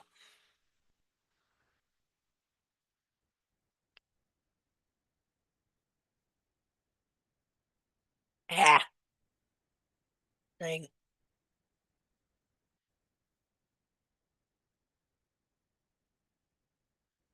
Stop. Now we gotta share. Okay, quit that. Find the Zoom meeting, share. There, and start. Okay, so I went in and I got some feet, because as much as possible, I want you to understand that this mapping that I do is just based on basic things that I learned about the internal foot, as I did many things, but in a dissection, just because you do a dissection doesn't mean you're going to find the true anatomy, because internal feet can be distorted. Now, I'm going to show you these here. Okay, so any dissections that I have done, not all of them, but some major ones, I made plaster casts out of so I could study them later. I also keep the foot either in well, a preserved state where the tissues are still viable, or out like this, see? Now this foot is not skinned. Here, I'm going to show you the difference. I skinned this foot here. Now look at the difference in this. This is inside what's under the skin. This skin grows the hair. But the thing about it is, this is a front foot, this is a back foot. Notice the difference. Yeah. Notice the difference in the shape. Back foot's more pointy. Okay, so, and more spade shaped that way. So we want the capsule to fit the foot in the toe, and so you have to learn to trim the toe down correctly to fit the back foot that's more spade shaped, but also to fit the front foot, which, as you notice, is not round or square. All right, so what I tell people is this skin grows the hair right here, right here. This skin grows the hair, but this skin here grows the hoof wall, connects the hoof wall, grows the sole, grows the frog, grows the periopal band, grows the capsule. Now, I wanted to have a capsule here. Just a minute here. Let me get my box of bones. Okay, so here's a capsule of a very contracted foot. Well, no, this foot wasn't originally contracted, but I let this capsule dry out, and that's what it does. But you'll see horses that have feet like this. Okay, this capsule actually came off of this foot, and as you can see, it wasn't real contracted. But when the capsule dried out, the heels contracted. But that happens in a real horse, too. Why can that happen? Because the whole back of this foot is movable. Now, this one isn't because it's dried and hard. Gotta sneeze again, wait a minute. Sorry. But it was slightly contracted because you can see her heels turn in. Her heels are also crushed because her heels were trimmed out for years. Okay, I'm trying to get this so I can see it. All right, see, get the area you can see in from the video. All right, so when I'm trimming the toe, there's a number of different ways to determine how much sole you have. But before you go determining about the sole, you need to understand the true anatomy of the sole, which is not like is taught in the vet and farrier magazines, come to find out. The true sole. I don't know if either one of these has it. This one has a little bit. The true sole, the very rim around here is convex. The sole corium starts up here and lips around, and it grows a convex ridge of sole. And then right about here is where it gets concave. So it will kind of grows its own shoe almost in sole. So it's got a convex ridge of sole. Now I want to know how that foot is shaped and how to shape that toe. When I did this dissection on this horse I'd trimmed for 8 months. He didn't die because of me, but he got colic real bad. Anyway, I didn't know how to trim the toe at that time to make it shape the foot. See, you want to learn how to trim the toe to make it shape the foot. Now, if you'll notice, it's kind of squarish, and this side is high. That's because at that time, I was doing a trim where they believe that the horse bears weight on the toe quarters, which they call the pillars, and so you leave that kind of long so they can bear weight. But here's the thing, they don't bear weight there. What happens is the mistake that was made on studying wild horse feet is that the fact that this is a part of foot they turn the least over on. They turn this way, they turn that way. but this way here doesn't wear quite as much. That's why it gets longer. But that isn't because it makes it into necessarily a major weight-bearing area. What it can do, though, is pull the toe forward. It can pull the sole forward. If it gets too high and long, it can jam up into here. If at all possible, we would like to maintain the shape of the foot. The only time we don't totally maintain the actual shape of the foot in our trim is when we're doing corrective trimming to try and correct the capsule. Sometimes we may bring the toe back. Sometimes we may leave it a longer to use as leverage in order to unbind the back of the foot, but that's a whole nother deal. But the reason I'm showing this now is because you want to know how to shape the capsule to the foot. Now, I just checked his foot. He's got 3.5 inches, and he's got sole.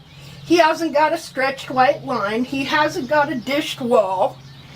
And so let's just look at this. This was a little smaller horse than his, but let's just look at the length of this foot here. Just a minute. Let's look at the length of this foot. Let's see here. Okay, so his toes worn a little. His foot is 3.5.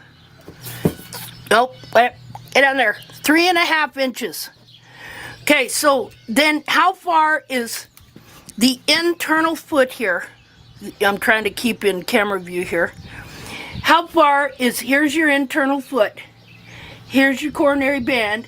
You got 3.5 inches here. How from the top of the coronary band to the end of this foot, what do I have? I have 2.5. How about that? So what do I have here as far as sole depth? Okay, you can kind of see it there. Okay, I've got on sole ridge depth, I've got 5, well, gosh, I can't even measure. 1, 2, 3, 4, 5, 6, 7/8 of an inch of sole. Okay, so I'm measuring it right from here to here, almost 7/8 of an inch of sole.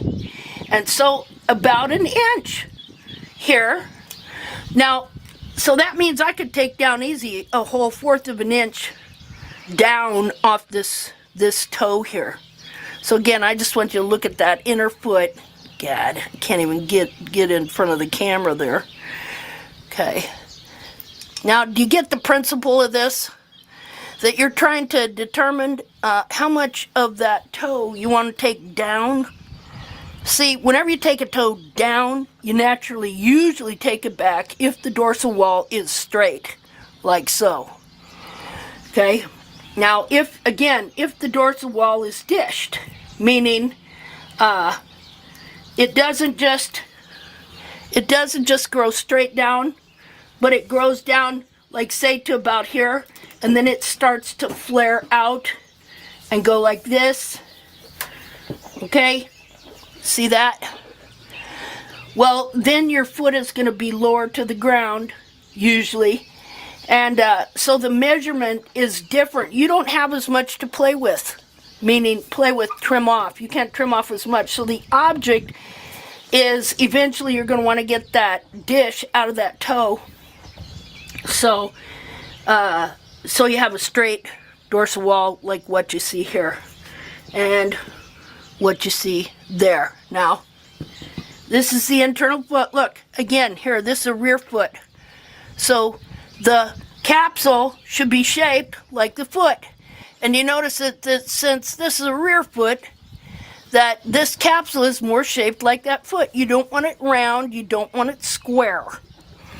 And if you don't know how to trim the toe quarters, you will wind up creating leverages on the foot that you shouldn't. And you will wind up not having a balanced foot. You will wind up leaving the toe quarter long. And then when you do that, it will force the hoof wall up like this and raise the hairline there. Let's see, let's look at our hairline here. See, our hairline was raised just a little bit here. it should have been more sloped down. Now, put this where you can see it. I'm going to get me a chair and sit down so I can look at this at the same time. Hold on.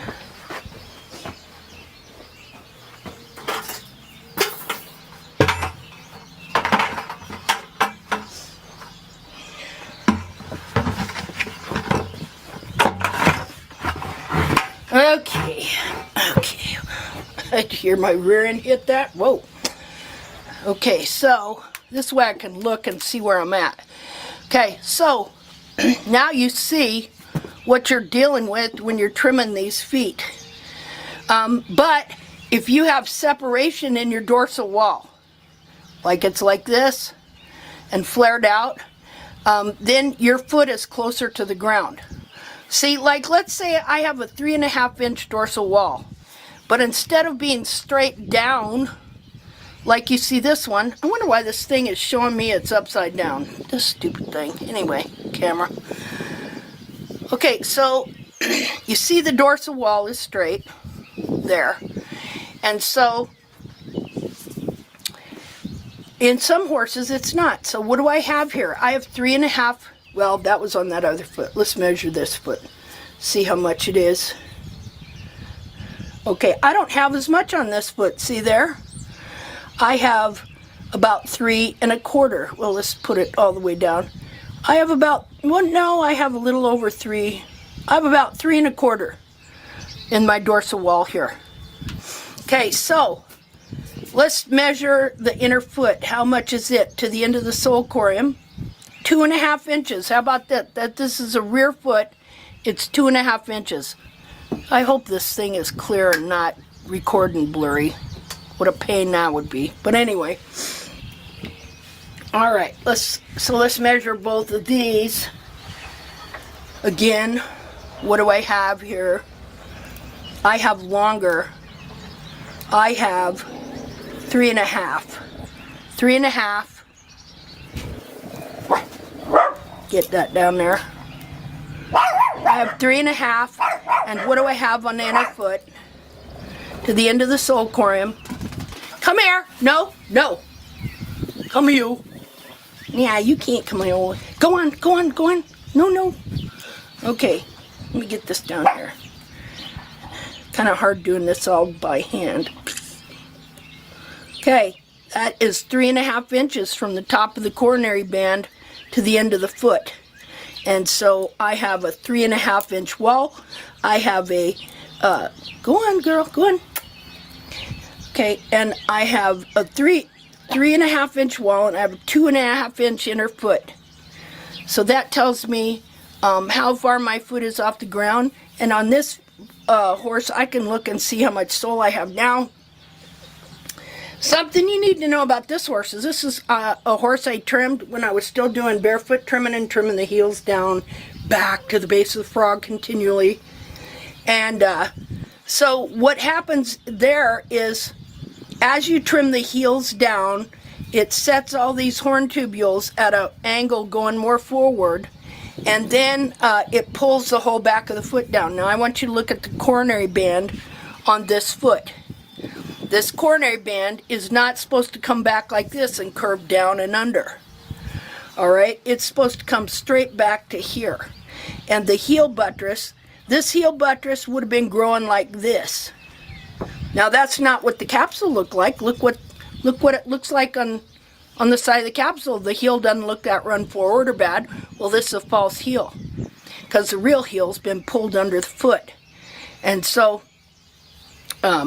so this coronary band here is pulled under, and the heel buttress that was growing here has pretty much been pulled under and shoved under the foot, and it would have grown the wall like that, but it's pulled under the foot and not growing anymore. It's been trimmed out. So anyway, just thought I'd throw that in there. Let's see. Okay, so now again, let's look at this foot, which was, okay. Oh, well, this one here is 3.5. It was that other foot, I think, that was shorter. This is 3.5. And then the internal foot from the same same height up here at the top of the coronary band, 2.5. 2.5. Now again, okay, a lot depends on whether your dorsal wall is attached to your foot or whether it's flared out and separated, things like that. That will lower the internal foot closer to the ground most of the time. And also, if you don't have a straight dorsal wall, if instead of going straight down, I should get this, I don't want to bend this one, but oh well, we'll do it anyway. Instead of growing straight down like that, see, it goes like this at the bottom, okay? You see how that would lower this inner foot closer to the ground? See? If my wall is straight like that and firmly attached all the way to the bottom, the toe of my inner foot is higher off the ground, and I got more sole usually. Okay, but if my wall is flared and curved out like that, like it starts out, it's vertical, growing straight down, but then it gets horizontal and grows straight out. A lot of people have feet like that. They're hard to trim. Then you see how my foot is closer to the ground? Okay. So, I wanted to show you this other foot here, just a minute here. Okay, to show you the difference. Look at the coronary band on this foot in the back, how it's pulled down, and the cartilage is pulled down and under the foot. This is what happens when you continually lower the heels. The heels, the whole back of this foot is meant to be fit by that capsule in a specific way. Okay, now look over here. See, you don't realize how much that coronary band should not be pulled down like that. Should be straight. Now, so this, you see what it was like on the inside. Let's look at this one. It's the same thing, because that's the back foot of the same horse. Okay, look at the coronary band here. See how it curves down? Like that. This piece right here is supposed to be straight. The part that grows the heel buttress right here, okay, that's supposed to be sticking out like that. Like that. Now here's a foot that human didn't trim but maybe 3 times in his life, 8-year-old Pate that finally had to be put down because he went blind. I want you to look at the coronary band on him. Okay, the coronary band on him is not pulled down. Now, I don't know if you can really see it, but it's straight, clear back to here. And then the heel buttress would have grown right in the back like this, like that. Wouldn't have been growing like that, because if you pull this coronary band down, well then, you know, the heel buttress grows from that. It's going to go like that. And what'll happen is you keep trimming the heels out. Look at the definition in this horse's heel right here. He's got definition. Now look at, let's see. This horse still had some definition because his heels were in the process of being trimmed out. But you see a little bit of definition to his foot right there. But eventually, if he'd have lived and I'd have kept trimming him, what happens is you pull all this down and it begins to crush the heel up in the foot. Okay, so this was my mare that I trimmed for 10 years with barefoot trimming, and I want you to see that she has no definition to her heel. That her heel right here is smashed almost flat. Let me see. Smashed flat. Let's get this up here. She got a little bit of height. But not much. She hasn't got any on this side hardly at all. Here, let's look this way.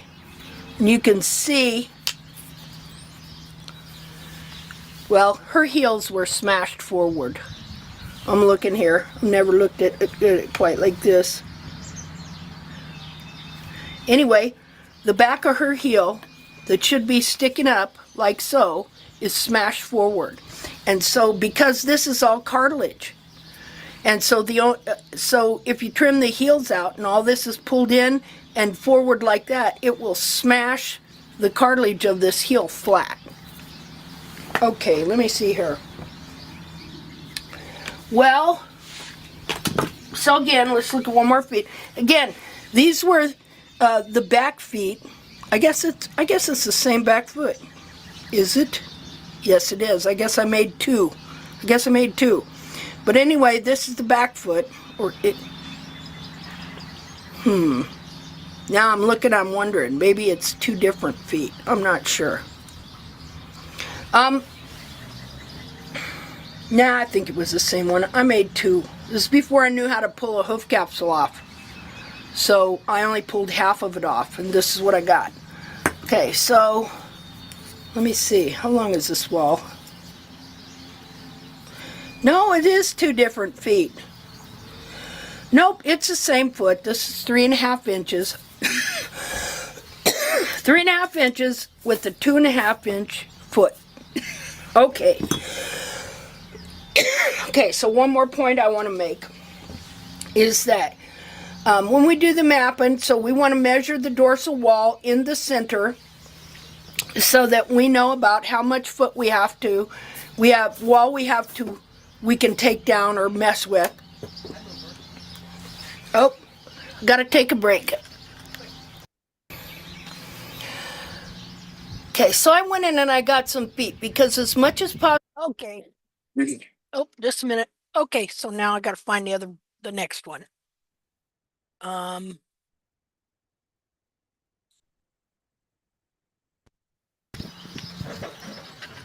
Up. Okay, new share.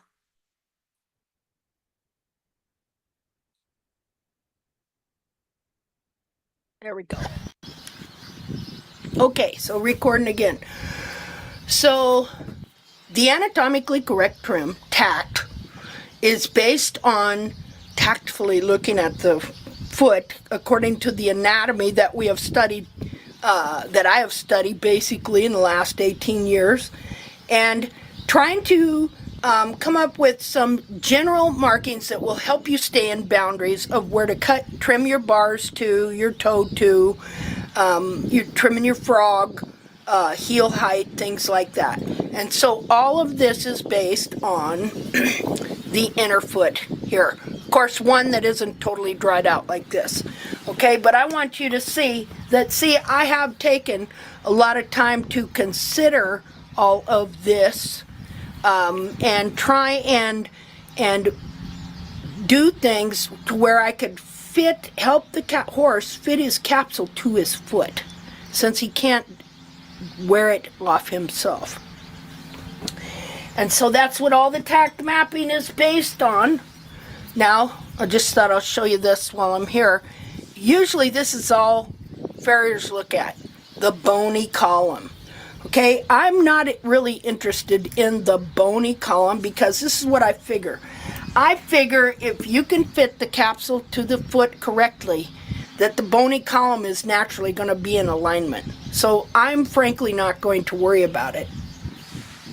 So that's all I'm trying to do, is fit the capsule to what I know a good foot is, and how the different parts of the capsule are supposed to fit that foot and support it. Now, almost 2/3 of this foot is soft cartilage and fat. It's got a coffin bone in about 1/3 of it. Now, there's also a short pastern bone sticking in there, but the rest of it is fat and cartilage covered with skin. And the biggest organ on the horse is the skin. This skin that continues onto the foot here is part of this skin that covers the whole horse. This skin grows hair. This skin grows the different parts of the capsule. And so you have to realize that this is a container. This is the first container for the internal parts of this foot. And so you have to take all this into consideration when you're thinking about hoof distortion or laminitis or what rotation is or anything like that. And so these feet are just like our feet. There's parts in there, but they're covered with skin. And so each horse, his feet are a specific size. And so because half of this foot is soft cartilage and fat, it can be distorted and contorted, and it can also, this whole back of the foot can almost be turned inside out to where your foot might start out and it's this big, but all of this clear up to here, clear up into here, all this cartilage can be pulled in and shoved into the foot that way, just like that. And then a smaller capsule developed to where you might start out with the foot, the foot is always going to be the same size. But you've just taken and you have developed a smaller capsule by the way that you have trimmed it, and it has taken all the soft tissue, and it can take this much of the foot clear up to where the coffin bone starts right here. See, all this would be cartilage. All of this back here is all part of the foot, and it would take this and it would wrap it around the back of the foot, and you could wind up with the capsule looking like a can. Unless the toe let loose, the dorsal wall here let loose, and then that's when you get rotation. That's when you get this number going on. See? So I just want you to think about this. There's already something inside here, right? And so if I take this much of this foot and then I cram it inward like that, there's already something inside there. And really it's the digital cushion that's in there, plus you have the coffin bone attached to the navicular bone and the short pastern bone. And so if I take and I shove and cram and push and smash and push all this in here, what happens? Well, it's going to shove into the anatomy that's already in there. And what it's going to do is there's a joint right here, the coffin joint, okay? It's going to push into that joint, and it's going to push the joint forward, and then the joint, well, look at here. Here's my finger. If I push on that, see?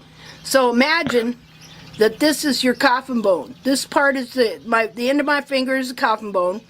Here is the coffin joint. Here is the short pastern bone. Okay? So now I take something and let's say it can't be pushed forward, like I can't go like this. I could push my finger forward and it would give like that. But it can't be pushed forward because, of course, it's got what? It's got the hoof capsule there. So then what happens when this coffin bone here gets forced, when the joint up here is being forced forward? Well, this happens. It bends like that. See, this would be the toe of your internal foot. That'd be this part right here. Okay, so it pushes that joint forward, and what happens to that toe?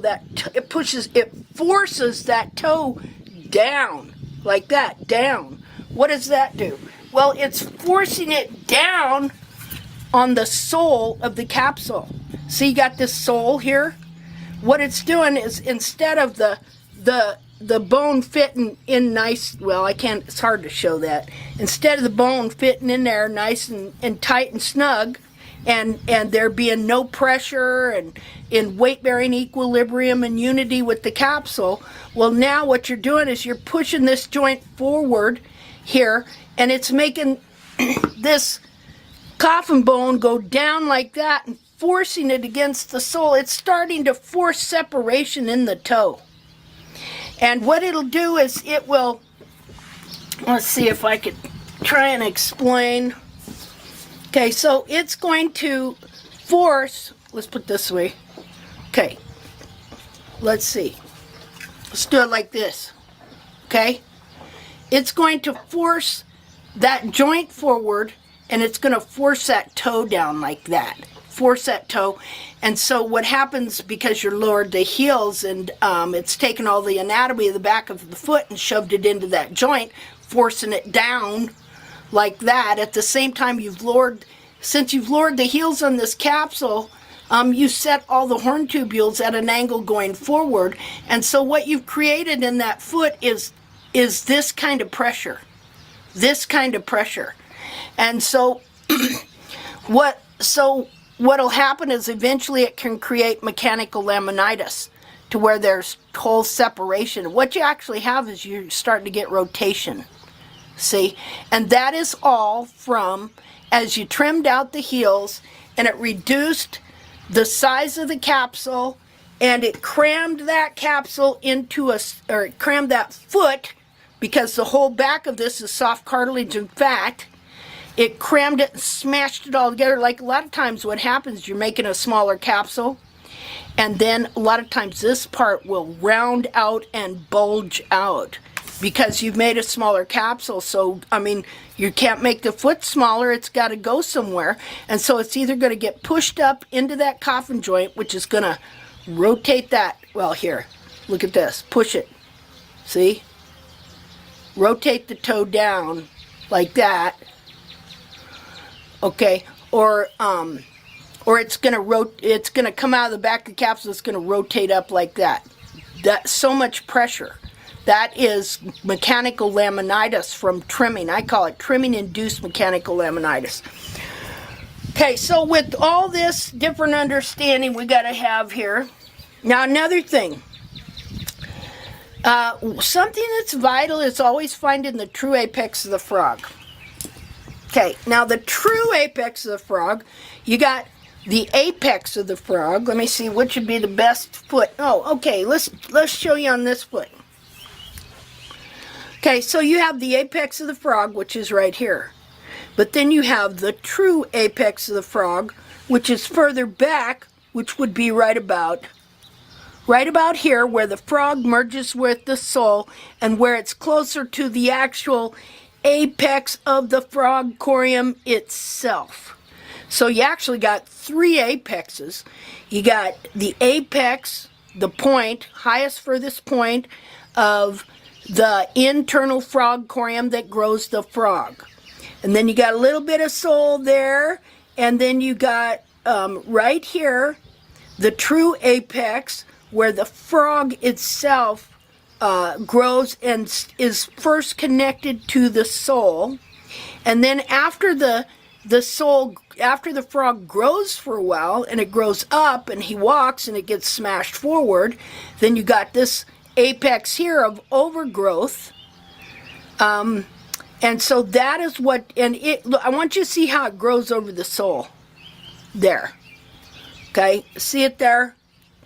Starts here and then it grows here. So you want to keep it back here. So it's only growing above where almost where the true apex of the frog corium is. Of course, frog corium only has one true apex, but anyway. Okay, so you want to keep that trimmed back so that it isn't laying over the sole and choking the sole out, because you want your sole to be thick, because otherwise what happens? Well, your sew tubules are supposed to stand up straight. Well, not quite straight, maybe a little tiny bit of an angle there, like that. And they only grow at the most to about an inch. A sole at its best, they grow to about an inch and then they die and should exfoliate. And so the straighter your tubules are, the straighter your tubules are, the thicker your sole will be. But if your sole tubules are laid over, then your sole's going to be thinner. See, if your sole's standing up like that, it's going to be thick. If it starts laying down like that, it's going to be thinner. So you want to make sure to keep that apex of the frog back and not laying over the sole, so that it will keep pushing the foot forward, or keeping this, messing with the sole, and so the sole don't grow right there. But, see, then there's all this other stuff about corrective trimming and how, because here's what happens. When all this foot gets pulled down and shoved forward, then it displaces the frog corium, and then the frog grows from that position and binds the foot there. So in tack, we're doing a lot of corrective trimming from all the years we trimmed the heels out of our horses. And so we take the frog down way more so that the foot that has been forced down, like what you see here, can come back. Okay, hold on.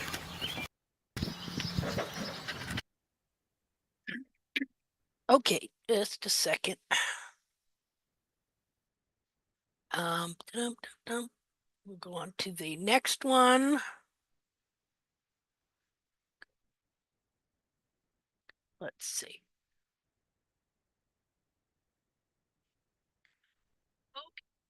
Okay, I think this is the next one. Just a minute. Okay. Share. Okay. Okay, so can't remember what I was talking about. So this mapping is all done, and of course we can change it as we learn more. Done according to what we've learned about the inner foot. Now, I know that this foot is deformed. When I first did the dissection, I had no idea. It is deformed because I was trimming the heels. And it pulled this coronary band. It should be like that, but down like that.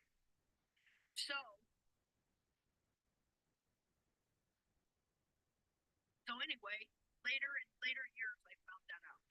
Okay, so all right, so it's important to know where the true apex of the frog is. So one thing that we do in the mapping, besides measuring the is a try and okay, I'm going to pause for a minute to show you pictures of this foot. I found them, so it'll just be a second. Okay, and explain to you what I learned. Now, I didn't understand this for a number of years. When I first took the foot out of the capsule, okay, this once the whole capsule was off, okay, this is what I had right here. You're looking at a model I made before I took the other half of the hoof capsule off of that foot. And you know how I showed you that the coronary band was pulled down, and when you're trimming out the heels, and so that will make this would be the heel buttress right here, supposed to be up here. Okay, and so here's the back of the heel buttress is going to grow like this. Now that's why you have a run forward heel, because if the coronary band is pulled down like this, and it's supposed to grow like this, the heel's supposed to grow from under there like that. You pulled it down like this, well then it can only grow in the direction it's pulled. That's why the coronary band is supposed to be like this, straight, not curved down at the back. So I took pictures of this foot. Now, again, too, look how the coronary band is pulled down. Now look at where the frog corium is. Look how it's pulled down. All of this is supposed to be up here. And the frog corium up high up under the foot, not pushed down and shoved forward. It even makes this part pooch out right there. So see, that's how your frog gets all distorted and stuff too. Okay, so I had the whole hoof capsule off. I took pictures, and then and that hoof capsule I took off in parts, so I had the frog separate. Okay, and so either the next day after that, I packed the foot in salt and borax to preserve it, and then I took it out a day or two later, and I wanted to take pictures of it. And I did, and then I thought, oh, I'm going to take the frog and I'm going to set it on the frog.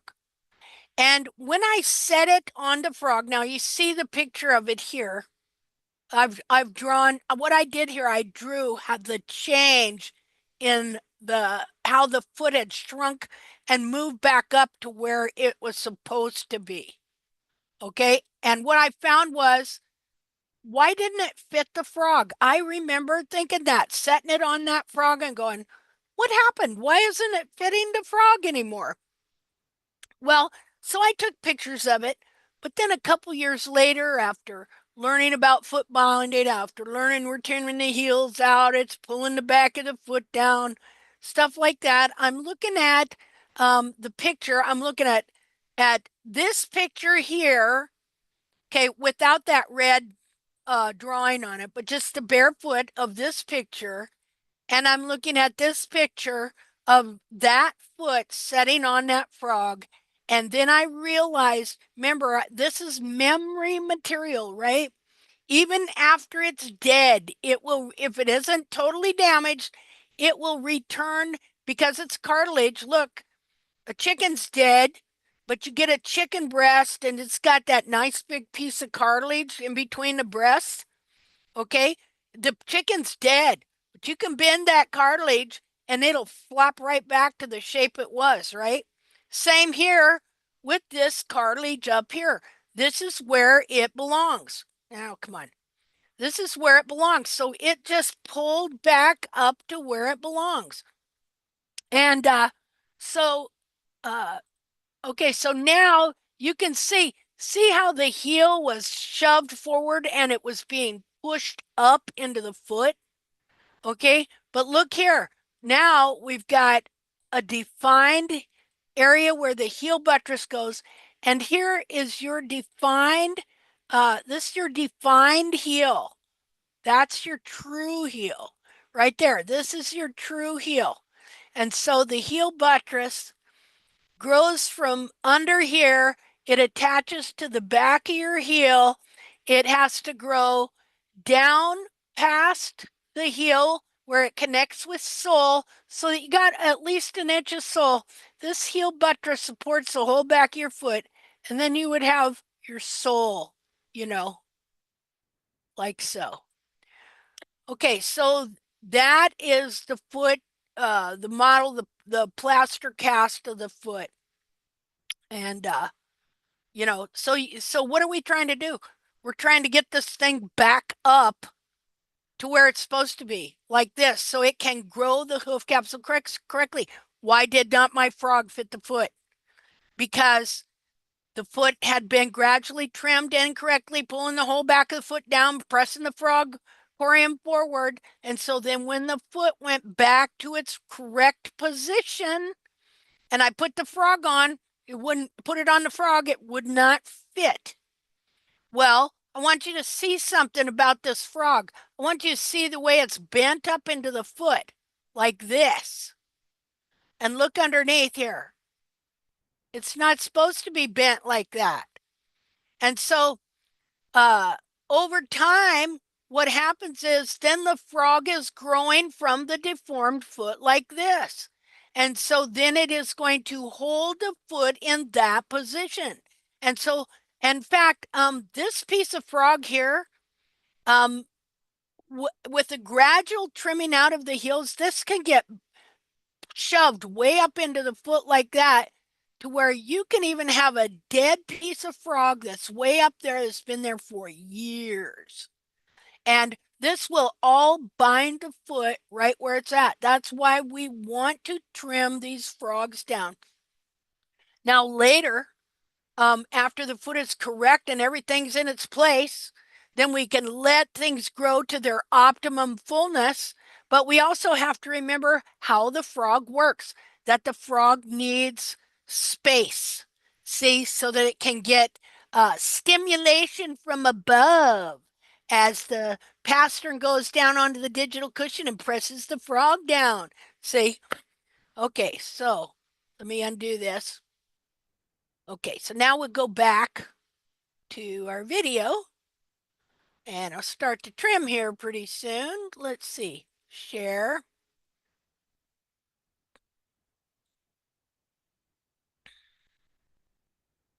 Draw a line straight down from the center. Where am I at here?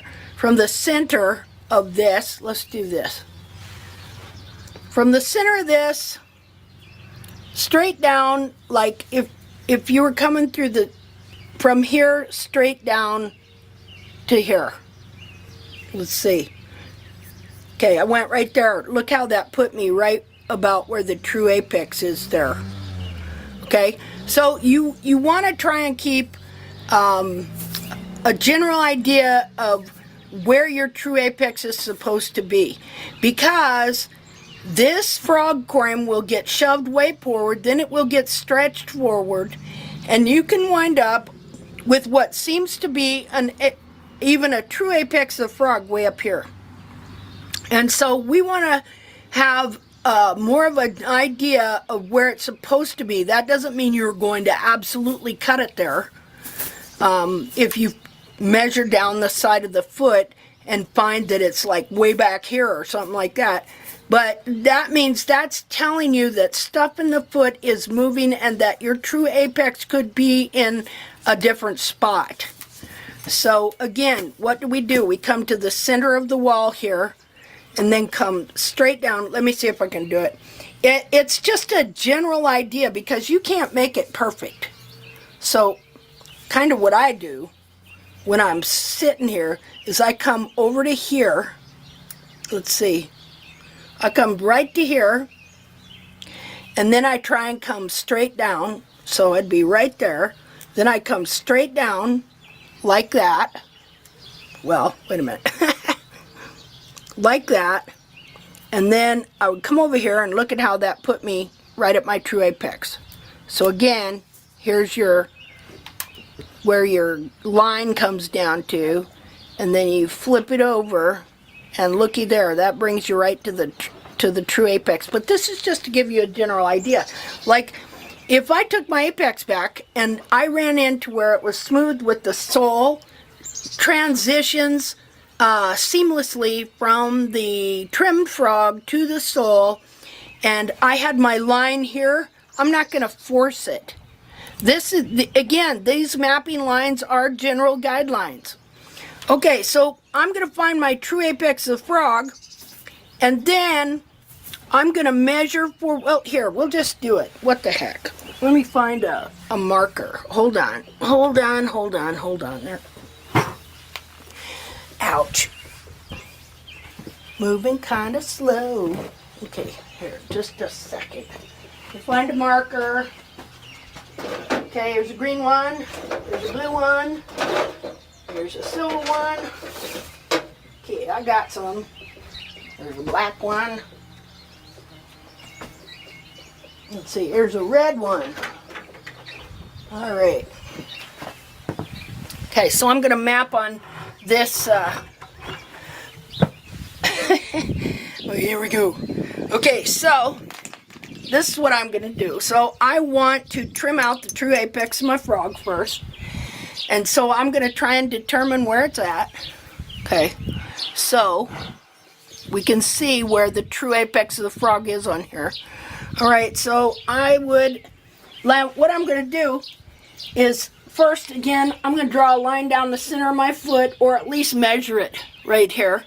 Then I'm going to come over to here on my horse's foot. I'm going to come down here, and I'm going to draw a line, and that's going to tell me about where my true apex is. It's straight down from there, generally speaking. Right above the hairline, goes straight down.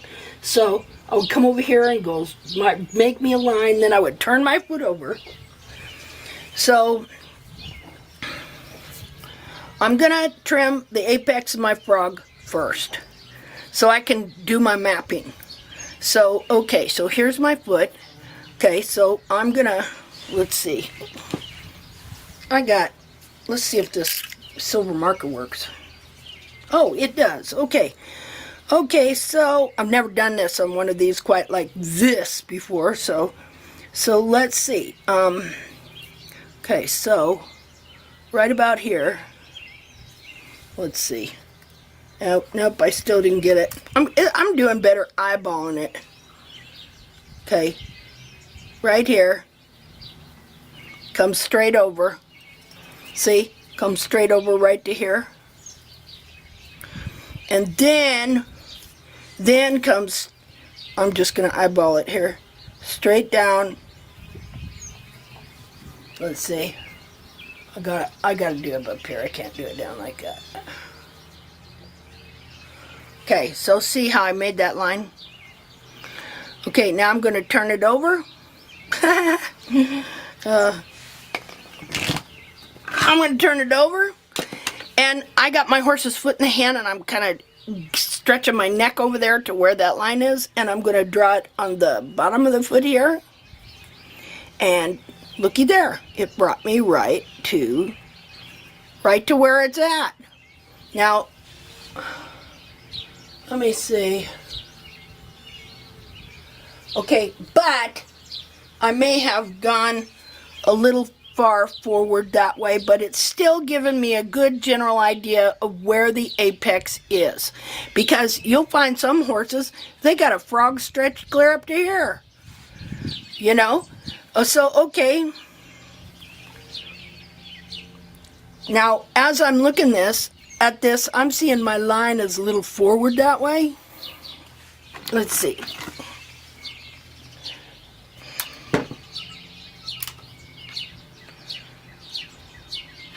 So, probably, in reality, if I could do a perfect line, it would be about here. Like that, to be straight. So that's what I mean. When you're doing this, you may wind up a little bit up this way, or you might wind up a little bit back that way. So you want to measure 2 or 3 times, cut once, right? And I'm not doing this like I'm going to force that apex there. This is just to give us a ballpark figure of what we got going. There's always variables, and the more you learn about hoof distortion and what goes on with the inner foot, then the more you can look at things and notice things and then make small decisions this way or that about your trim or what's going on with the horse's foot. Now, we have a distinct and direct idea and understanding of what the actual true anatomy and foot is. But these feet, because of their distortions and the things going on, have so many variations of what's going on that in order for, this is mostly corrective trimming. You're trying to restore the foot into what it should be. And so there's all these different things that can go on with these feet. One thing can look like another and really be another thing, and you know. So this mapping is just a ballpark type of thing to help you stay in boundaries, like with bars. Why do we want to know where the bar should be? Because we want to know where the bar is on the inner foot. Why do we want to know where the true apex is? Because we want it to be close to and growing from the true frog and apex of the frog of the inner foot. Why do we want to know where the toe quarter should be and how it should be shaped? Because we want the capsule to be growing from correctly and fit the foot. Why do we want to know how long the toe should be? Because we want to know how long the toe should be, because if your toe gets shooting straight out there, you're going to have wall separation. It can turn into mechanical founder, where the toe stretches out so far the foot just falls through and the foot comes apart, and you get mechanical laminitis and things like that. Why do we want to know about the heels and the height of the heels and the shape of the heels? Why do we want to know the correct and perfect shape of the cartilage here? So that we know if we have trimmed out heels and that our cartilage, instead of being like this, has been pulled down like that. And so we want to know exactly what's going on with these heels so that we can trim in such a way to grow back the foot the capsule to the foot the way it's supposed to be, and to return the internal anatomy to where it's supposed to be. So we want to know all these things and all these details, and it's like learning to read another language. Okay? So, and all these parts come together to us so that we can restore to our horse the foot he should have by understanding, knowing what is the true inner foot. See, it took me years to understand that this particular foot was distorted because of the way I trimmed it, by trimming and lowering the heels on a constant basis, took that coronary band and pulled it down like that. So that the buttress, instead of growing straight like this and at the correct height, instead was pulled down and the heels were actually growing forward like so. You don't want that. All right. So, okay, so this is the mapping. So now I'm going to map Valor's foot and show you what I do there. Okay, so I'm going to put, hey, what are you doing? Are you nibbling on me? You want a carrot? Probably. Okay, so we're going to take and put our bones back. see how I learned from these still. That's why I like to make a plaster cast. Okay. So anyway, there's all kinds of feet in here. Here, I'll show you this one before I put it up. Ugh, pretty dusty. I think I got little bugs in there eating stuff. This is a laminar wedge. Right there. And the way that this happened was the heels were trimmed out of this horse and all the anatomy was shoved into the foot, into the coffin joint. In fact, I want to explain how this happens. Just a minute. I explained it earlier about how when all that anatomy gets shoved into that foot and crammed into that foot, it pushes that joint forward, which pushes that toe down, but the dorsal wall on the capsule is pushing forward. So I'll show you what it does here. So the foot should fit like this. All right? And so when this anatomy gets shoved into that coffin joint, that'd be shoved into this coffin joint right here, pushes it forward. And what you'll see on these horses is you'll see a big lump here, right here, a lump, because of course the joint is pushed forward. So when that joint is pushed forward, it's like this. Well, see, my finger was right. The toe goes down like that. See, it's supposed to be like this. Instead now it's like this. And the toe is being forced back like that. So let's see here. So it would be like this, but then when that joint is pushed forward, it starts a pressure where the wall here is being forced forward, but the toe is being forced back that way. See, and as it does, it takes this lamina here starts to multiply and get wider and thicker to try and hold on to the sole, and well, not the sole, but this tries to hold on to the wall, and also the sole will stretch to try and keep the sole and the wall together. And so what you have is you have this situation where this is rotation, okay? Trimming out the heels, pushing that anatomy in. It's forcing that joint forward, this toe down, and the back of the foot wants to constantly pull up anyway because it's not supposed to be low like that. So then you have this number, and the lamina just keeps getting thicker and thicker and thicker and thicker and thicker. And so, let's see, where's my other foot? See. Here's the two parts of the foot. See there? Okay, so that then you got this number going on. See that? And of course this is force this toe down like that, and then it wears the tip of this toe off too, or you get a big black dot or separation of the toe, or you get a, what do they call it, white line disease, because the toe is wearing off and the wall is separating from the internal foot. See, should be like, let's see, should be like this, but then it goes down like that. And then it produces this lamina. That is a laminar wedge. It's part of the hoof capsule. See? Part of the hoof capsule. See, let's look at, okay, and this was another one of this same horse's foot. I got a video on called The Tragedy of Laminitis or something like that I did like 17 years ago, something like that. And so what happens, too, I want you to see that this horse has two sets of bars. She's got the one set that you see on the capsule, and then her foot came out of the back of it, rotated. Remember, it's a whole foot that's rotating. It's not just a bone. These bones are covered with skin. See there? See the skin?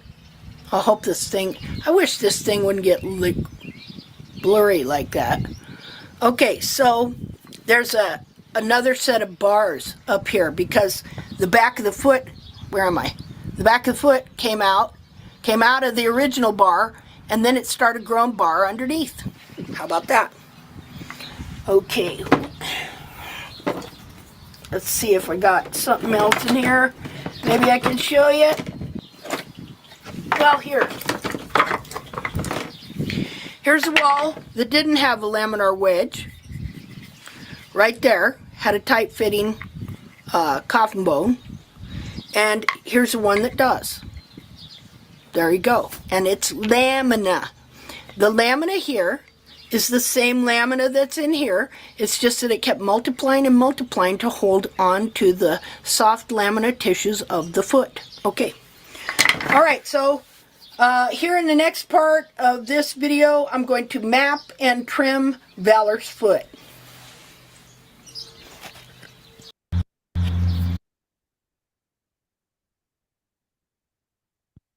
Okay, let me get the next video. Let's see here.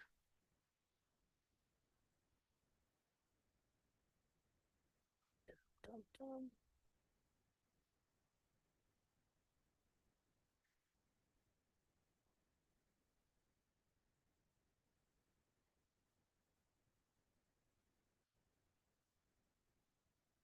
Okay, let's see now. I gotta see what number that was. Hold on. Okay, 1007. Alrighty then. So 1008. We're gonna hope. See. 00567. And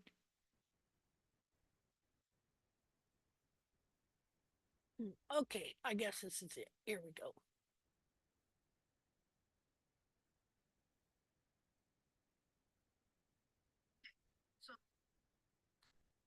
Okay, just a second here. Zoom. Share. There we go. Optimize for sound. And here we have it. All right.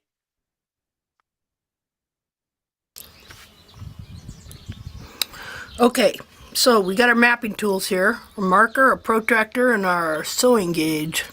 Handy dandy hoof gauge.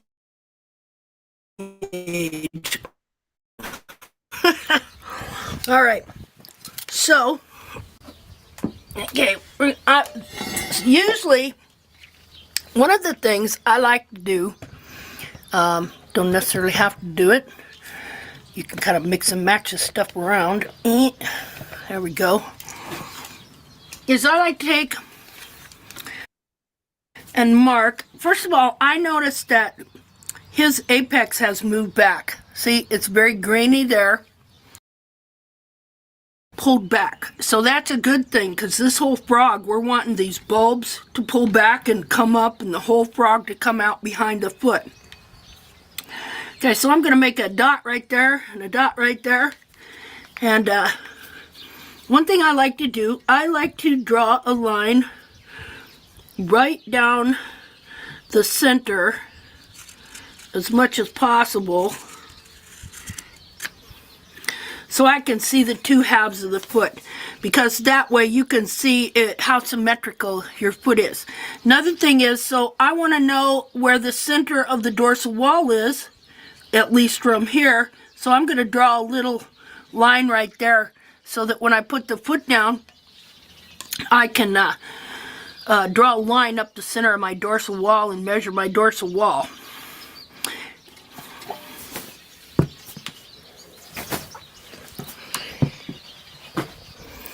Okay, let's see here.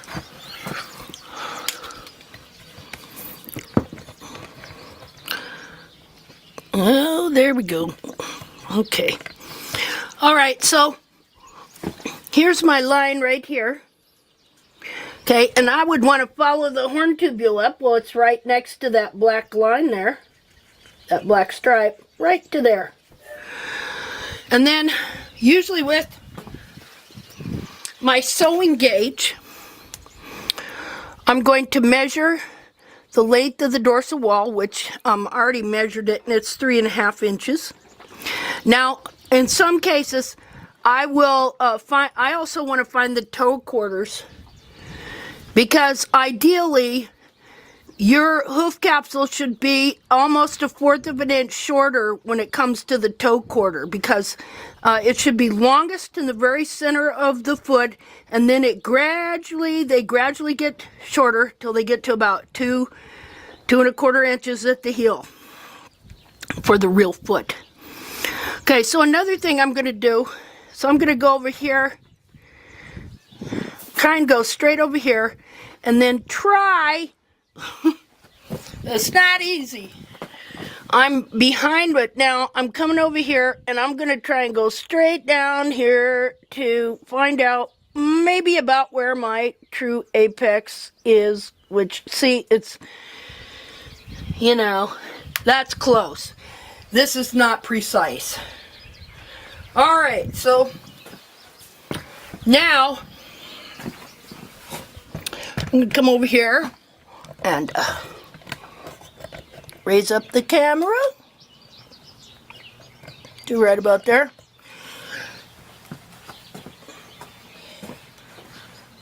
And I just want to see if my mark is close to where I think the true apex is going to be when all is said and done. Now, in reading this foot, I see that the frog has already come back to about here. It was here at the last trim. And it, on its own, has moved back. The whole foot has shifted. Okay, so I'm going to go over here to where my line was, which it's right here. How about that? I mean, you don't get no perfecter than that. Okay, so you got your protractor. You want to draw a line here and a line here because you want to put these lines on the center line that you drew down. Okay, and then you want to try and keep that. A lot of times you make it a little bit lopsided. You'll find that once you take pictures and stuff, but you're trying to line these lines up with that line there.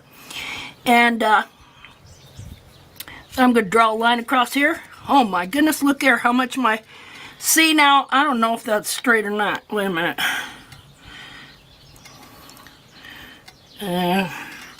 I'll look at... Anyway, it looks crooked up here. I don't know why. Just a minute. It might have been a little... Well, I don't think it's too crooked. Maybe just a hair right there. Okay, so... Next thing I want to do, I want to look at my frog. I'm going to put a dot here, and I'm going to, now I would also investigate to find the true apex of my frog. Just because I put that line there doesn't mean I'm going to take my frog back to there, necessarily. I will know when I trim into this part here. Okay, so your frog, this part here, shows you where your frog should be if it's trimmed relatively right. So I'm gonna just draw, see how it comes right back here to the collateral groove. Okay, now if my frog was over here, I would draw a line. Hey, quit. I would draw a line down like this, and if there's any frog over here pushing in the bar or anything like that, I would trim it off. Okay, so I keep wanting to do a bar map. Okay, so I see there that my frog comes right to my collateral groove. That's right where I want it. Now I'm going to map my bars, and to do that, I come over to the opposite side here, right there, and I come up against the heel right here, and I draw a line like this, like that. Okay, right to the into the heel here.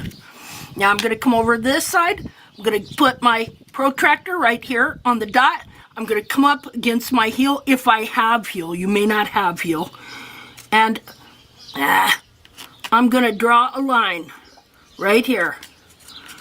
Now, something I've been noticing, now I'm a little off there. See that? But not too bad.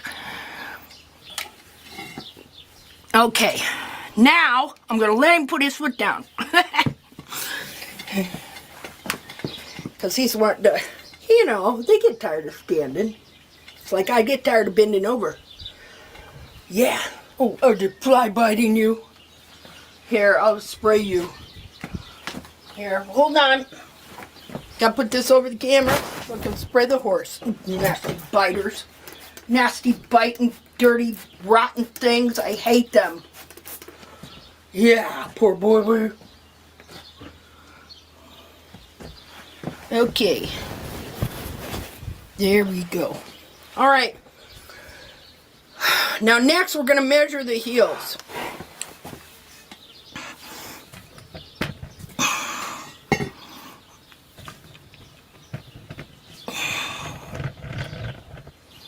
Okay, give me a foot.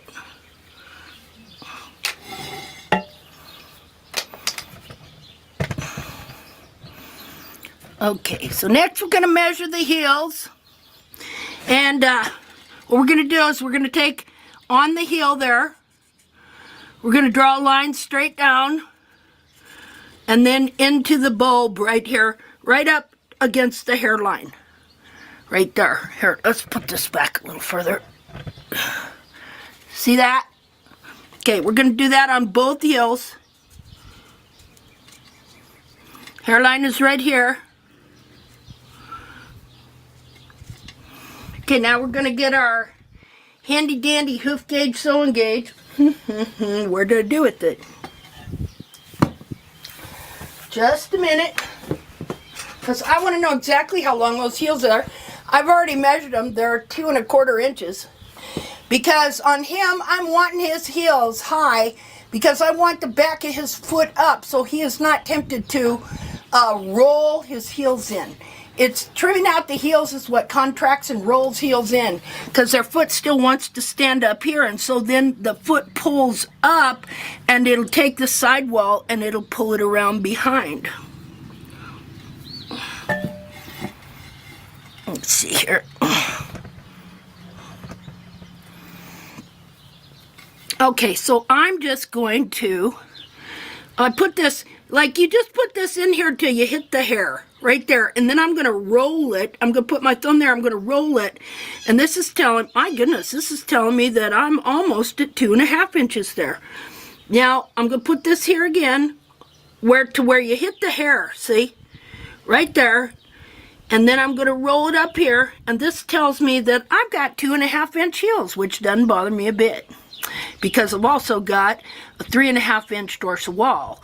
And technically the heels are about 2/3 the length of the dorsal wall on a correct foot. Yeah, the hairline is that high.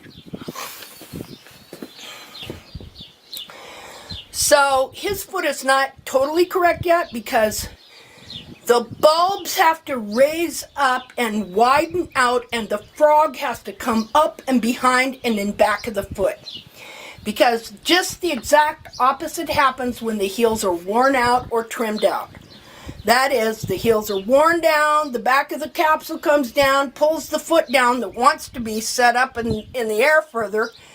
And so because the foot is made out of cartilage and fat and all this memory materials, it wants to come back up in the air, so it pulls back up in the air, and then it pulls the heels around and curls them in towards the frog. And eventually you can trim the whole heel buttress out and still look like you have heels because you have a false frog. Okay, so now what I find interesting here, I've got 2 1/2 inch heels almost, and my line for my bar comes right in to where, let's see if we met where that line comes in. So if I put this here, comes right at 2 inches. My line, nothing is a constant. I'm not saying this is a constant, but I find it very interesting. A lot of times this happens. I used to only let my heels go to 2 inches, but now I let them get longer because I want the back of the foot to uncurl. It has to do with structural mechanics. Okay, so right there where I drew the line for my bar is where my heel would come if it was 2 inches. Let's try this one here. Yep. Well, wait a minute. Hold on. Okay, right here is 2 inches. Right to where my line is. Let me measure this again. Okay, remember you come in here right to where the hair is and you come over Right there is 2 inches, right there. And you see, that's pretty interesting. Again, there is no constant on these feet. Everything is subject to change. Everything. There is no one thing you can go by to trim a perfect foot and make it easy for you. You have to learn the anatomy. You have to understand the structure. You have to understand how these feet deform when you trim the heels down or the horse wears the heels down. That we can mimic deforming a foot that a horse can do on his own out in the wild is no miracle. Alrighty, now let's lay his foot down for a minute. Oh yeah, rest that back foot. There you go. Now we're going to do the toe. We're going to get a general idea of where our toe. We know our frog is moved back. We know that this toe ultimately is going to move back and stand all the horn tubules up straighter. So what we do to take a toe back,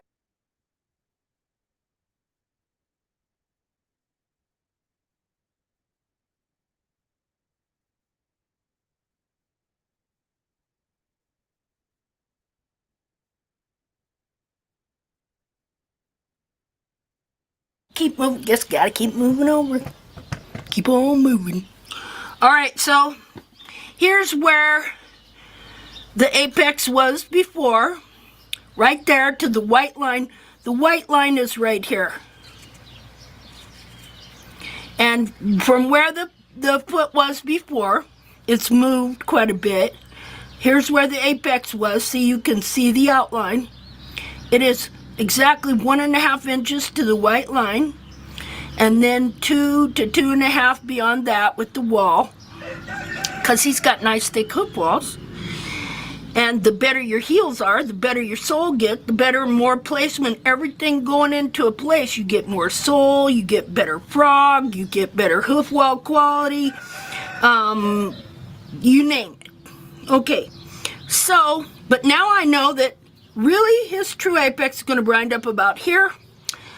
I know I have 3.5 inches. I know he's got quite a sole ridge here. I know I can take at least 1/4 of an inch down. If I take all of this 1/4 of an inch down, it's going to bring that white line back this way. Okay, so that's where his toe was before, and this is where his true apex was, right here.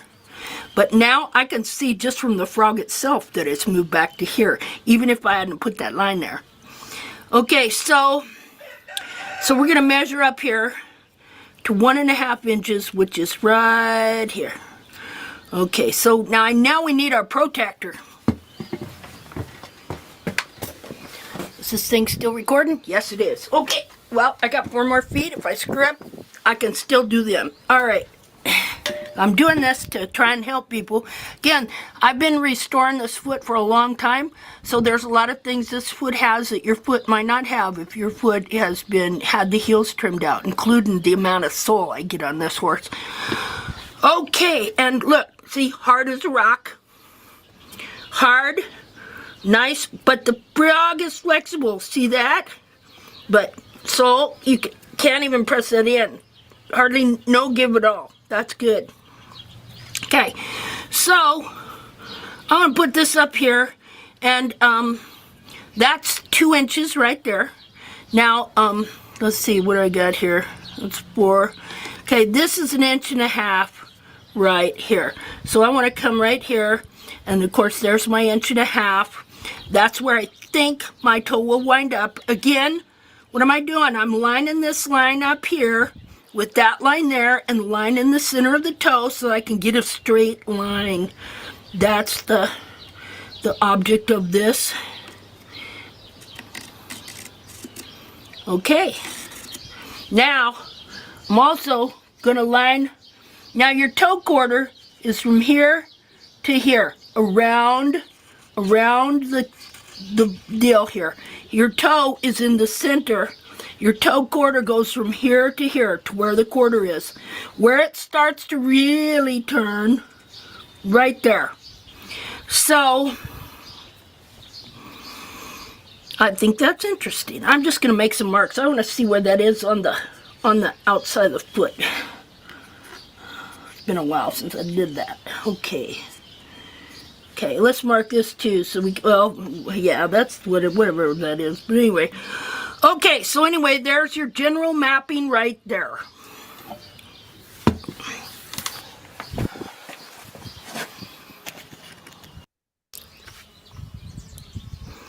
Okay. Okay.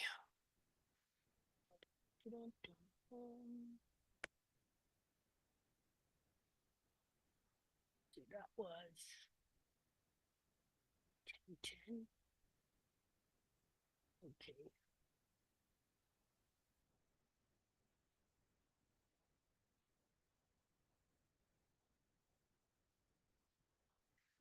I just wanted to show you. Now, remember. Well, first. Okay, so I just wanted to show you. Now, remember, when I was mapping, I decided. Well, first I got to tell you something about this foot. Now, it may look kind of long and square, but that's because the quarters are notched. They were notched originally. Now they're just beveled, and you can see hoof wall is grown beyond it. But I had notches in them, so if your wall is this wide and then you notch it, it's going to make the toe look kind of maybe squarish or different. Okay, so I drew a line from here to here across where my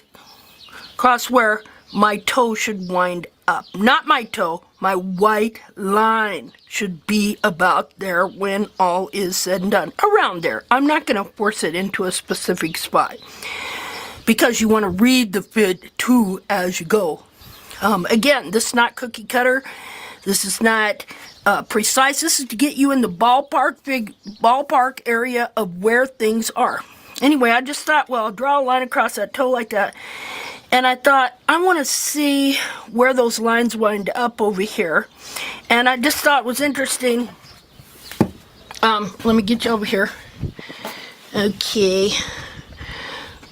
Let's see. You can see, let's see if I can get you over there, that I got one here and one over there. And I measured it from here to here. And of course, I've got a little bevel there, but I've got 3.5 inch dorsal wall. And by the time it gets to here, it's 3 inches, which I thought was interesting. But again, that wall is kind of beveled, so it's probably more like 3 1/4. Because, as I said, why do we need to kind of measure that, know that, understand that, try and figure out how to trim this toe quarter so that it is shaped like the foot. Okay, and, oh, where am I at now? Doo-doo-doo-doo. I have misplaced my measuring tools. Okay, here we go. Okay, the handy dandy hoof gauge. Buy it at Walmart in the sewing section. Okay, so the longest part of your wall should be in the center of the dorsal wall. And then it gradually gets shorter as it comes over here. So when you get over here to the toe quarter, it should be at least 1/2 inch shorter usually. So, because see, that's the longest right in the center. And look. Okay, let me correct that. 1/4 of an inch. You know, not 1/2 inch shorter, 1/4 of an inch. Okay, if it's 3.5 here, it should be 3 1/4 over here. Not a whole 1/2 inch. Okay, sorry about that. How the foot gets shorter as it goes back towards the heel. So the length of the horn tubule should recede, and the growth rings should follow the shape of the inner foot. Okay. It's very important. It took me a long time to figure out how to trim those toe quarters so that they are shaped like the foot. Because if you let them get a little long and high, it's going to make the foot round or square. And plus it's going to put pressure on that wall, jamming it up into the coronary band. Because, here's the deal. Now, probably don't on this foot because, as you see here, right here that these I didn't trim at the time, right? The toe quarters. And so these were left high. And see how the wall jammed up there? You can see these growth rings, they come down like this, are pretty good. But then right here, you can see that it kind of goes up. And then if you look right at here, you'll see that instead of going slightly down, it jams up a little bit, because what happens is you leave that long and then the horse will level it out by pushing the wall up to try and level his foot out. And so then the coronary band will be also pushed up. And so on this foot, you see that the coronary band is pushed up when it should be just slightly lower, slightly lower. Okay. I don't know if I have a foot with a slightly lower one. I probably do up here to show you. Just a second here. Maybe that foot. Well, kinda. This foot that the horse never got trimmed. Okay? Now they can still, that area, it gets worn the least. This area of the toe quarter gets worn the least. They go forward, they roll over, but this isn't worn as much. And so let me see here. Well, even here, this one you can see goes down slightly, and this one is jammed up more on this side. But this was a self-trimming horse. We can do better than self-trim if we know what the true anatomy is. Okay, so now we're going to start the trim. And I could just come in there and just rasp the wall flat or do whatever. But kind of what I do like to do is I like to see how much sole ridge I have that is attached to the toe. And I kind of like to see how much exfoliatable sole I have. And so I'm just going to clean up the sole a little bit. And so we're going to start there. Okay, give it up. Okay, so, okay, get back a little. Okay, now what happens is, there really is a convex sole ridge under here. But since the sole is attached to the wall and the wall grows down, the very edge of the sole attaches to the wall and pulls out with it, and so it makes it look concave when it is really convex. So what I'm going to do is I just want to come up here and just right up to the very edge. You see there? Now, you're going to see a little red here because his toes got a little long. It's been a while since he's been trimmed, 5 weeks, something like that. And now you can really see the sole ridge here that has been pulled out as the wall has grown. Because again, I got a 3.5, I'm remembering here, I have a 3.5 inch dorsal wall, and the sole is attached right to the edge of the wall right here, and I've got a little ridge I can see going up there. There's more sole there than that because the bowl convex part of my sole is full because he's got good heels coming in, so he has good sole. Okay, I'm just going to let his foot down for a second. Hey, good boy. He's a very good boy. Yeah. Okay, now you're going to have to give it to me again. Come on. Okay. Okay, so I'm going to come up here. I'm right up against the wall. See, I could come up in here and take even off some wall. Nice thing about it is, though, it's been really wet here. You know, so I'm able to do that. But, okay, so you can see his white line here. There's a little red in it because his toe is long. It's stretched forward. And so, you know, there's a little pressure on the toe. And what I want to do, I want to come up in here. I want to come right up in against the wall and clean out that white line. See there?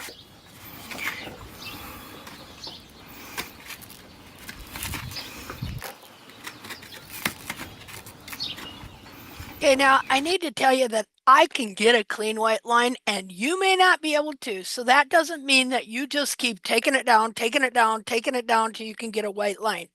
You know, this trim is based on a foot that has been in the restoration process for a while. And so the white line, clean white line is dependent upon tight white line, which is a tight wall sole connection, and that all the horn tubules are in the correct space and stuff like that, because the wall grows down, has to go down to a specific spot, connect to the sole, where it's injected with this yellow glue you see here in the white quote yellow line and stuff. So don't think that you may necessarily get a clean white line, but you can still clean up around the edge of the wall. And as you go, you will also learn how much you can take and how much you can't. So again, this is not cookie cutter.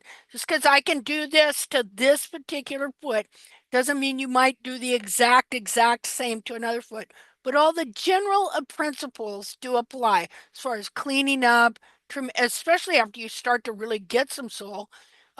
You do need to learn how to manage and trim the sole and the toe for sure.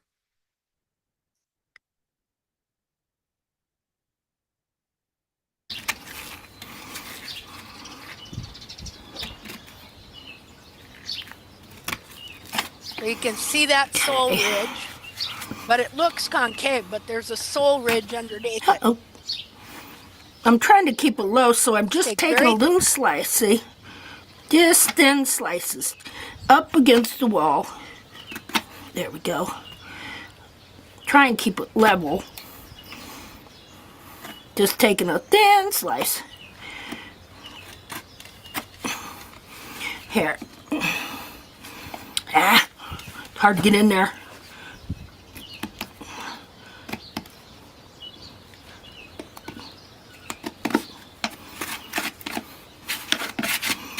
See how nice sole I got wanting to exfoliate there? Okay, so now I want the toe, I want to deal with this extra chunk of sole in the toe, and I want to take out down at least 1/4 of an inch. Now see, the toe is too long. That's why you're seeing the blood that has leached down from the stretched toe, or from the long toe and the leverage on the toe. Not being trimmed well. Now I'm just taking this down flat.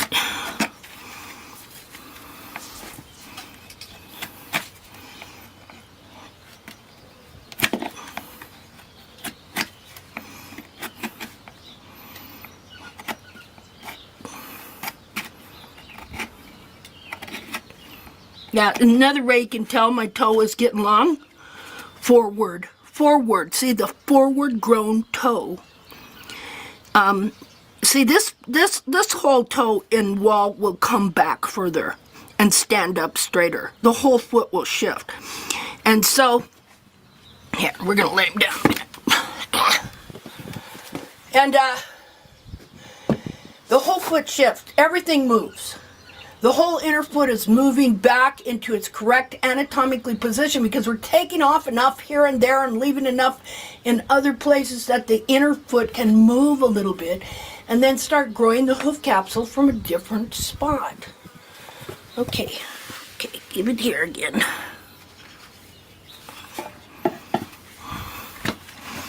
Okay, so again, I'm coming right up into that wall there. Now, of course, if your feet are hard and dry, good luck. Okay, so I don't want a ridge. Now you see the sole ridge. What you saw before was the excess of the sole ridge that had been pulled with the ever-growing wall forward. You see how the sole gets pulled with the wall as it grows? And so did you notice how it looked like there was blood in the white line? That was from up above. Now, and it leaches down. That's from the lamina being stretched and pressure on the toe, and then it tears that lamina a little bit, it bleeds, and then it leaches down into the bottom of the white line. Gravity pulls it down.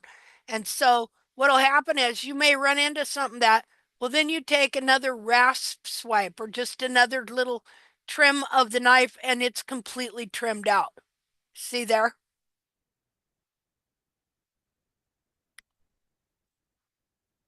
Don't quite take up that much. Wait a minute.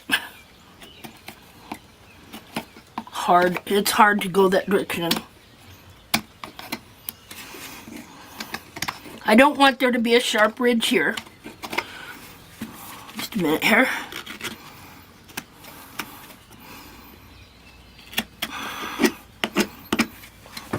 Okay, I'm going to take this toe pillar down here.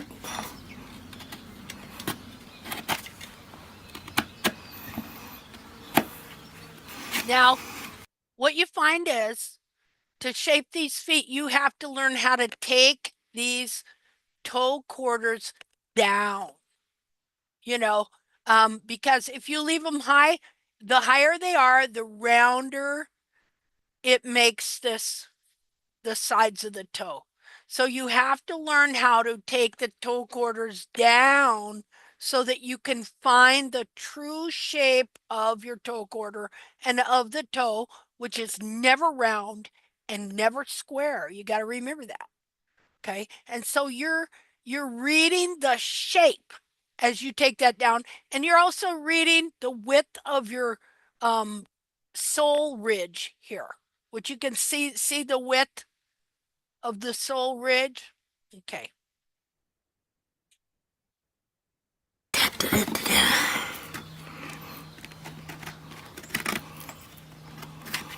So there's lots of things you're using for that, to shape your toe quarters. For example, the length. Like I said, the center of the dorsal wall, by the time you get over to about here, it should be 1/4 of an inch shorter. At least. And then you're going to read your growth rings too. If they look like they're rising or you look like you're getting a little flare, you're leaving it too long or too high. Now, if you were to look at the foot, you'd think it was flat. But the truth is, there's a big fat sole ridge here. And then the bowl of the sole, the concave part of the coffin bone and sole is full of sole. So, here. I want to come clear up into that wall.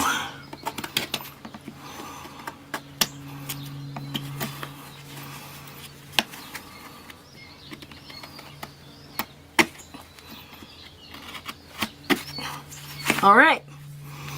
Now you see the shape of the foot there. I'm looking at the shape because I know it's not supposed to be round. So now I've got a pretty oval shaped sole there. Yeah, you and me both, buddy. Now, of course, I have misplaced my nippers because I would just nip off that toe wall there.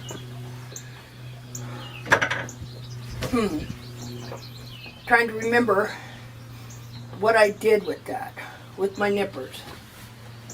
Let's see here.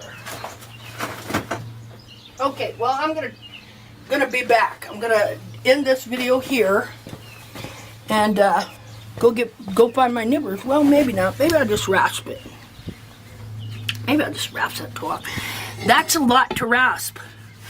I've got, let's see here. Okay, let's see how much wall do we have there that we can take down. Come here. Peek it up, babe. Okay, I'd say I've got 1, 2, 3/8 of an inch that I can take down. 1, 2, 3.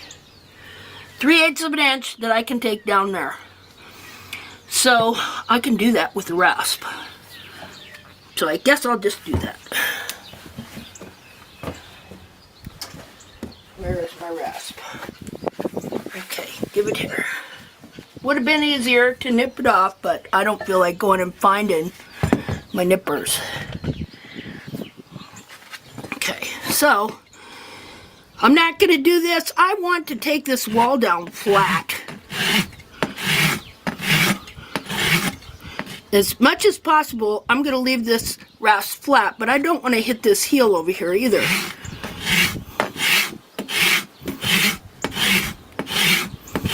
Till I get right down. Well, let's see. Let's do this. Hold on. You're going to be amazed at how thick his walls are. Yes, sir. Let's do this. I'm going to mark the sole so that you can tell when I hit the sole. Okay, so the sole is right here.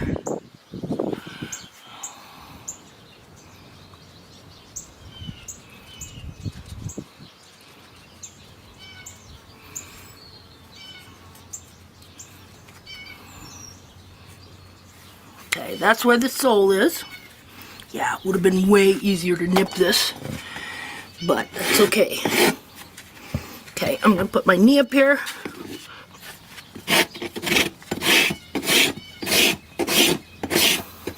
Let the rasp do the work. Don't go like this. Oops, and don't do that.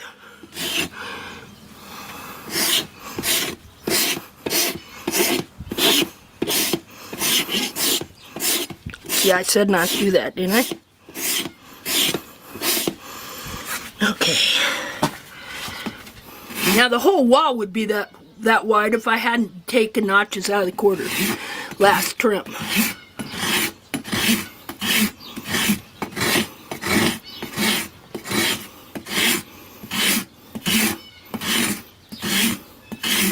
So I'm still not level quite with the sole yet, but pretty darn close.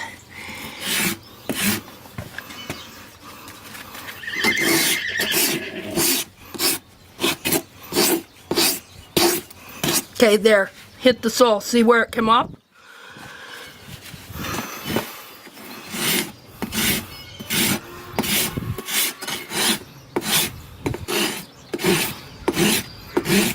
See there?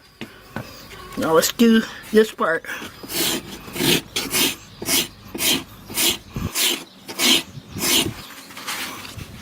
There we go.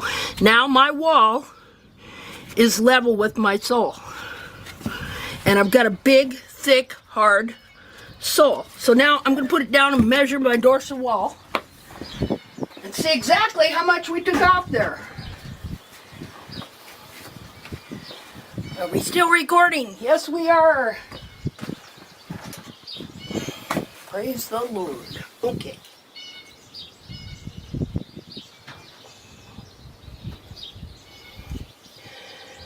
Took off exactly 1/4 of an inch. Exactly. So now he's got a 3 1/4 inch dorsal wall. And see, I could even take down more toe if I want. I could take down almost, I could take down a fourth more of an inch if I wanted to really stand him up. See? So that was great. Okay, let's look at the bottom of the foot again. Now let's remap. Let's remap and see where we're at. Okay, come here. Here we go. Okay, how is it that we just keep moving around? I just don't even know how that happens. Okay, so we're gonna remap. We're gonna draw our line down the center. Here's where we think our true apex is gonna wind up. And I guess now I don't even look like I'm on the center. Okay, should have been over here a little more, but oh well. Okay, and now we're gonna measure from there up to where the white line should be. Now look how much closer the white line is from where we started, because we took down 1/4 of an inch and this whole foot moved back about 1/4 of an inch. And all we were taking off was all the excess sole. So let's do that again. Okay, so right here is, right about there is, now let's So now if I put a mark here, I'm going to see where it changes.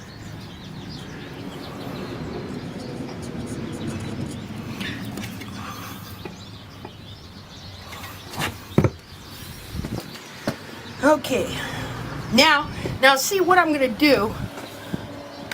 Let's see, let's get this way down here and move this.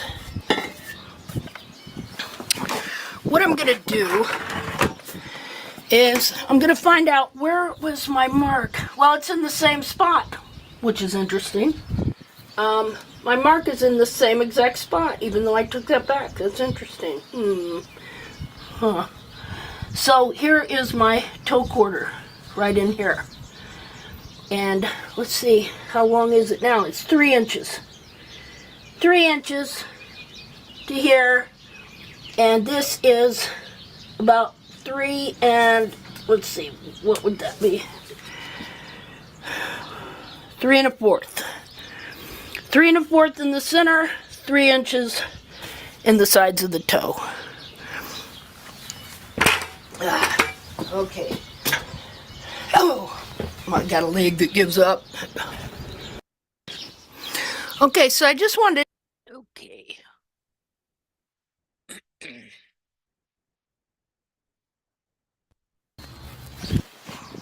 Okay, so now I thought, well, what do I want to do next? A lot of times I will clean up the frog first, but this time I didn't.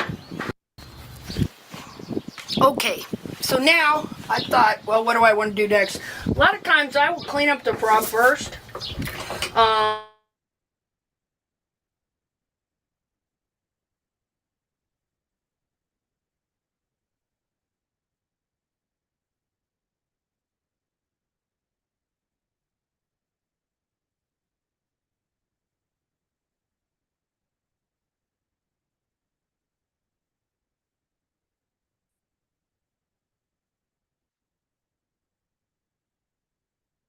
Wow. So, see that sole under there, where the frog was, right there, it is now back to here. Wow. Let's see where it is exactly.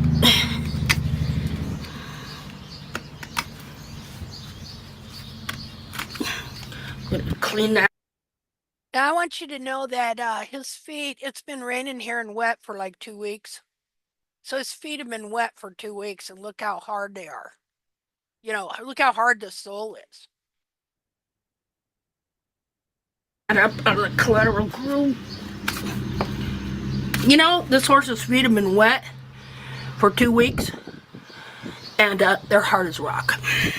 Because when the foot is correct, moisture is the best thing for it. Now, I want to clean out alongside the frog here. Sorry you can't see that exactly.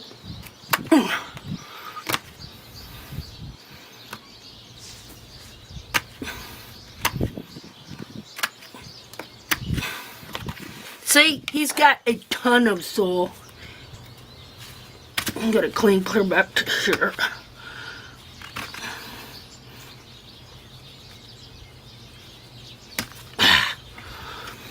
He's got a lot of sole in the bowl. Again, you see here, that's convex ridge. Then it gets concave here, and that is full of sole.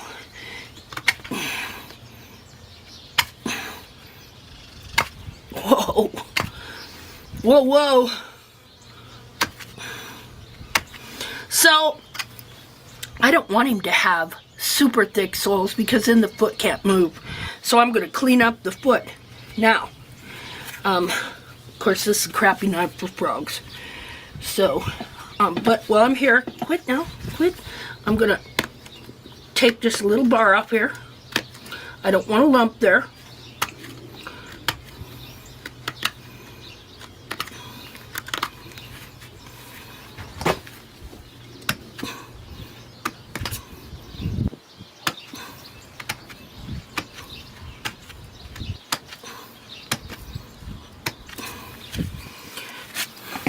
So,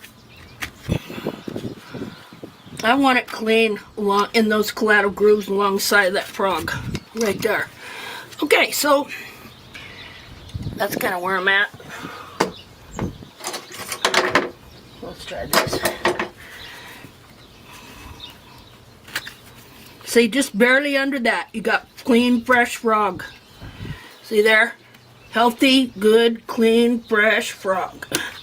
Just peeling it like a thin apple. Okay.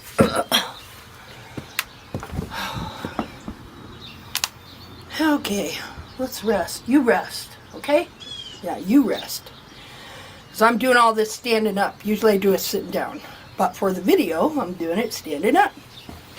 Okay. Okay, come on. Sorry. Sorry. You were here.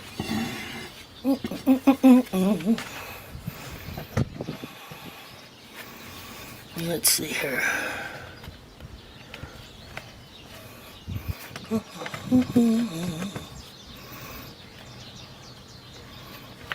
Okay. So I'm just gonna see that? Very thin. I don't know if you can see that. Very thin, just taking off thin layer. Now hold still, not quit. Quit.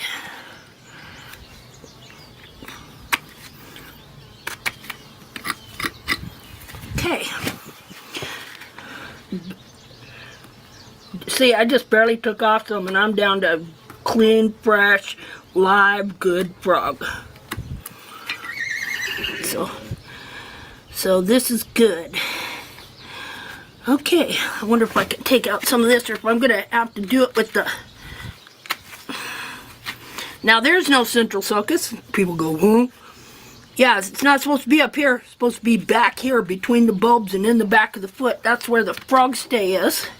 But when the foot gets deformed and distorted, then this sulcus here and the frog stay gets shoved up here. And so they called it a central sulcus because they didn't know that it was actually a distortion. Oh, we got a little bit of blood there. I wonder why. Maybe he stepped on a rock or something. I don't know.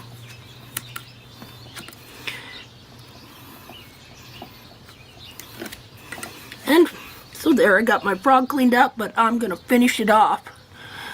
I wish this thing was level. Nice, fresh frog. He might have a little bit of a bruise right there. Okay, let's put it down. Okay, now I'm going to get my respirator on, and I'm going to use my Proxon to clean up the sole and the collateral grooves and the frog. So I'll do that here in the next part of the video.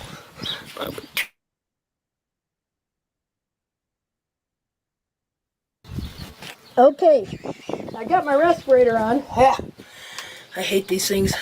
And now I'm gonna clean up with my Proxon. You really need this trim to detail these feet because you're basically giving your horse a manicure. Okay, come on, pick it up. Okay.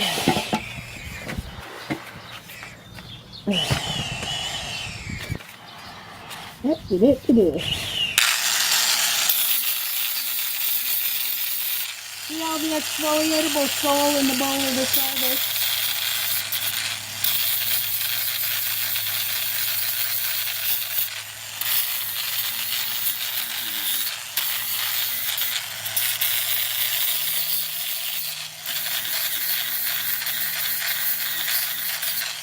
Now, you will see some bruising on occasion because everything is moving.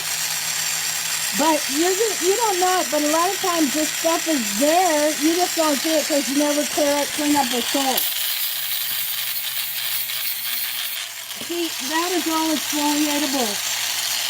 But it's hard sole.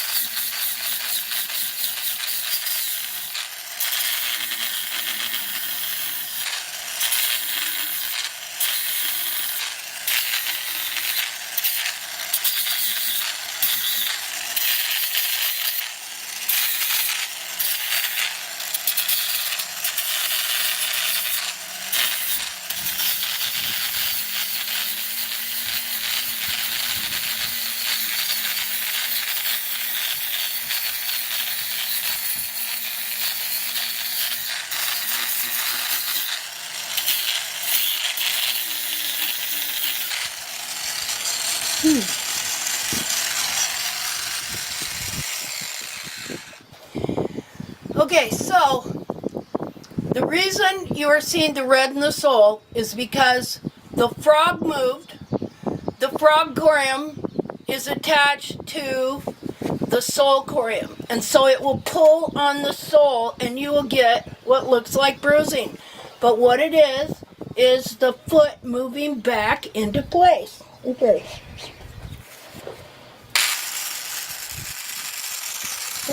This is variable speed, by the way. Okay.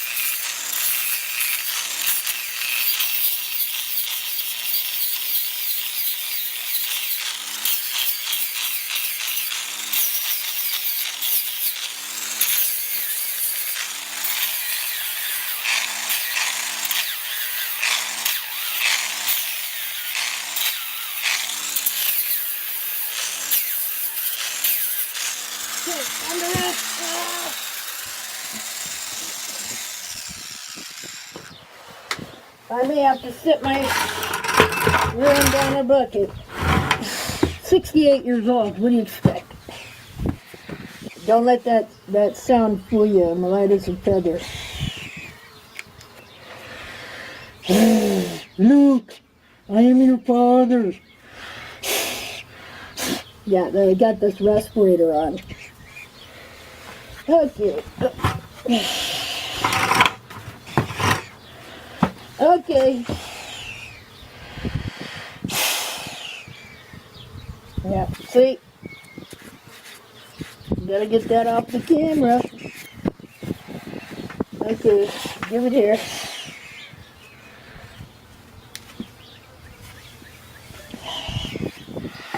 Now I want to get, God, gotta take this thing off for a minute. I want to get clear up back into here. See? Clear up back into the back of the foot there. Well, God, if you can see that. Okay, I'll take pictures. Okay, put my respirator back on. Nasty things. Better than dying of cancer from foot dust.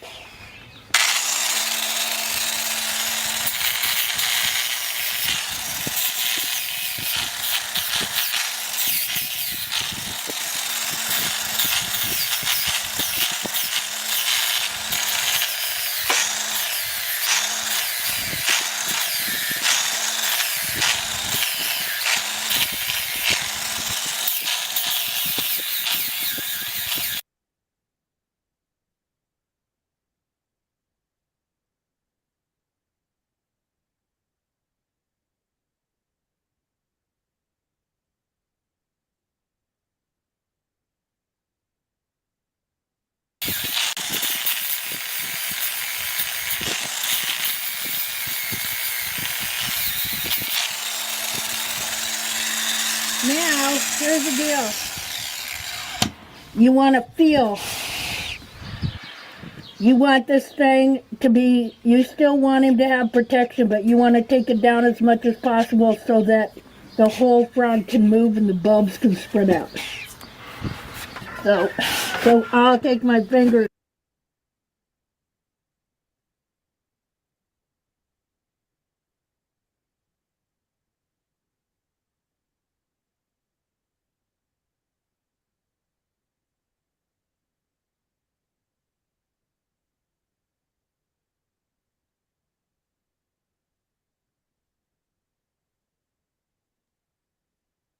Are you on mute?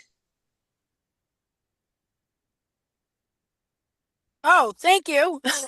Okay, what I was telling you was you got to remember that underneath this is corium is skin, a big sock of skin. Okay, just like on your foot. And so, when I push my skin, it pushes into other skin that pushes into other skin, right? So, when all this is skin from the frog and the sole and all this big sock is all shoved forward, and your whole frog corium moves back. Your whole frog moves back and pulls that skin, it's going to pull on other skin. You understand? When it pulls on other skin, it's going to pull that skin away from the hoof capsule, from the sole that it's growing right there. So you're going to have little bits of papillae coming out of their little tubes a little bit, and then it's going to bleed internally.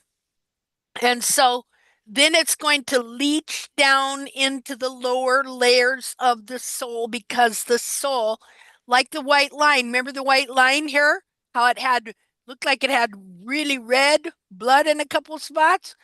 That was from the toe being long, stretching the lamina and stuff up above, stretches it. It's soft tissue. Little bit of blood leaches down all the way to the bottom, but look how it trimmed completely out. Okay, so that's here too. Only here, I'm not going to trim it out, because I want to leave that sole there. And what'll happen is it'll turn brown, and then it'll be trimmed out at the next trim. So, when you run into stuff like this, you cannot freak out. Okay? The only time you need to worry is if you actually run into blood. You get a little close and a drop of blood will leach through the sole or leach through the frog. That is a warning. Just like if you slightly scrape your skin, you haven't gone into your muscle, but this warning you when you have a little scrape, you'll get a little drop or something like that, barely a drop and stuff. And usually if you accidentally do that, which it is possible, you need not to freak out. And I have never even had one time when I accidentally did that, okay, that the horse even knew it happened. Okay, you would have to really cut into the frog corium itself to do that. As it is, all you're doing is scraping the skin. Okay, that's all it amounts to. Okay. And feel like that's hard, that's hard. Yep. This thing wants to keep freezing up. Yep. It'll probably start here again.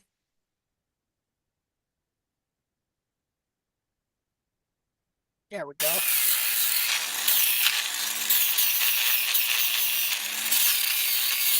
Now, also the frog will change colors and get more translucent the closer you get in. And sometimes in the layers, you can actually see the pink of the skin underneath. The corium is pink. That's the color of it. Not red bloody, pink. Now if you were to rip the frog off or take the hoof capsule off, the whole thing will bleed, of course. But in its true form and color, it is a pink color, just like the feet that you have seen me dissect where all the blood is out of them. That is the natural color of the foot.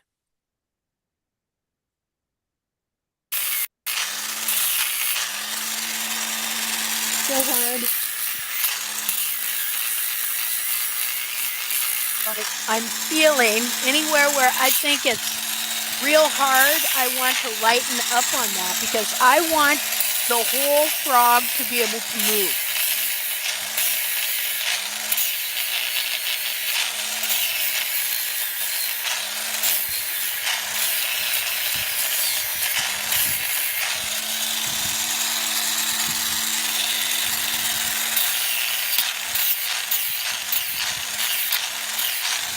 I'm starting to see a little color in there. See the color?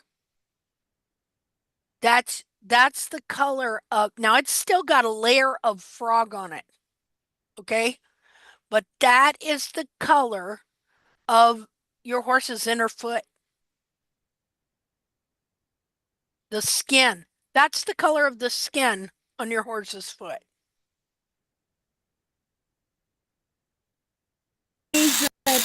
Close to that layer there. The innermost layer.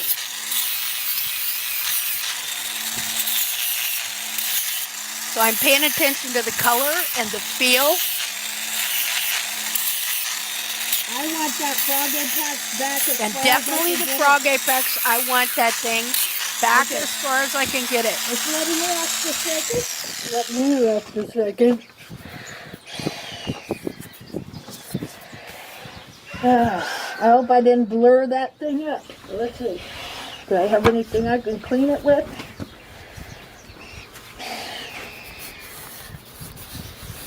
There we go. You're sure a good boy, Valerie. You're sure a good dog. Good dog. You're sure a good boy. Okay.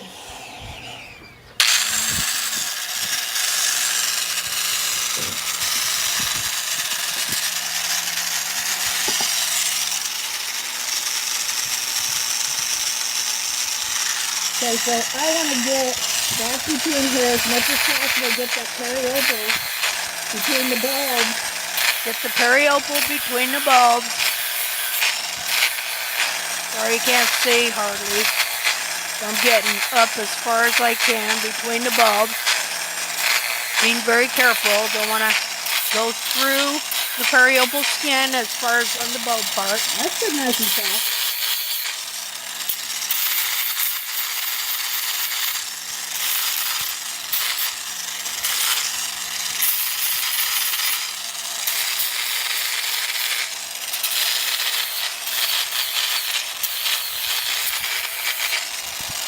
That's hard right there.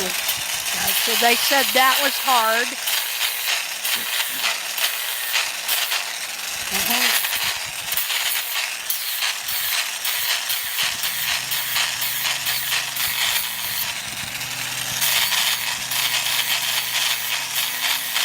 I'm gonna do some more of these. I'll remember next time to change the camera angle so you're not just looking at the glove.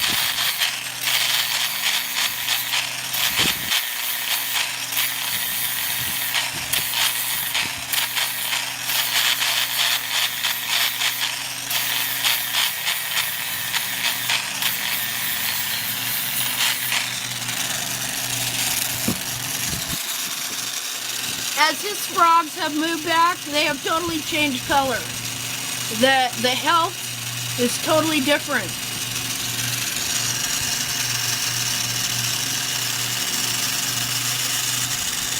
Okay, move it.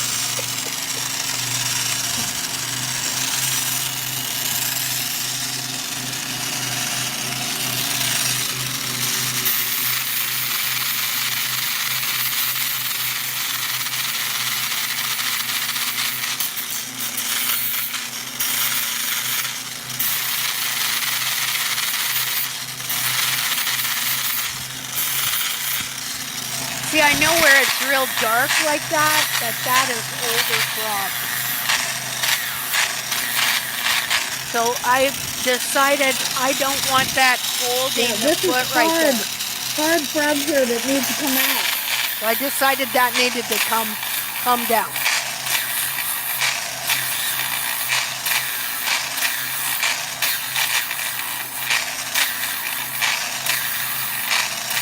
Or the bulbs will not come out.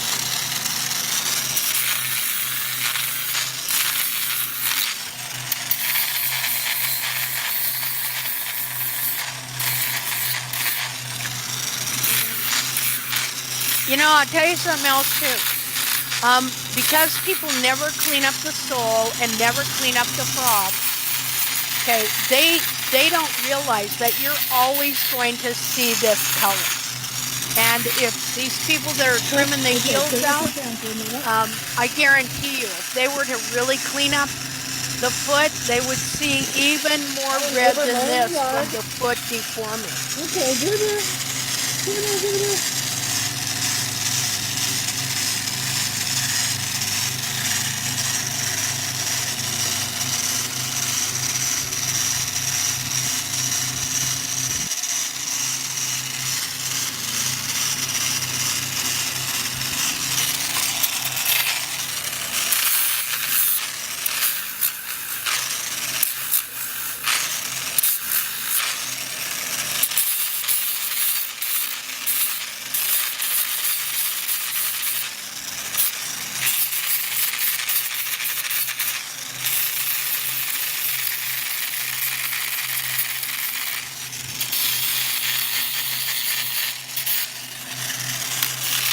Okay.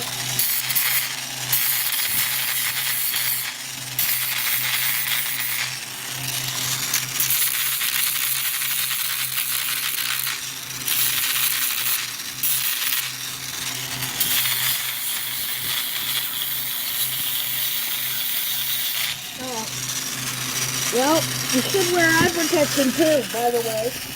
Yeah, eye protection. Got something in my eye. Okay, look at this. Now, you don't have to take off the amount I do, okay? You know, for me and for what I'm trying to do, I believe and know that this does not harm him in the least. He has foot protection, and that this is enabling his whole foot to unbind in the back. He doesn't take in a sore or lame step.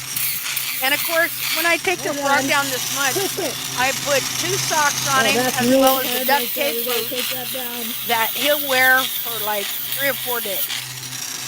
So you can put a boot on your horse. I prefer to use socks in a plastic bag with another sock so that I can have the foot soaking. because that really helps the frog recover and grow and the foot expand.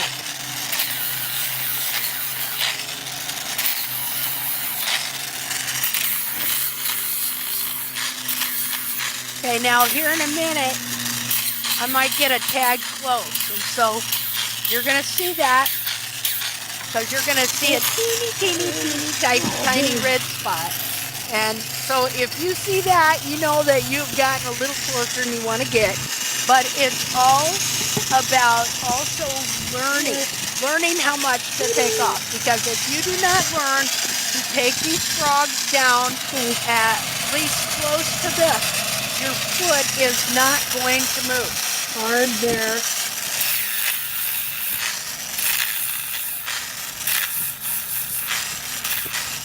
See, that's still hard in there.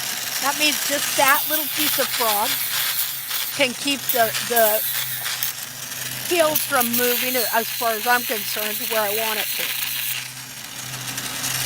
And so I just want to get down to what is really fresh, good first layer frog.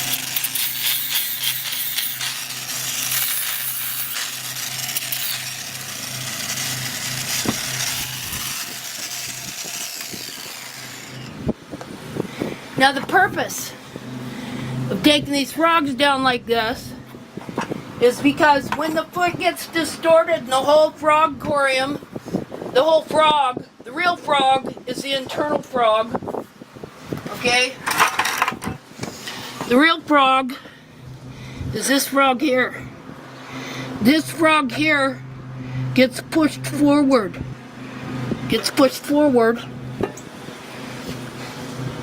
and the whole back of the foot gets pushed forward, frog gets pushed forward, sometimes bent way up into the foot, and then the frog grows from that position and it binds and holds the foot there. So we're releasing the whole back of the foot so that, like you see on this, you see that the coronary band is pulled down and under, not supposed to be there. This part here is supposed to be up here. So of course it's attached to the frog. So what does it do when it's being pulled down and under? It's pushing that frog forward. And you can see here that these heels are, it's hard to hold this up here, but see how those heels, see how the coronary band comes down around like that? See, not supposed to be like that. And these cartilages are bent down like this. They're supposed to be up. So it bends these cartilages down like that and in like that. And it just wraps the back of this foot up into a smaller capsule that develops as you continue to trim the heels down. And because the horse makes false heels out of the sidewall, see, the horse's foot really wants to stand up, and so then you lower it. Well, the internal foot, it's going to stand up and it's going to pull these heels up, and when it does, it curls them around like that, and it takes this cartilage. You can see that this cartilage is rounded anyway. Well, I don't know if you can see what I'm doing there. And so it just rounds everything and just curls it up and folds it into the foot while it makes a smaller hoof capsule, and it deforms the whole back of the foot, and the hoof capsule as well.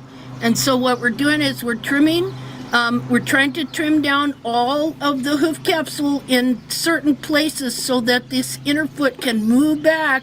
And then when this moves back some, it will grow the back of the frog and the bulbs, and it'll grow the hoof capsule from a different position, closer to where it's supposed to be.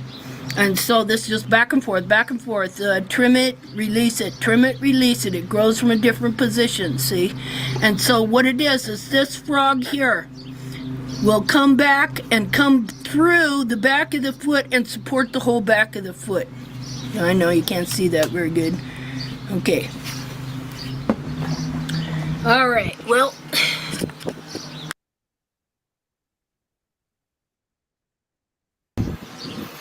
Okay, so here we go. Now, I'm just gonna see if I can take off a little frog in here that's deep and dead. Well, it's not dead, but it's really hard and it's binding that part of the foot there. So I want to release it.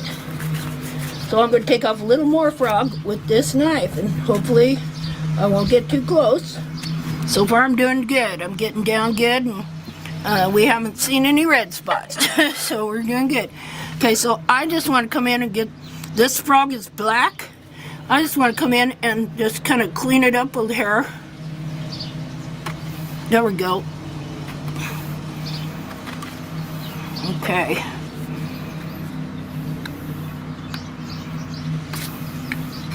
This piece I think is okay. But this piece,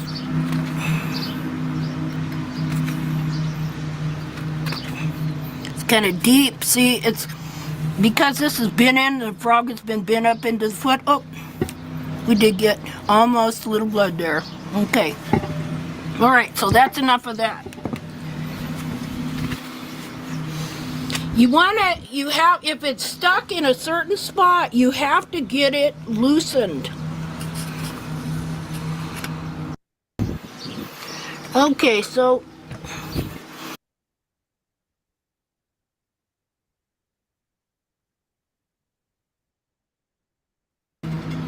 okay, so I'm just gonna barely clean up some of this stuff here.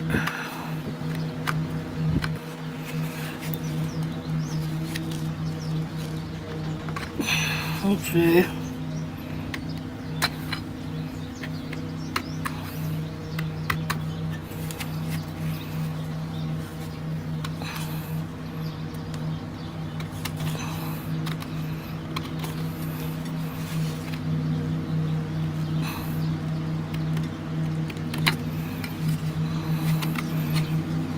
We're gonna find where the true apex is here.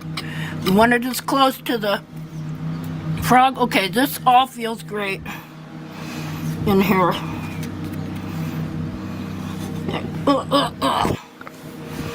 And we'll clean it up a little bit again with the grinder. Okay, where are we at?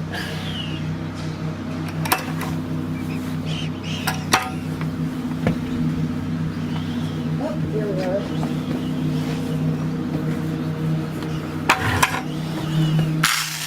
Okay,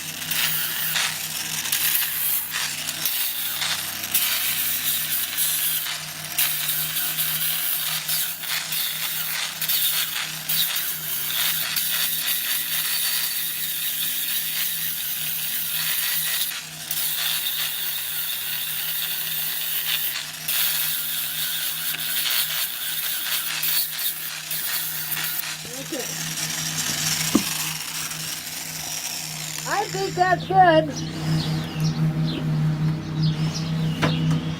Okay, now, when you think that's good like me, then don't go thinking you got to do more because that's when you're going to nick something because you're already pretty close.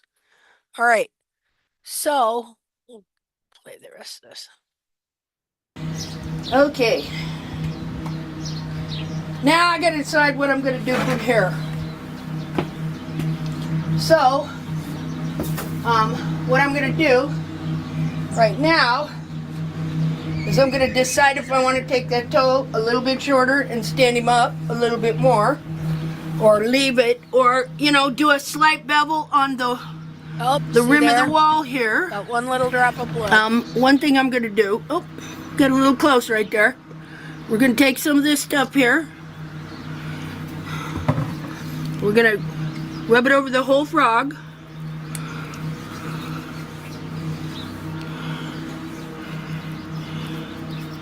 And the bulbs.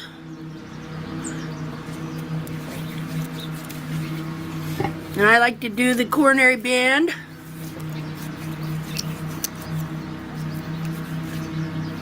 Okay.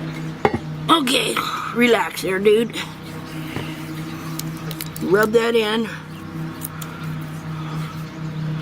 Now, what we're aiming at here is that these bulbs, as you quit now, these bulbs go down like that. They're supposed to be out here like this. See this part right here? It's supposed to be out here. And then this whole frog will come back and support the back of the foot when the whole foot moves back into place. Okay.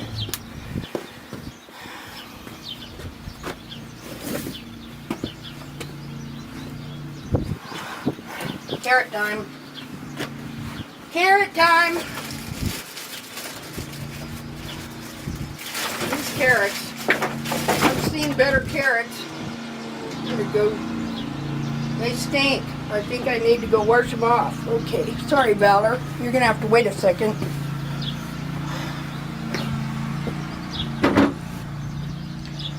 Okay. Let me see.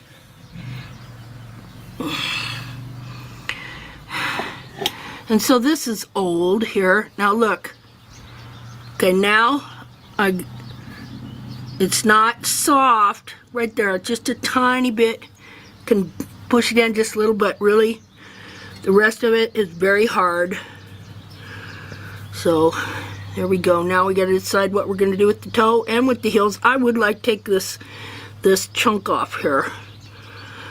So maybe we'll do that.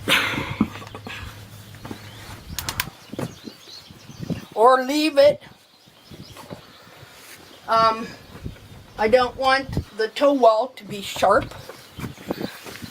So we're going to take off some of that.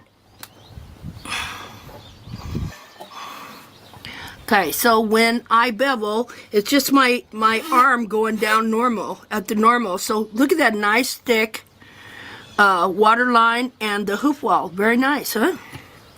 Of course, I need to take a picture of this foot before I do this. No, I don't.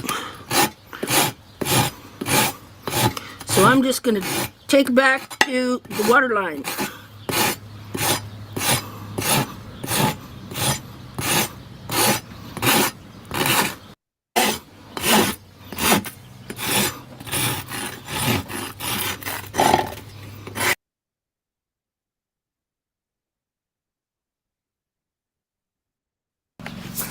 Okay, so now we're gonna finish the foot off, and if you're in hard ground, you would want to put a boot on, because again, this is corrective trimming. It's like, you know how your fingernails feel when you trim them kind of short, and they don't hurt, but they just feel like weird, you know. So I would want to put a boot on him if I was in hard ground, but it's been raining so much here that it's just soft, and he's still got plenty of frog, whether you think so or not, and he'll be fine. So, but another thing I want to do is, first of all, can I reach that proxon and you keep your foot up? Nope. Okay, here, let's just do this real quick. Okay, hold your breath. just to clean up the wall so you can see it.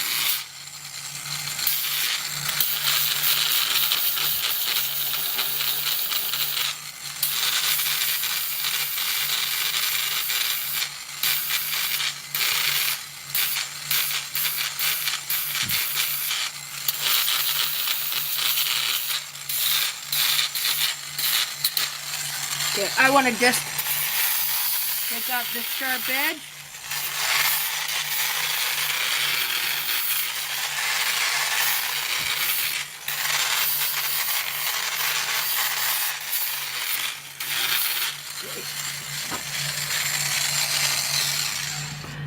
Okay, enough of that. And then I just want to make a slight separation in the white line. Oh, go away. Right here, between the wall and the white line. Like you would see if the wall was growing out past the sole.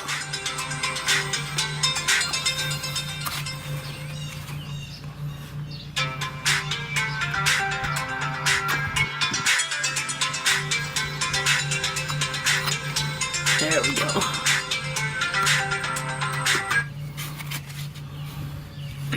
Now the only reason I could do that is because I have a clean white line all the way around with the rasping the foot flat and a clean white line all the way around, because all the horn tubules are pretty much in place and I've got good heel buttress, and so I can do this. This doesn't mean that somebody can just go cleaning out a white line. And the reason that I am making just that little separation there, so as the wall grows, it won't pull the sole necessarily totally Possible with it. spam, I'm sure. Possible spam.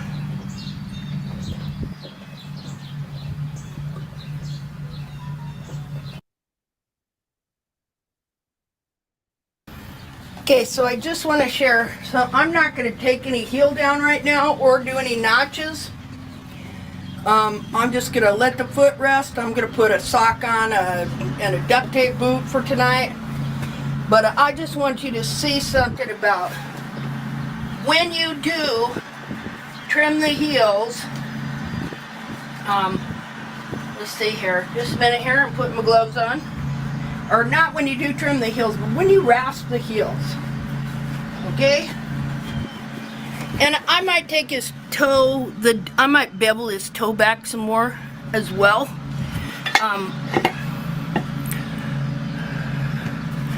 Let's see here. There we go. Okay, so when you gotta look at this curve here, where it turns, this area here, they get high. Right now this one is higher than that one, and this heel is actually more run forward, so I want to take this down. When you do heels, you want to be able to take this over and down like that without taking the actual heel down hardly at all.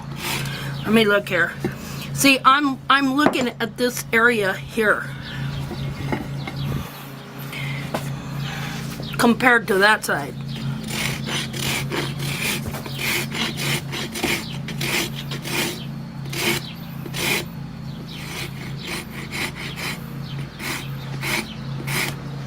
There we go. Now I'm gonna go ahead and just trim this a little bit.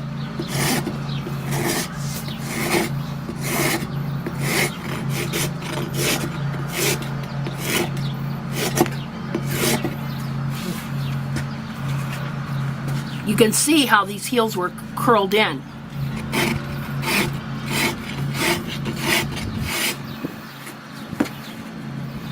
Let me see. Now when I'm looking down, I'm right here, and I see that this side is much higher. So I just want to take some of this down. And I'm not talking about the heel. I'm talking about this curved part in front of the heel.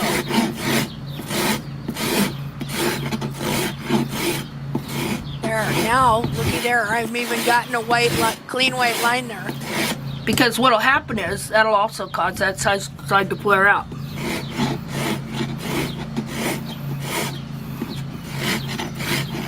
See, I'm not taking any heel down. Look at that nice tight wet line.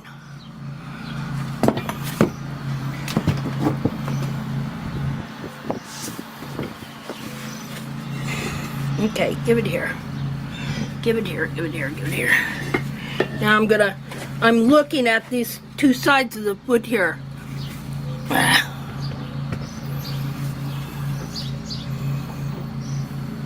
Okay, so now the heels are the same, but this side was higher.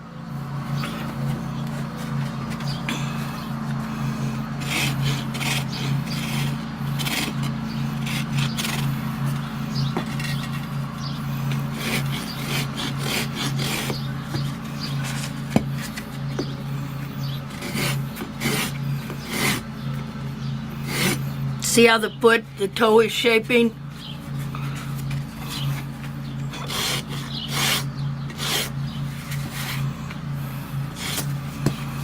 Quit.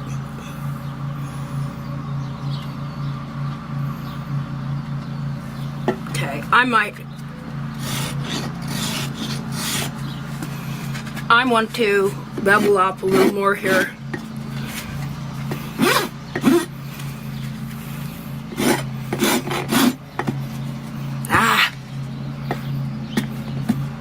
Why are you sticking? What's the deal?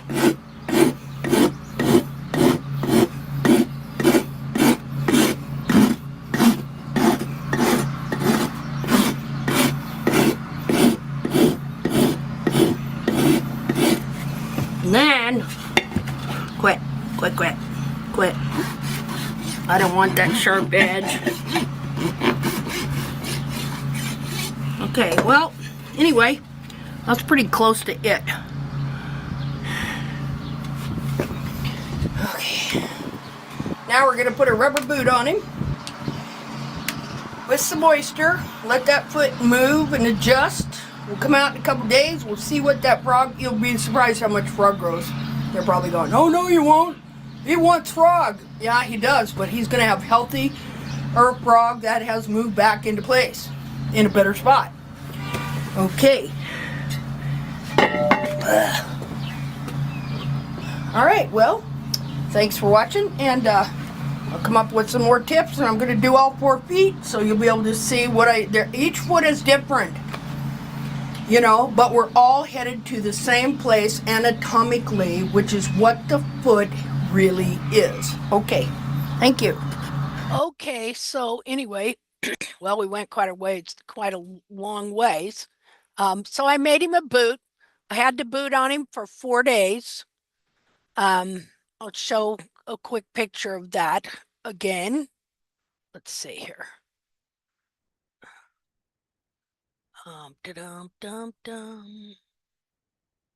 Well, actually, I took a little video. Let's see. This is 428. What are you? 424. Here.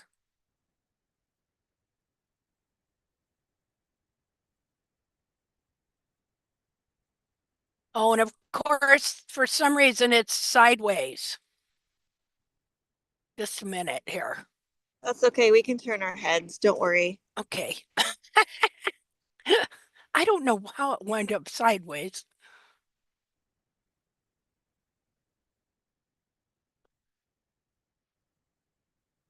Okay, so this is 4 days later.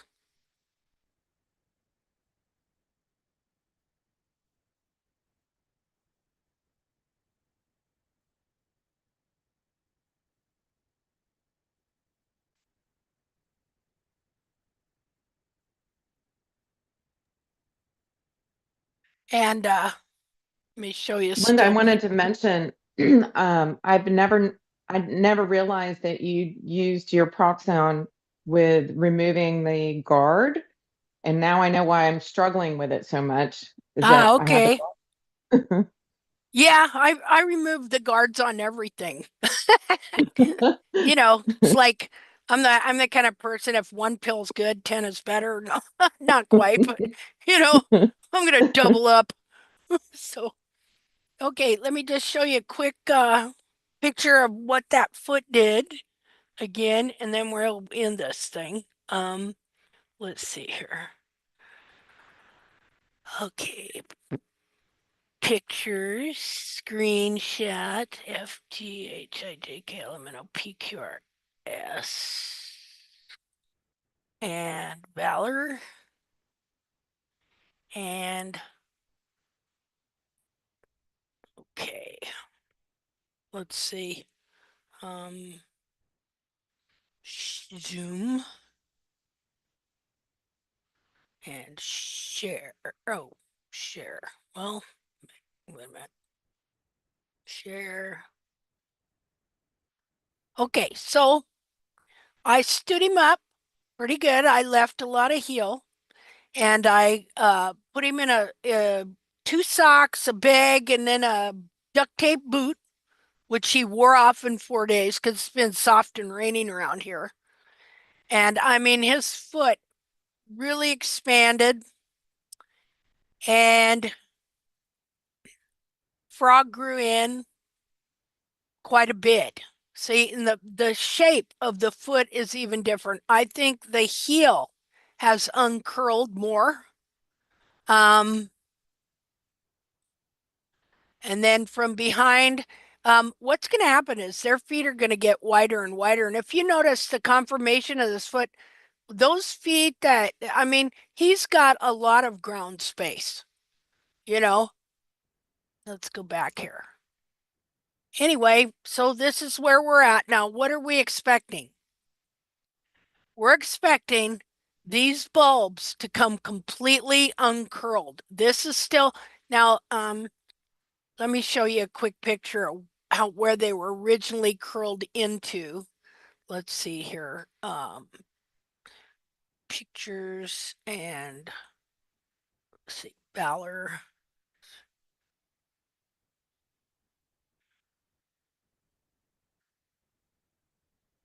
Let's see if I can find it here.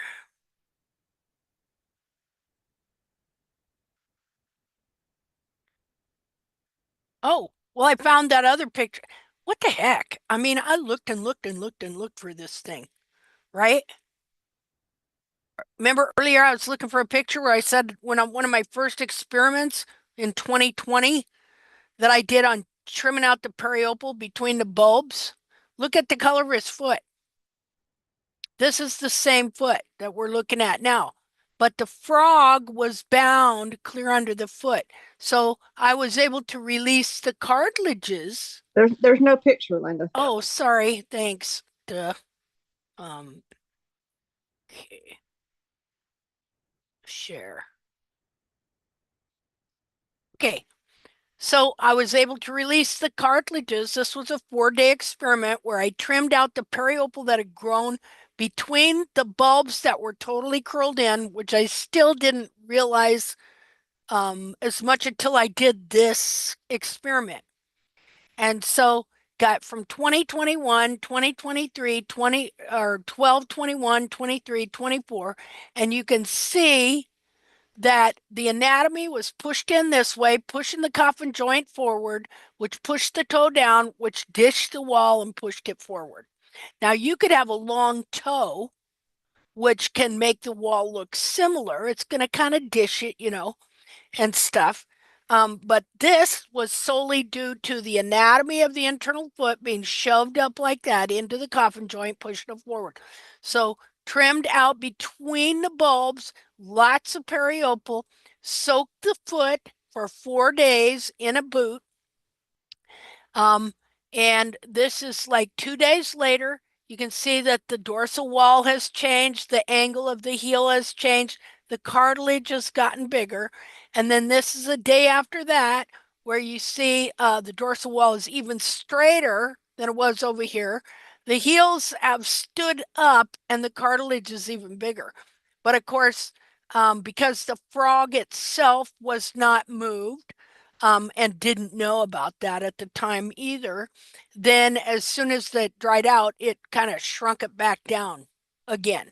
But that led me to start to understand more about what was happening to these feet. So these are all like different shapes that Valor's foot has taken that periopal. I want to see if I can find the picture where it shows the bulbs are really curled in here.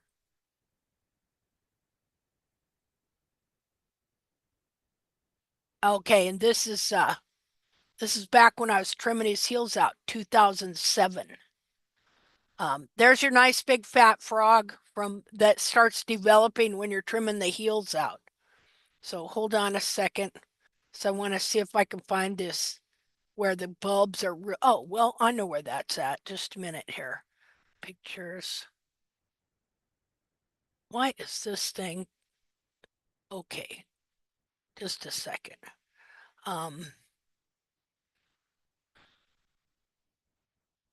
Spooling. Okay, that's what I'm looking for.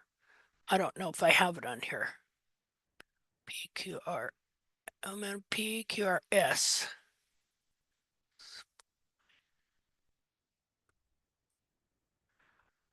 Oh, I might not be able to find it. Just a minute here. Right.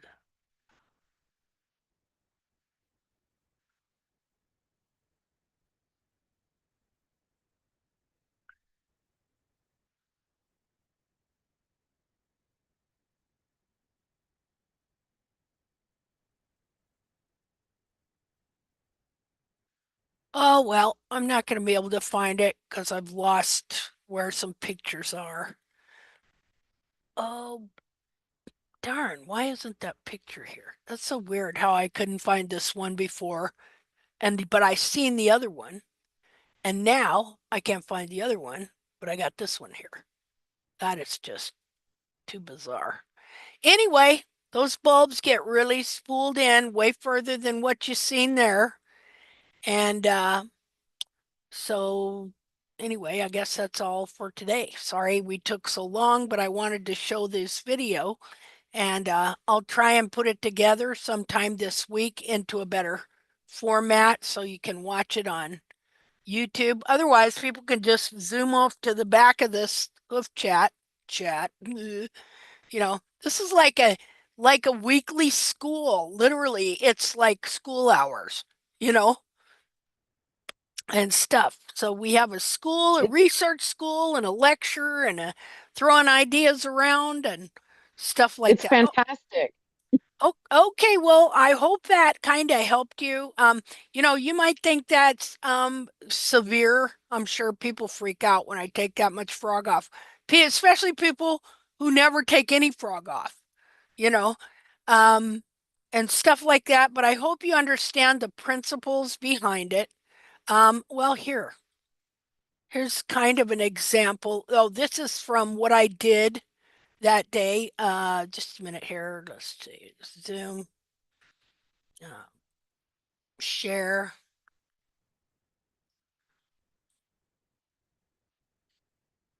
Linda, would you do this with a horse like Moo, where our method right now has just kind of been like, if it ain't broke, don't fix it, and he's so sensitive and he barely has anything to work with? Or would you wait until they have more tissue and then do Well, it? Or would you be aggressive from the start and get them all in the right place? well, the thing about it is he's not going to have a whole lot more tissue until you start removing some stuff and growing some stuff. Like first and foremost, I would be growing his heels. I would not let a farrier touch them, I know. take them I down know. at all.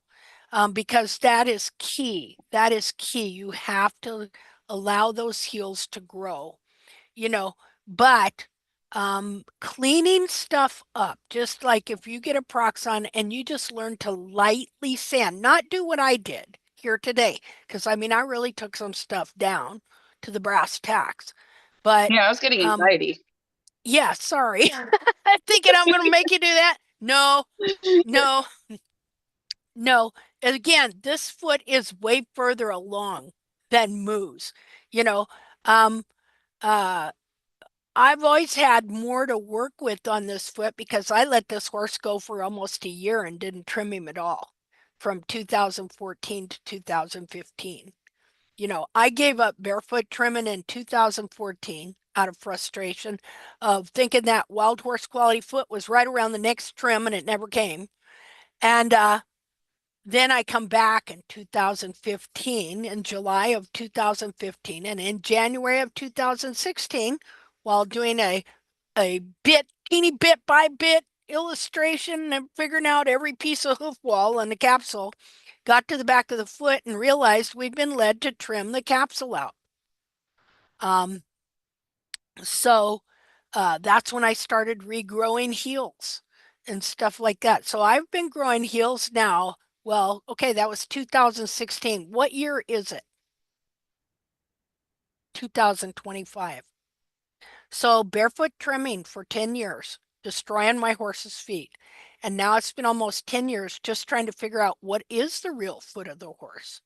And it's only been in the I mean, there's been several times I thought I had the right foot, but it was a false foot. It was not the true foot. See, we just only have realized in the past 6 months that that frog is supposed to be up clear behind the foot. You know, that these bulbs are so get so turned in, and these heels curled in.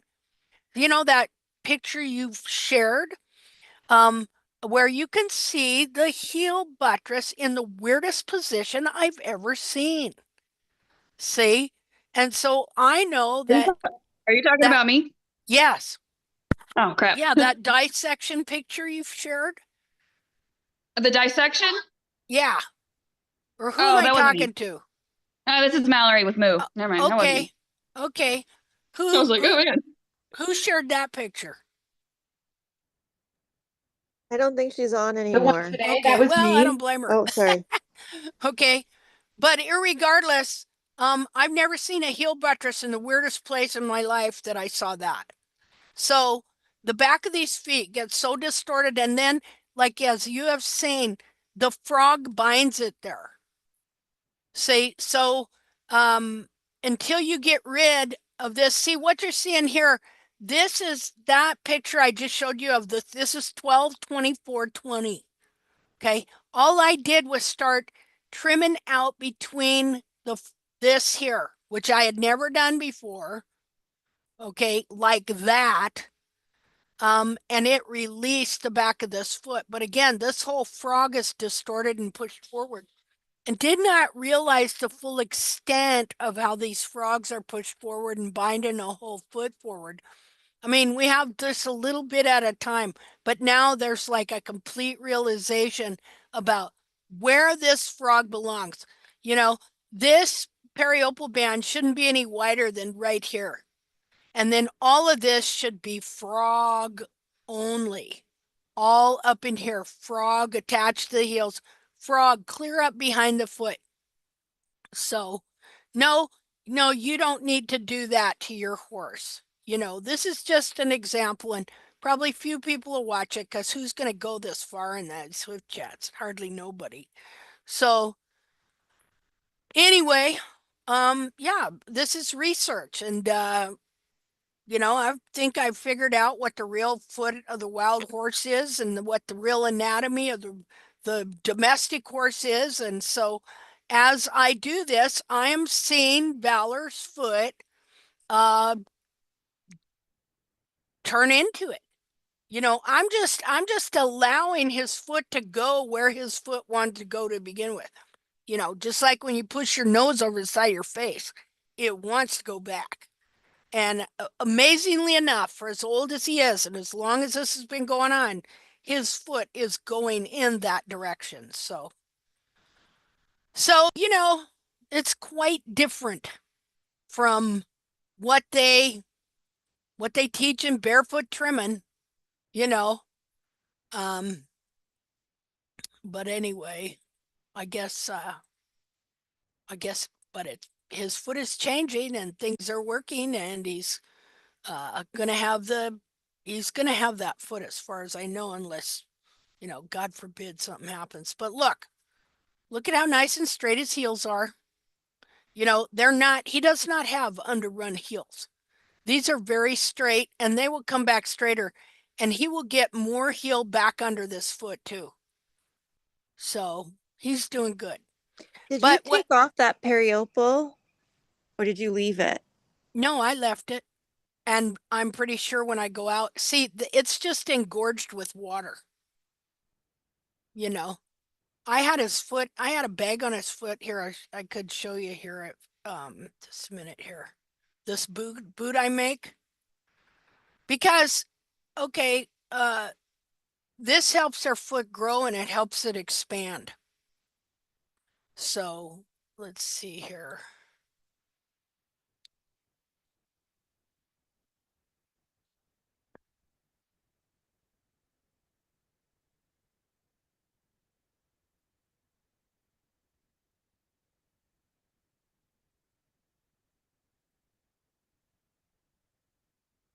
Well, what did I do? Oh, here we go. Okay. Well, I thought I took pictures of that thing. Anyway, I wound up putting 2 socks on him. And let's see, share. So under here are 2 socks. And then you take a Ziploc bag, cut the top of it, put it on, put a piece of duct tape around it, fill it up with this moisturizing watery liquid I have.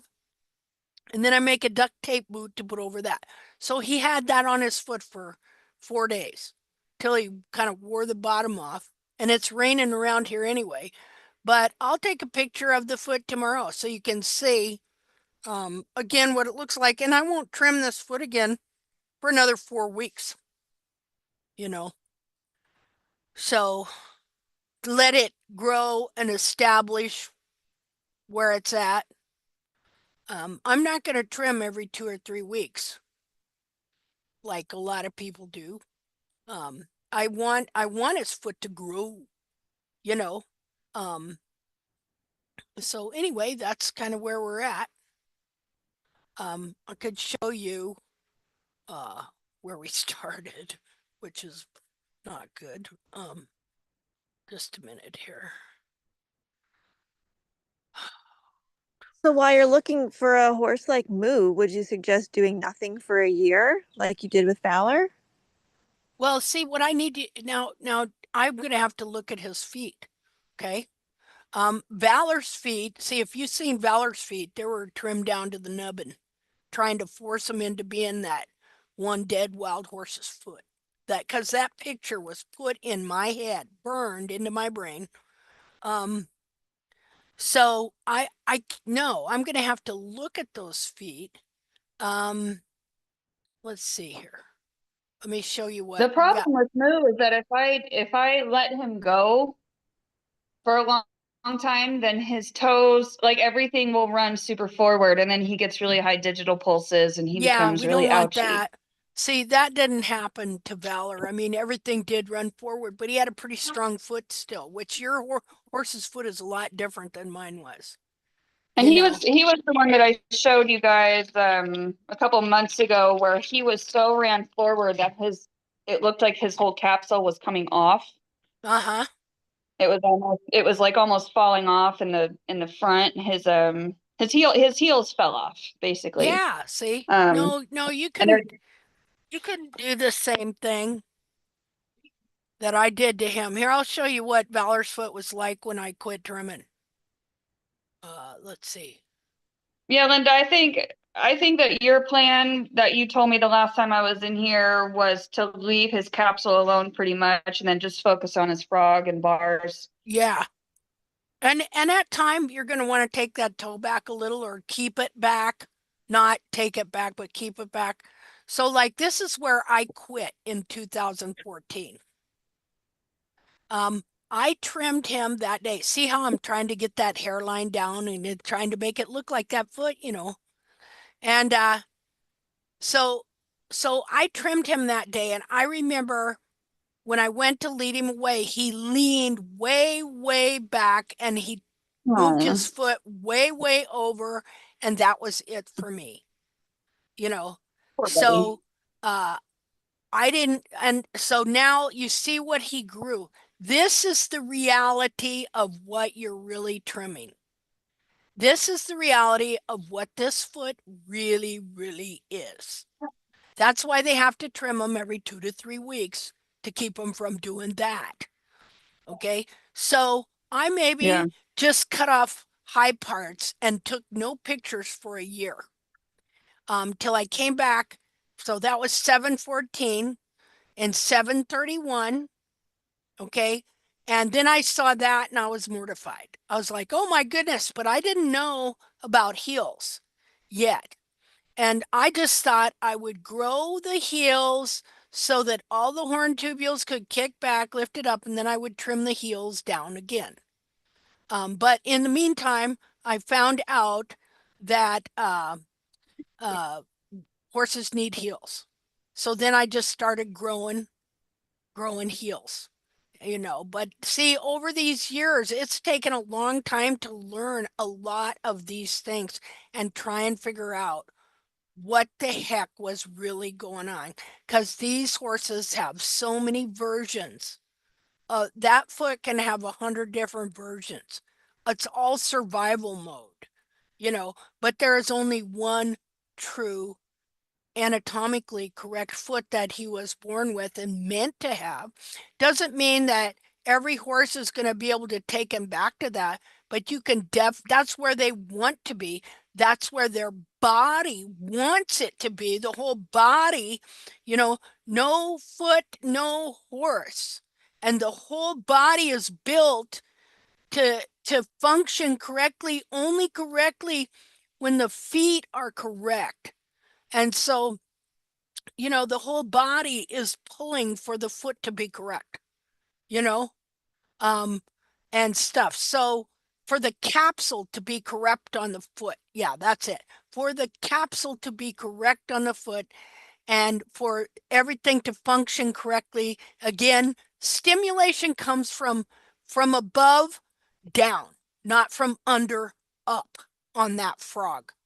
So anyway, so I will look at him. I'm already here. Nothing going on. Nobody has to stay, but I am going to look at your horse's feet again since I'm here. Are you sure you don't want to go take some R&R, Linda? Oh, what the heck? Okay. Annette has a picture of her horse with his pretty fly legs on. Okay, let's see. Okay, so Mallory, we're just going to look at your horse's feet here. Okay.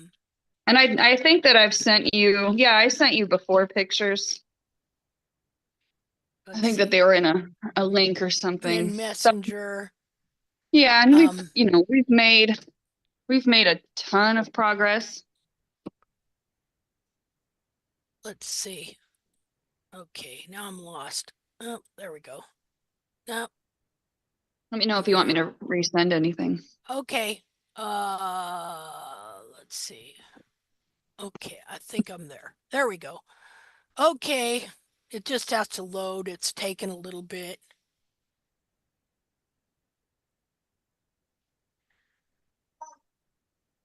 Nah, I don't mind being here all day. What the heck? Takes my mind off my troubles.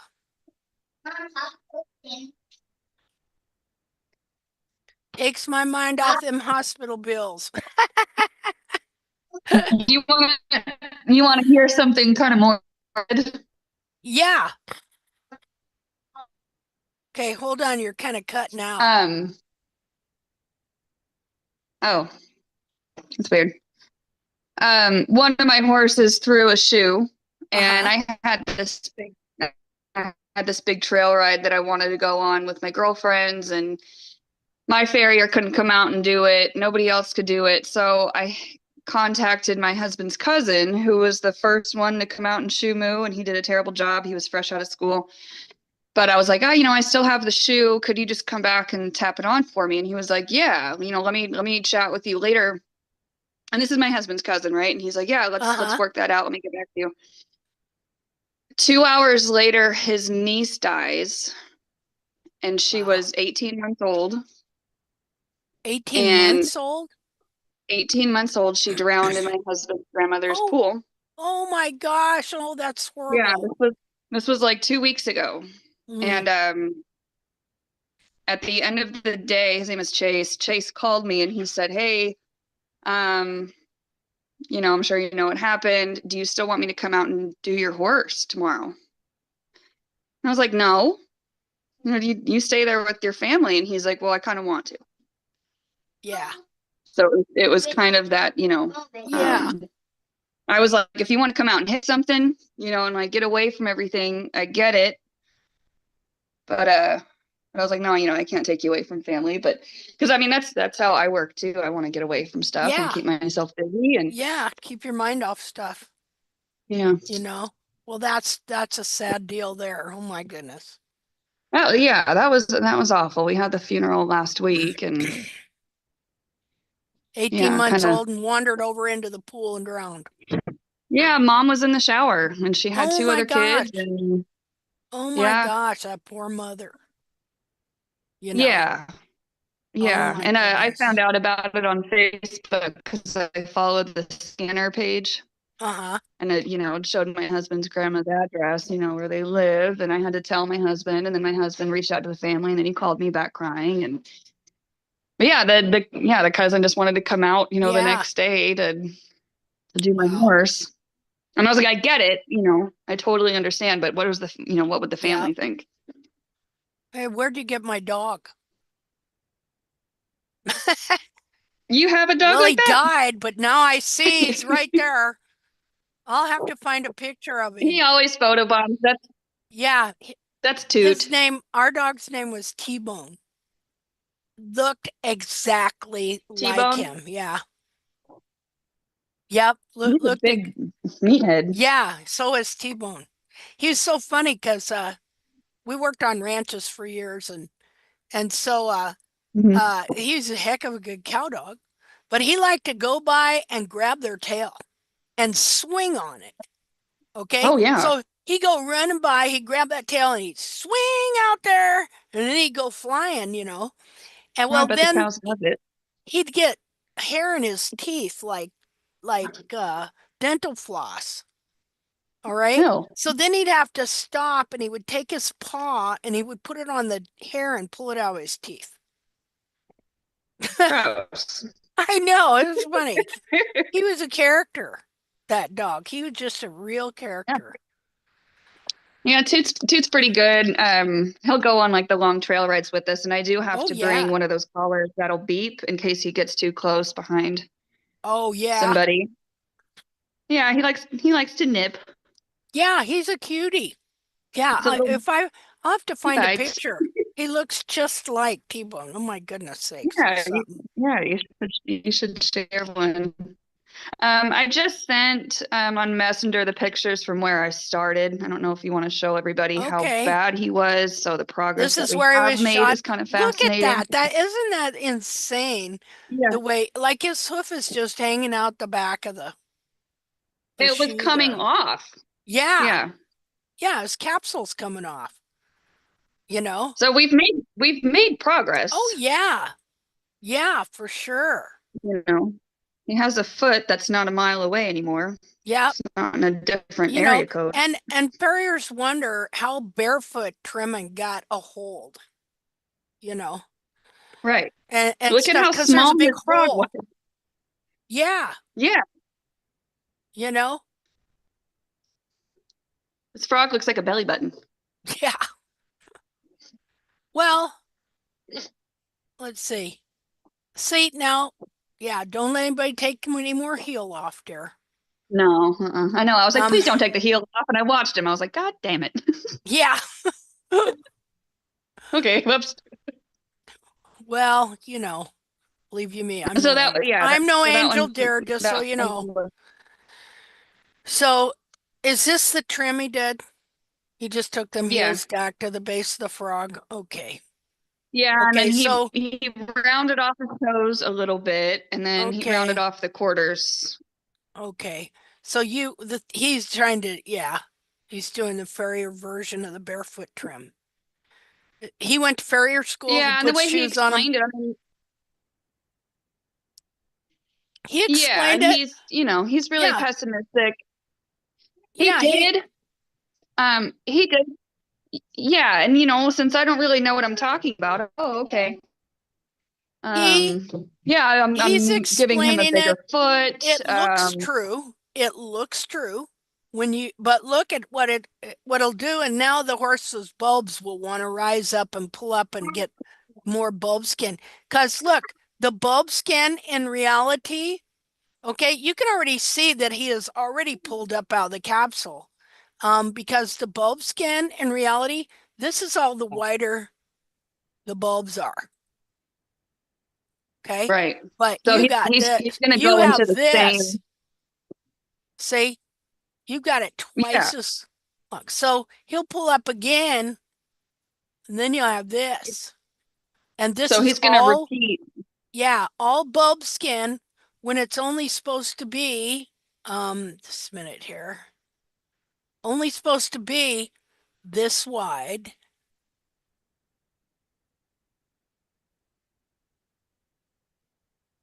And then the heels are supposed to be like this. See, all this, there's no hoof wall here. The capsule goes like this. All this is supposed to be capsule in here. See? Yeah. And so because the foot wants to stand up here, and so you lower the heels and it forces the foot down here. Well, that bulb skin, the periopal skin will give, and gradually the foot is going to pull up. Well, the periopal skin is stretching and growing and still attached to the capsule down here. Now, on that So horse, is there... Well, on that, like that wild horse, okay, because they're in a really dry area and it was all gradual over time, this bulb here stayed connected down here. Right. See, and all this anatomy stayed shoved up into here. But in your case, it's come out the back, see? So right. he'll just stretch up some more. It'll be interesting to see, keep taking pictures and see what happens, over next week or so. And see if this area, if you wind up with more bulb skin. See, and you can look too, because you'll have a deal like this. See that area? Okay. Yeah. So it should only be as wide as the coronary band, really. Right there. But it would come up like this. That's all the wider that should be. And then all of this would be hoof wall. All that in there. Instead, your hoof wall is only right here. So it's going to do that thing where it falls off again if we keep. Yeah, it's like you're growing the capsule off the foot every time you take the heels down, because the foot wants to stand up. It doesn't want to be shoved down. They're only looking at this area. They don't have any clue about what's up here or the inner foot.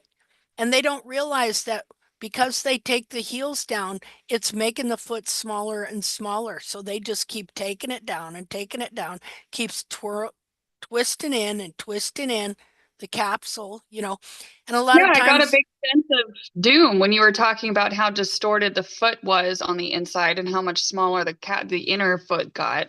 Yeah. Even though the outer capsule looked good. And I was like, oh my God, oh my God, what have we done? Yeah, and it's just epidemic, it's happening everywhere to all these horses. Many horses dying for no good reason. Yeah. So did this do I know it didn't do irreparable damage, but because... No, it's not irreparable. But you need to keep growing this and let it get high, and gradually it will. See, you grow this wall and let it get. All of our horses have had that trim. Yeah. Yeah, mine, I just showed it to you on mine. He did explain, he was like, looking at his radiographs, he could go laminitic at any point, and he's obese now because I haven't been able to work him because his feet have been bad. Now that I got those boots, I can start working him. But he was explaining that if the heel goes too long, then it's going to put more leverage on the toe. And that's not true. Continue that. that duck bill that they get. And I was like, oh, okay. Yeah. And he was like, a lot of the horses that I shoe, the owners, they show and they want the heel long when they show, which is great. But what happens when they're not showing? And I was like, what? Like, what does that mean? He doesn't have a clue on what he's talking about. But he's sincere. He's a good guy. But see, this is the baloney they are taught. Yeah, this is baloney they are taught. They have no clue and stuff. I mean, it's total delusion. Deception And he and doesn't like my delusion. horse, and he's pessimistic about him. He says that my horse will never have a good foot, and that eventually he's going to get arthritic, and that's going to make his feet worse. What he meant to was say like, was, if he ever that gets an injury, he can never trim a good foot. What? That's what your farrier meant to say, was he can't trim your horse to have a good foot, that he doesn't have the skill to do it. Right. Yeah, I was like, well, that's not very nice. Like, I don't. But he doesn't know that, He doesn't know that he doesn't have the skill to do it. And he doesn't know that that's really what it is. He's been led to believe the traditional stuff, And so you think about all these nice people who have been led to do this wrong, who have been killing horses for centuries. And people. Lame horses. This kind of stuff kills people too, because it causes horses to trip and fall, and then people fall and they get maimed and die as well. See, this is really really a horrible. It's as bad for horses as hand washing was for pregnant women. Right. Do you think it's unethical for me to tell my farrier that taking the heels off made him lame, even though he's fine? Nope. It's not unethical. They're the ones that are unethical for not wanting to hear anything they don't want to hear. So I'll just say, yeah, he got a little sore from that, and let's leave his heels next time and see what he says. Yeah. Just next time you go out there, you mark your heels, you say, don't touch it. I'm paying for it. Don't touch it. You're going to have to take a stand, because these guys I told are you, I heard your deceived. voice in my head saying advocate for your horse. And I was like, I don't know what I'm talking about. Well, you feel you don't want to, oh my goodness, you don't want to be assertive, because then they think you're a bitch. Well, yeah, they're always like, you do my job. Here you go. Yeah. And then they'll leave. Exactly. And I love the work that he does on my other horse. And I can send him pictures, and I can get him on the phone as soon as I call him, and he comes out. When he drives about 45 minutes just for me, I don't necessarily want to fire him. You don't, no, not at all. Especially for my other horse, who's great. But I'm just gonna have to tell him that I just want to experiment on Moo by myself and see how it goes, I guess. Yeah, and I understand the position you're in totally. These guys just don't know. And and look at this. How old is this farrier? Mid 40s, early 50s, and he wants to retire. He has a back injury, and yeah. So how are you going to tell somebody, especially a man, and this has been their job, and men's jobs are their identity? How are you going to tell a man he's been doing it wrong his whole life? Yeah, I'm just gonna have to say that I want to experiment on him. I want to learn on him. Keep doing my other horse if you want. Just say that you've been reading about some new research. About just say, hey, you've been reading about some new research. You'd like to try it. Yeah, that's all.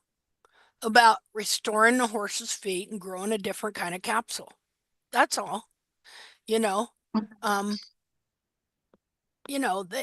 These guys all mean well. No way would they kill a horse on purpose. Unfortunately, though, they have been for 250 years now. I mean, that's just a historical fact. And, this taking the heels back like that is killing these horses, and stuff. This is how I trimmed my pony into mechanical laminitis. Severe mechanical laminitis with a huge Mhm. laminar wedge and constant rotation. See? Yeah. And so just as, we're going to hope that doesn't happen here. Yeah, that's Because one of my yeah, worst fears. I mean, his pulses are always high. He's always yeah, bruised. yeah. And this is exactly how you trim him into mechanical laminitis, taking the Mhm. heels down like that. And I still haven't straightened my pony totally out, but she's not dead, How old and is your she's, horse? oh my God, Valor's 22 or 23, and she is probably 7 years younger than him. So what Mhm. is that? And I've learned so much from that pony. Unfortunately, I learned the stuff from her after I've already made the mistake. Learned foot binding from her, how the whole foot can be bound into. Learned how you can trim them into mechanical laminitis, how by trimming the heels out. Okay. I've trimmed her foot, but ponies, it's worse because Right. their foot is smaller, but it grows at the same rate as a big horse. So it seems to do twice as much damage, you know. I've trimmed her feet to look just like this. But now I understand how they're bound. And now I am able to do, like, I'm able to do some things that I was not able to do before, and I am seeing some really good results. Now she will outwalk me, okay? Oh. But she cannot trot or run because Oh. her feet are so bound, you know. But she'll walk just zippity zoom, you know, but she cannot Mhm. walk or run. So what I'm looking forward to is being able to restore these feet enough so that she can trot and run No. again, No. you know. So anyway, Well, I'm optimistic, and every time I join one of these, yeah, the light bulb goes on, and it feels not so overwhelming.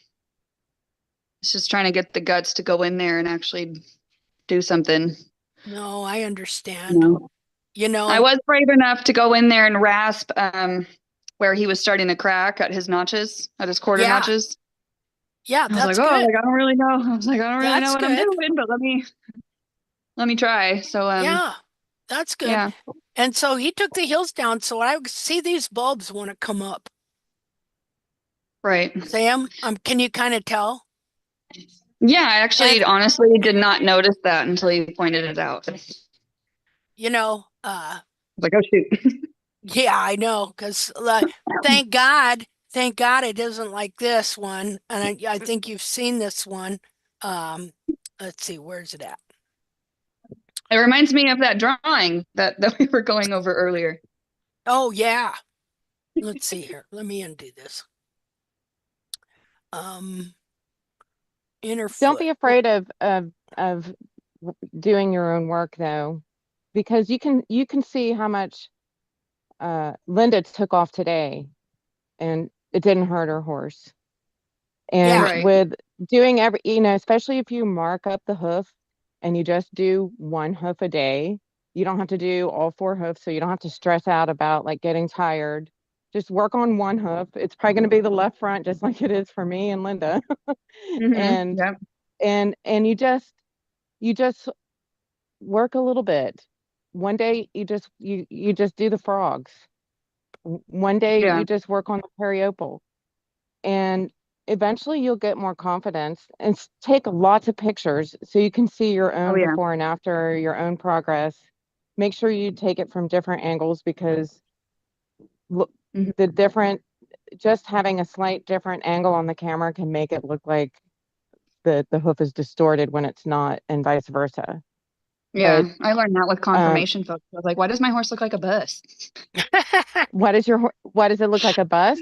I learned how to take confirmation photos because every time I would use wide angle lens to fit him all in there. I'm like, does my horse really look like that? Why does he look like a butt? It was the camera. But don't be afraid, because there's all of us that are in the class. We're all doing it ourselves, and I don't think anybody's hurt their horse by doing it. No, and From pretty much things just improve, you know. So while you need to do is let the heels grow, you know, and then just learn to lightly sand off the bottom of the foot in a frog, you know. Okay. So you see this foot I got up here? Okay, so No, I no, oh, I don't? I don't see it. Okay. So your foot is similar to this foot, only the bulbs gradually kept growing as the back of the bulbs were coming, because see, this is a capsule. When you take a capsule off, the periopal, everything that comes off in one piece. Okay. So the heels were trimmed out, the bulbs were compressed down into here. Obviously they got uh huh. I wonder if that's blood. What is going on here? Are you okay? Where you at? Yeah, is that a cadaver foot or Okay, what's no. This was a picture somebody sent me from Israel. Okay. This Arab guy had this It looks like problem. gloving. Yeah, that's exactly what's happening. Okay. Um, but your horse is doing the same thing, only the periopal skin is growing as his foot is wanting to come back up and out. So you have these big fat bulbs. See, now I want you to look at this part here. Okay, so here's periopal skin. See it? Okay. Yeah. That grew from right here. And so when the heels were lowered, this at one point was bound and into this right here, just like it is over here. See there? Okay, but it ripped out. I'm pretty sure I didn't notice it before, but I'm pretty sure now I didn't notice it till just now that this whole foot is covered with blood. Okay. And so this must have ripped out, and the horse was a racehorse over there or something. So this must have ripped out just really recently, and now the horse was bleeding profusely out there. Well, the bleeding has stopped, but you can see the blood. See there? I never noticed that until just now. But in your horse's case, if we go back to there, let's see. Come on. Okay, we're going to see the same thing, except instead of ripping out of the capsule, the bulbs just gradually pulled out and the periopal kept growing and filling up the void. So yours has periopal clear to here and a big fat bulb sticking out the back of the foot. And so let's see here.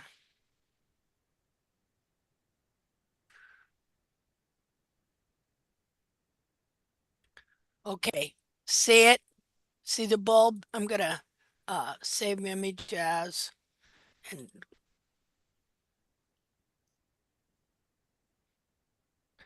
see, share.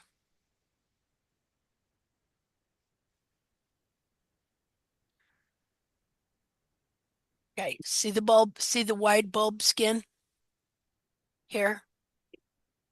Yeah. Okay, so see, it's not supposed to be that wide. Okay, Okay. Ideally it's only about as wide as this little hand. Okay, like on that other foot. Let's see, let's go back to there. Go back. Ah, come on, stupid thing. Go back to here. Okay. See over here, it didn't tear out. That's the bulb skin there. Oh my God. Oh my God. Okay. But over here, it did tear out because as you trim the heels out, the capsule gets smaller. And of course, it pulls and forces the back of the foot down. And so there's tremendous pressure.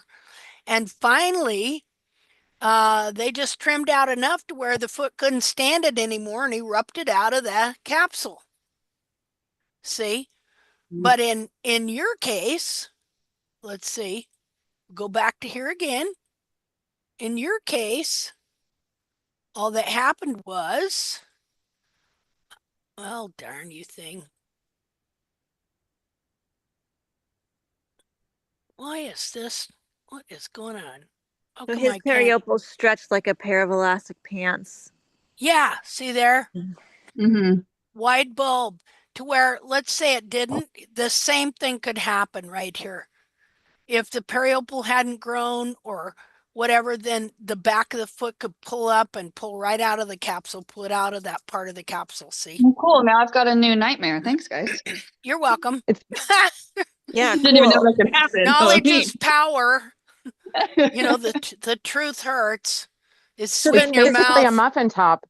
Yeah. So then does Oh. she have to be careful if she chooses to start to trim? If she starts trimming the frog, is the frog mostly periopal on top and will she release that Yeah, see, what I do is let those heels grow for a good month. You can still lightly trim up on the frog, especially where the apex and stuff like that. But I would let these heels grow. You know, now is this before he trimmed? No, that was after. That was this Oh, morning. okay. Well, oh, well, he's made some heels already. He did. Yeah, he did have a tiny bit. I'm gonna go back in Yeah. my photos and look and see what I have. Yeah, he made himself some heel. He pulled some heel back behind his foot and made himself some heel because he took the heel all the way down. Yeah. See? So he's already pulled his foot up and pulled some heel around behind him to kind of lift his foot up. See, and if you'd use boots, if there's some way you could put a little bit of a wedge pad in there, you know what would be good? We need to get wedge pads you can attach to the outside of the boot to kind of lift the back of the foot Well, up. funny enough, I'm actually about to put my Cavallo gel pads into his Renegades because the Renegades are just like plastic on the inside, and Yeah. he really likes the gel. Yeah. So my husband's gonna help me figure out how to adhere those without damaging anything. Okay. Well, good. I don't know how I could put a wedge in a Renegade though. If somebody has Yeah, no. ideas. I wonder if you could put a red wedge on the outside, Oh, I didn't think of that. Okay. you know, with some screws or something. I don't know. Um, because the more you can lift the back of that foot, the better. But just growing, just allowing those heels to grow. Next time the farrier comes, okay, mark the heels, and because they'll be with the marker and say, please don't take anything off past here. And Okay. you'll know, just be polite. Trying something, some research I read, some new groundbreaking stuff. Okay, from some famous veterinarian over in where? Kansas. Yeah, Poland or something. I don't know. Some famous veterinarian over in Lexington, Kentucky has developed a new theory, and so you want to try it out. That's all. There you go. Okay. He's got all his, he's got all his CJFs doing it. I'm not a good Certified. liar. I just have to omit stuff, and I'm just gonna have to say that I wanna. Yeah, because he'll ask me who and well, what did you learn, and it's just gonna come out. So I'm just gonna say that I'm just gonna take responsibility for him and let my Okay. farrier off the hook with this Well, guy. I admire you not taking the coward's way out. I've just never been a good liar. I just can't do it. I've tried so hard. I'll tell my husband, "Oh, my mom called," and he'll say, "No, she didn't. You're lying." And I'm like, "Yeah, I know. Just wanted to try." That's good. Yeah, just tell him whatever you want to tell him, Yeah. and stuff, but see, why should we even have to feel that way with these guys, Yeah. It's ridiculous. Who do they work for? By God, they work for Exactly. us. you know. Yeah, I mean, are there farriers out there that say, "What do you want me to do? What do you want to achieve? Are you okay if it makes this outcome?" Yeah, You know. never heard of nothing like that. Yeah. Well, I mean, that's what hairdressers do. You get a Yeah, consultation. and then they butcher you, right? Yeah, but then How usually many? you can get a refund. Yeah, yeah. See, I had this saying, hairdressers and horseshoers, if you find a good one, you better keep him. Yeah. Okay. Because I got butchered numerous times at hairdressers. Like one time I went to this gal and she's an Oriental gal and I was telling her what I want. She kept going, yes, yes, you know. And then she cut my hair as the worst haircut I ever got. So I went back to complain. Well, the owner, okay, was a not Oriental lady like me, okay. And come to find out, that gal didn't even speak English. How about that? You Oh. know, so yeah, that was the last worstest haircut I ever got. Aw. Of course, that was over 20 years ago. I rarely go get my hair cut. I'll just do it myself now. Same. But yeah, she didn't speak English. Okay, okay, okay. You understand? Okay. Yeah, All right. yeah, and then you feel bad. At Yeah. least I did. I do. Yeah. Well, you know, I finally got really irritated. So with hairdressers and horseshoers and stuff, they're a lot alike. You don't realize how bad it is till you're gone, you know, and stuff is the thing. So, well, anyway. Okay, ladies. Well, I guess we'll call it a day. What the heck? 8.5 hours. Very This is the good. longest one I've ever done. Wow. You know. So, okay, well, They're all so good. I learned so much, even though I think she's going to cover stuff I already know, but there's always something in it that I find so fascinating. the And repetition is what really helps. it's really important. Yes, I think that's what it is. And Yeah. The fact that it's helped my horse so much, I just want to know everything I can about it. That's awesome. I'm so glad everything's working out for you. You know? Okay, now I'm lost. I have no idea where everybody's at or even who's still here. Because I can't find anything. Well, how about that? Just a minute. Okay, stop share. Okay, well, heck, you know, five of us have suffered through this thing. Okay. You did it. We're gonna get a T-shirt in the mail. Hey, yeah, that'd be great. Cool. You know, well, you guys are pretty tough to stand in here to stay here this long. And so I just want you to know I really appreciate it. Let me share this stuff. Because I always learn more every single time as well. I'm learning while I'm doing here, you know, and as the best. So I probably have told you all this before. So the best compliment I ever got on YouTube years ago was from a farrier. And he said, how can people who don't know what they're doing teach people who don't know what they're doing? There we go. That's us. And I said, well, at least we know we don't know what we're doing. But the Right? thing It's about it better than is, having an ego where you refuse to learn anything new. that's right. But the thing about it is, now we do know more. There was a time when I thought I knew, or I knew I didn't know. Then I was led to believe things to make me think I knew. And then I came to the point where I realized something had to be wrong. And so then I went through a very, very long period of time of trying to find the things that were right and correct. So we do know and have things, whether they like it or not. Oh, people just hate it when you say you know and something else is wrong. Did you know that? They hate that and stuff. But that's the way life is. I would hope my heart surgeon knew the truth about my heart. You know what I mean? So anyway, okay. Well, hey, we'll see everybody next week. Great. Thank you, Thank you, Linda. Okay, bye-bye, gals.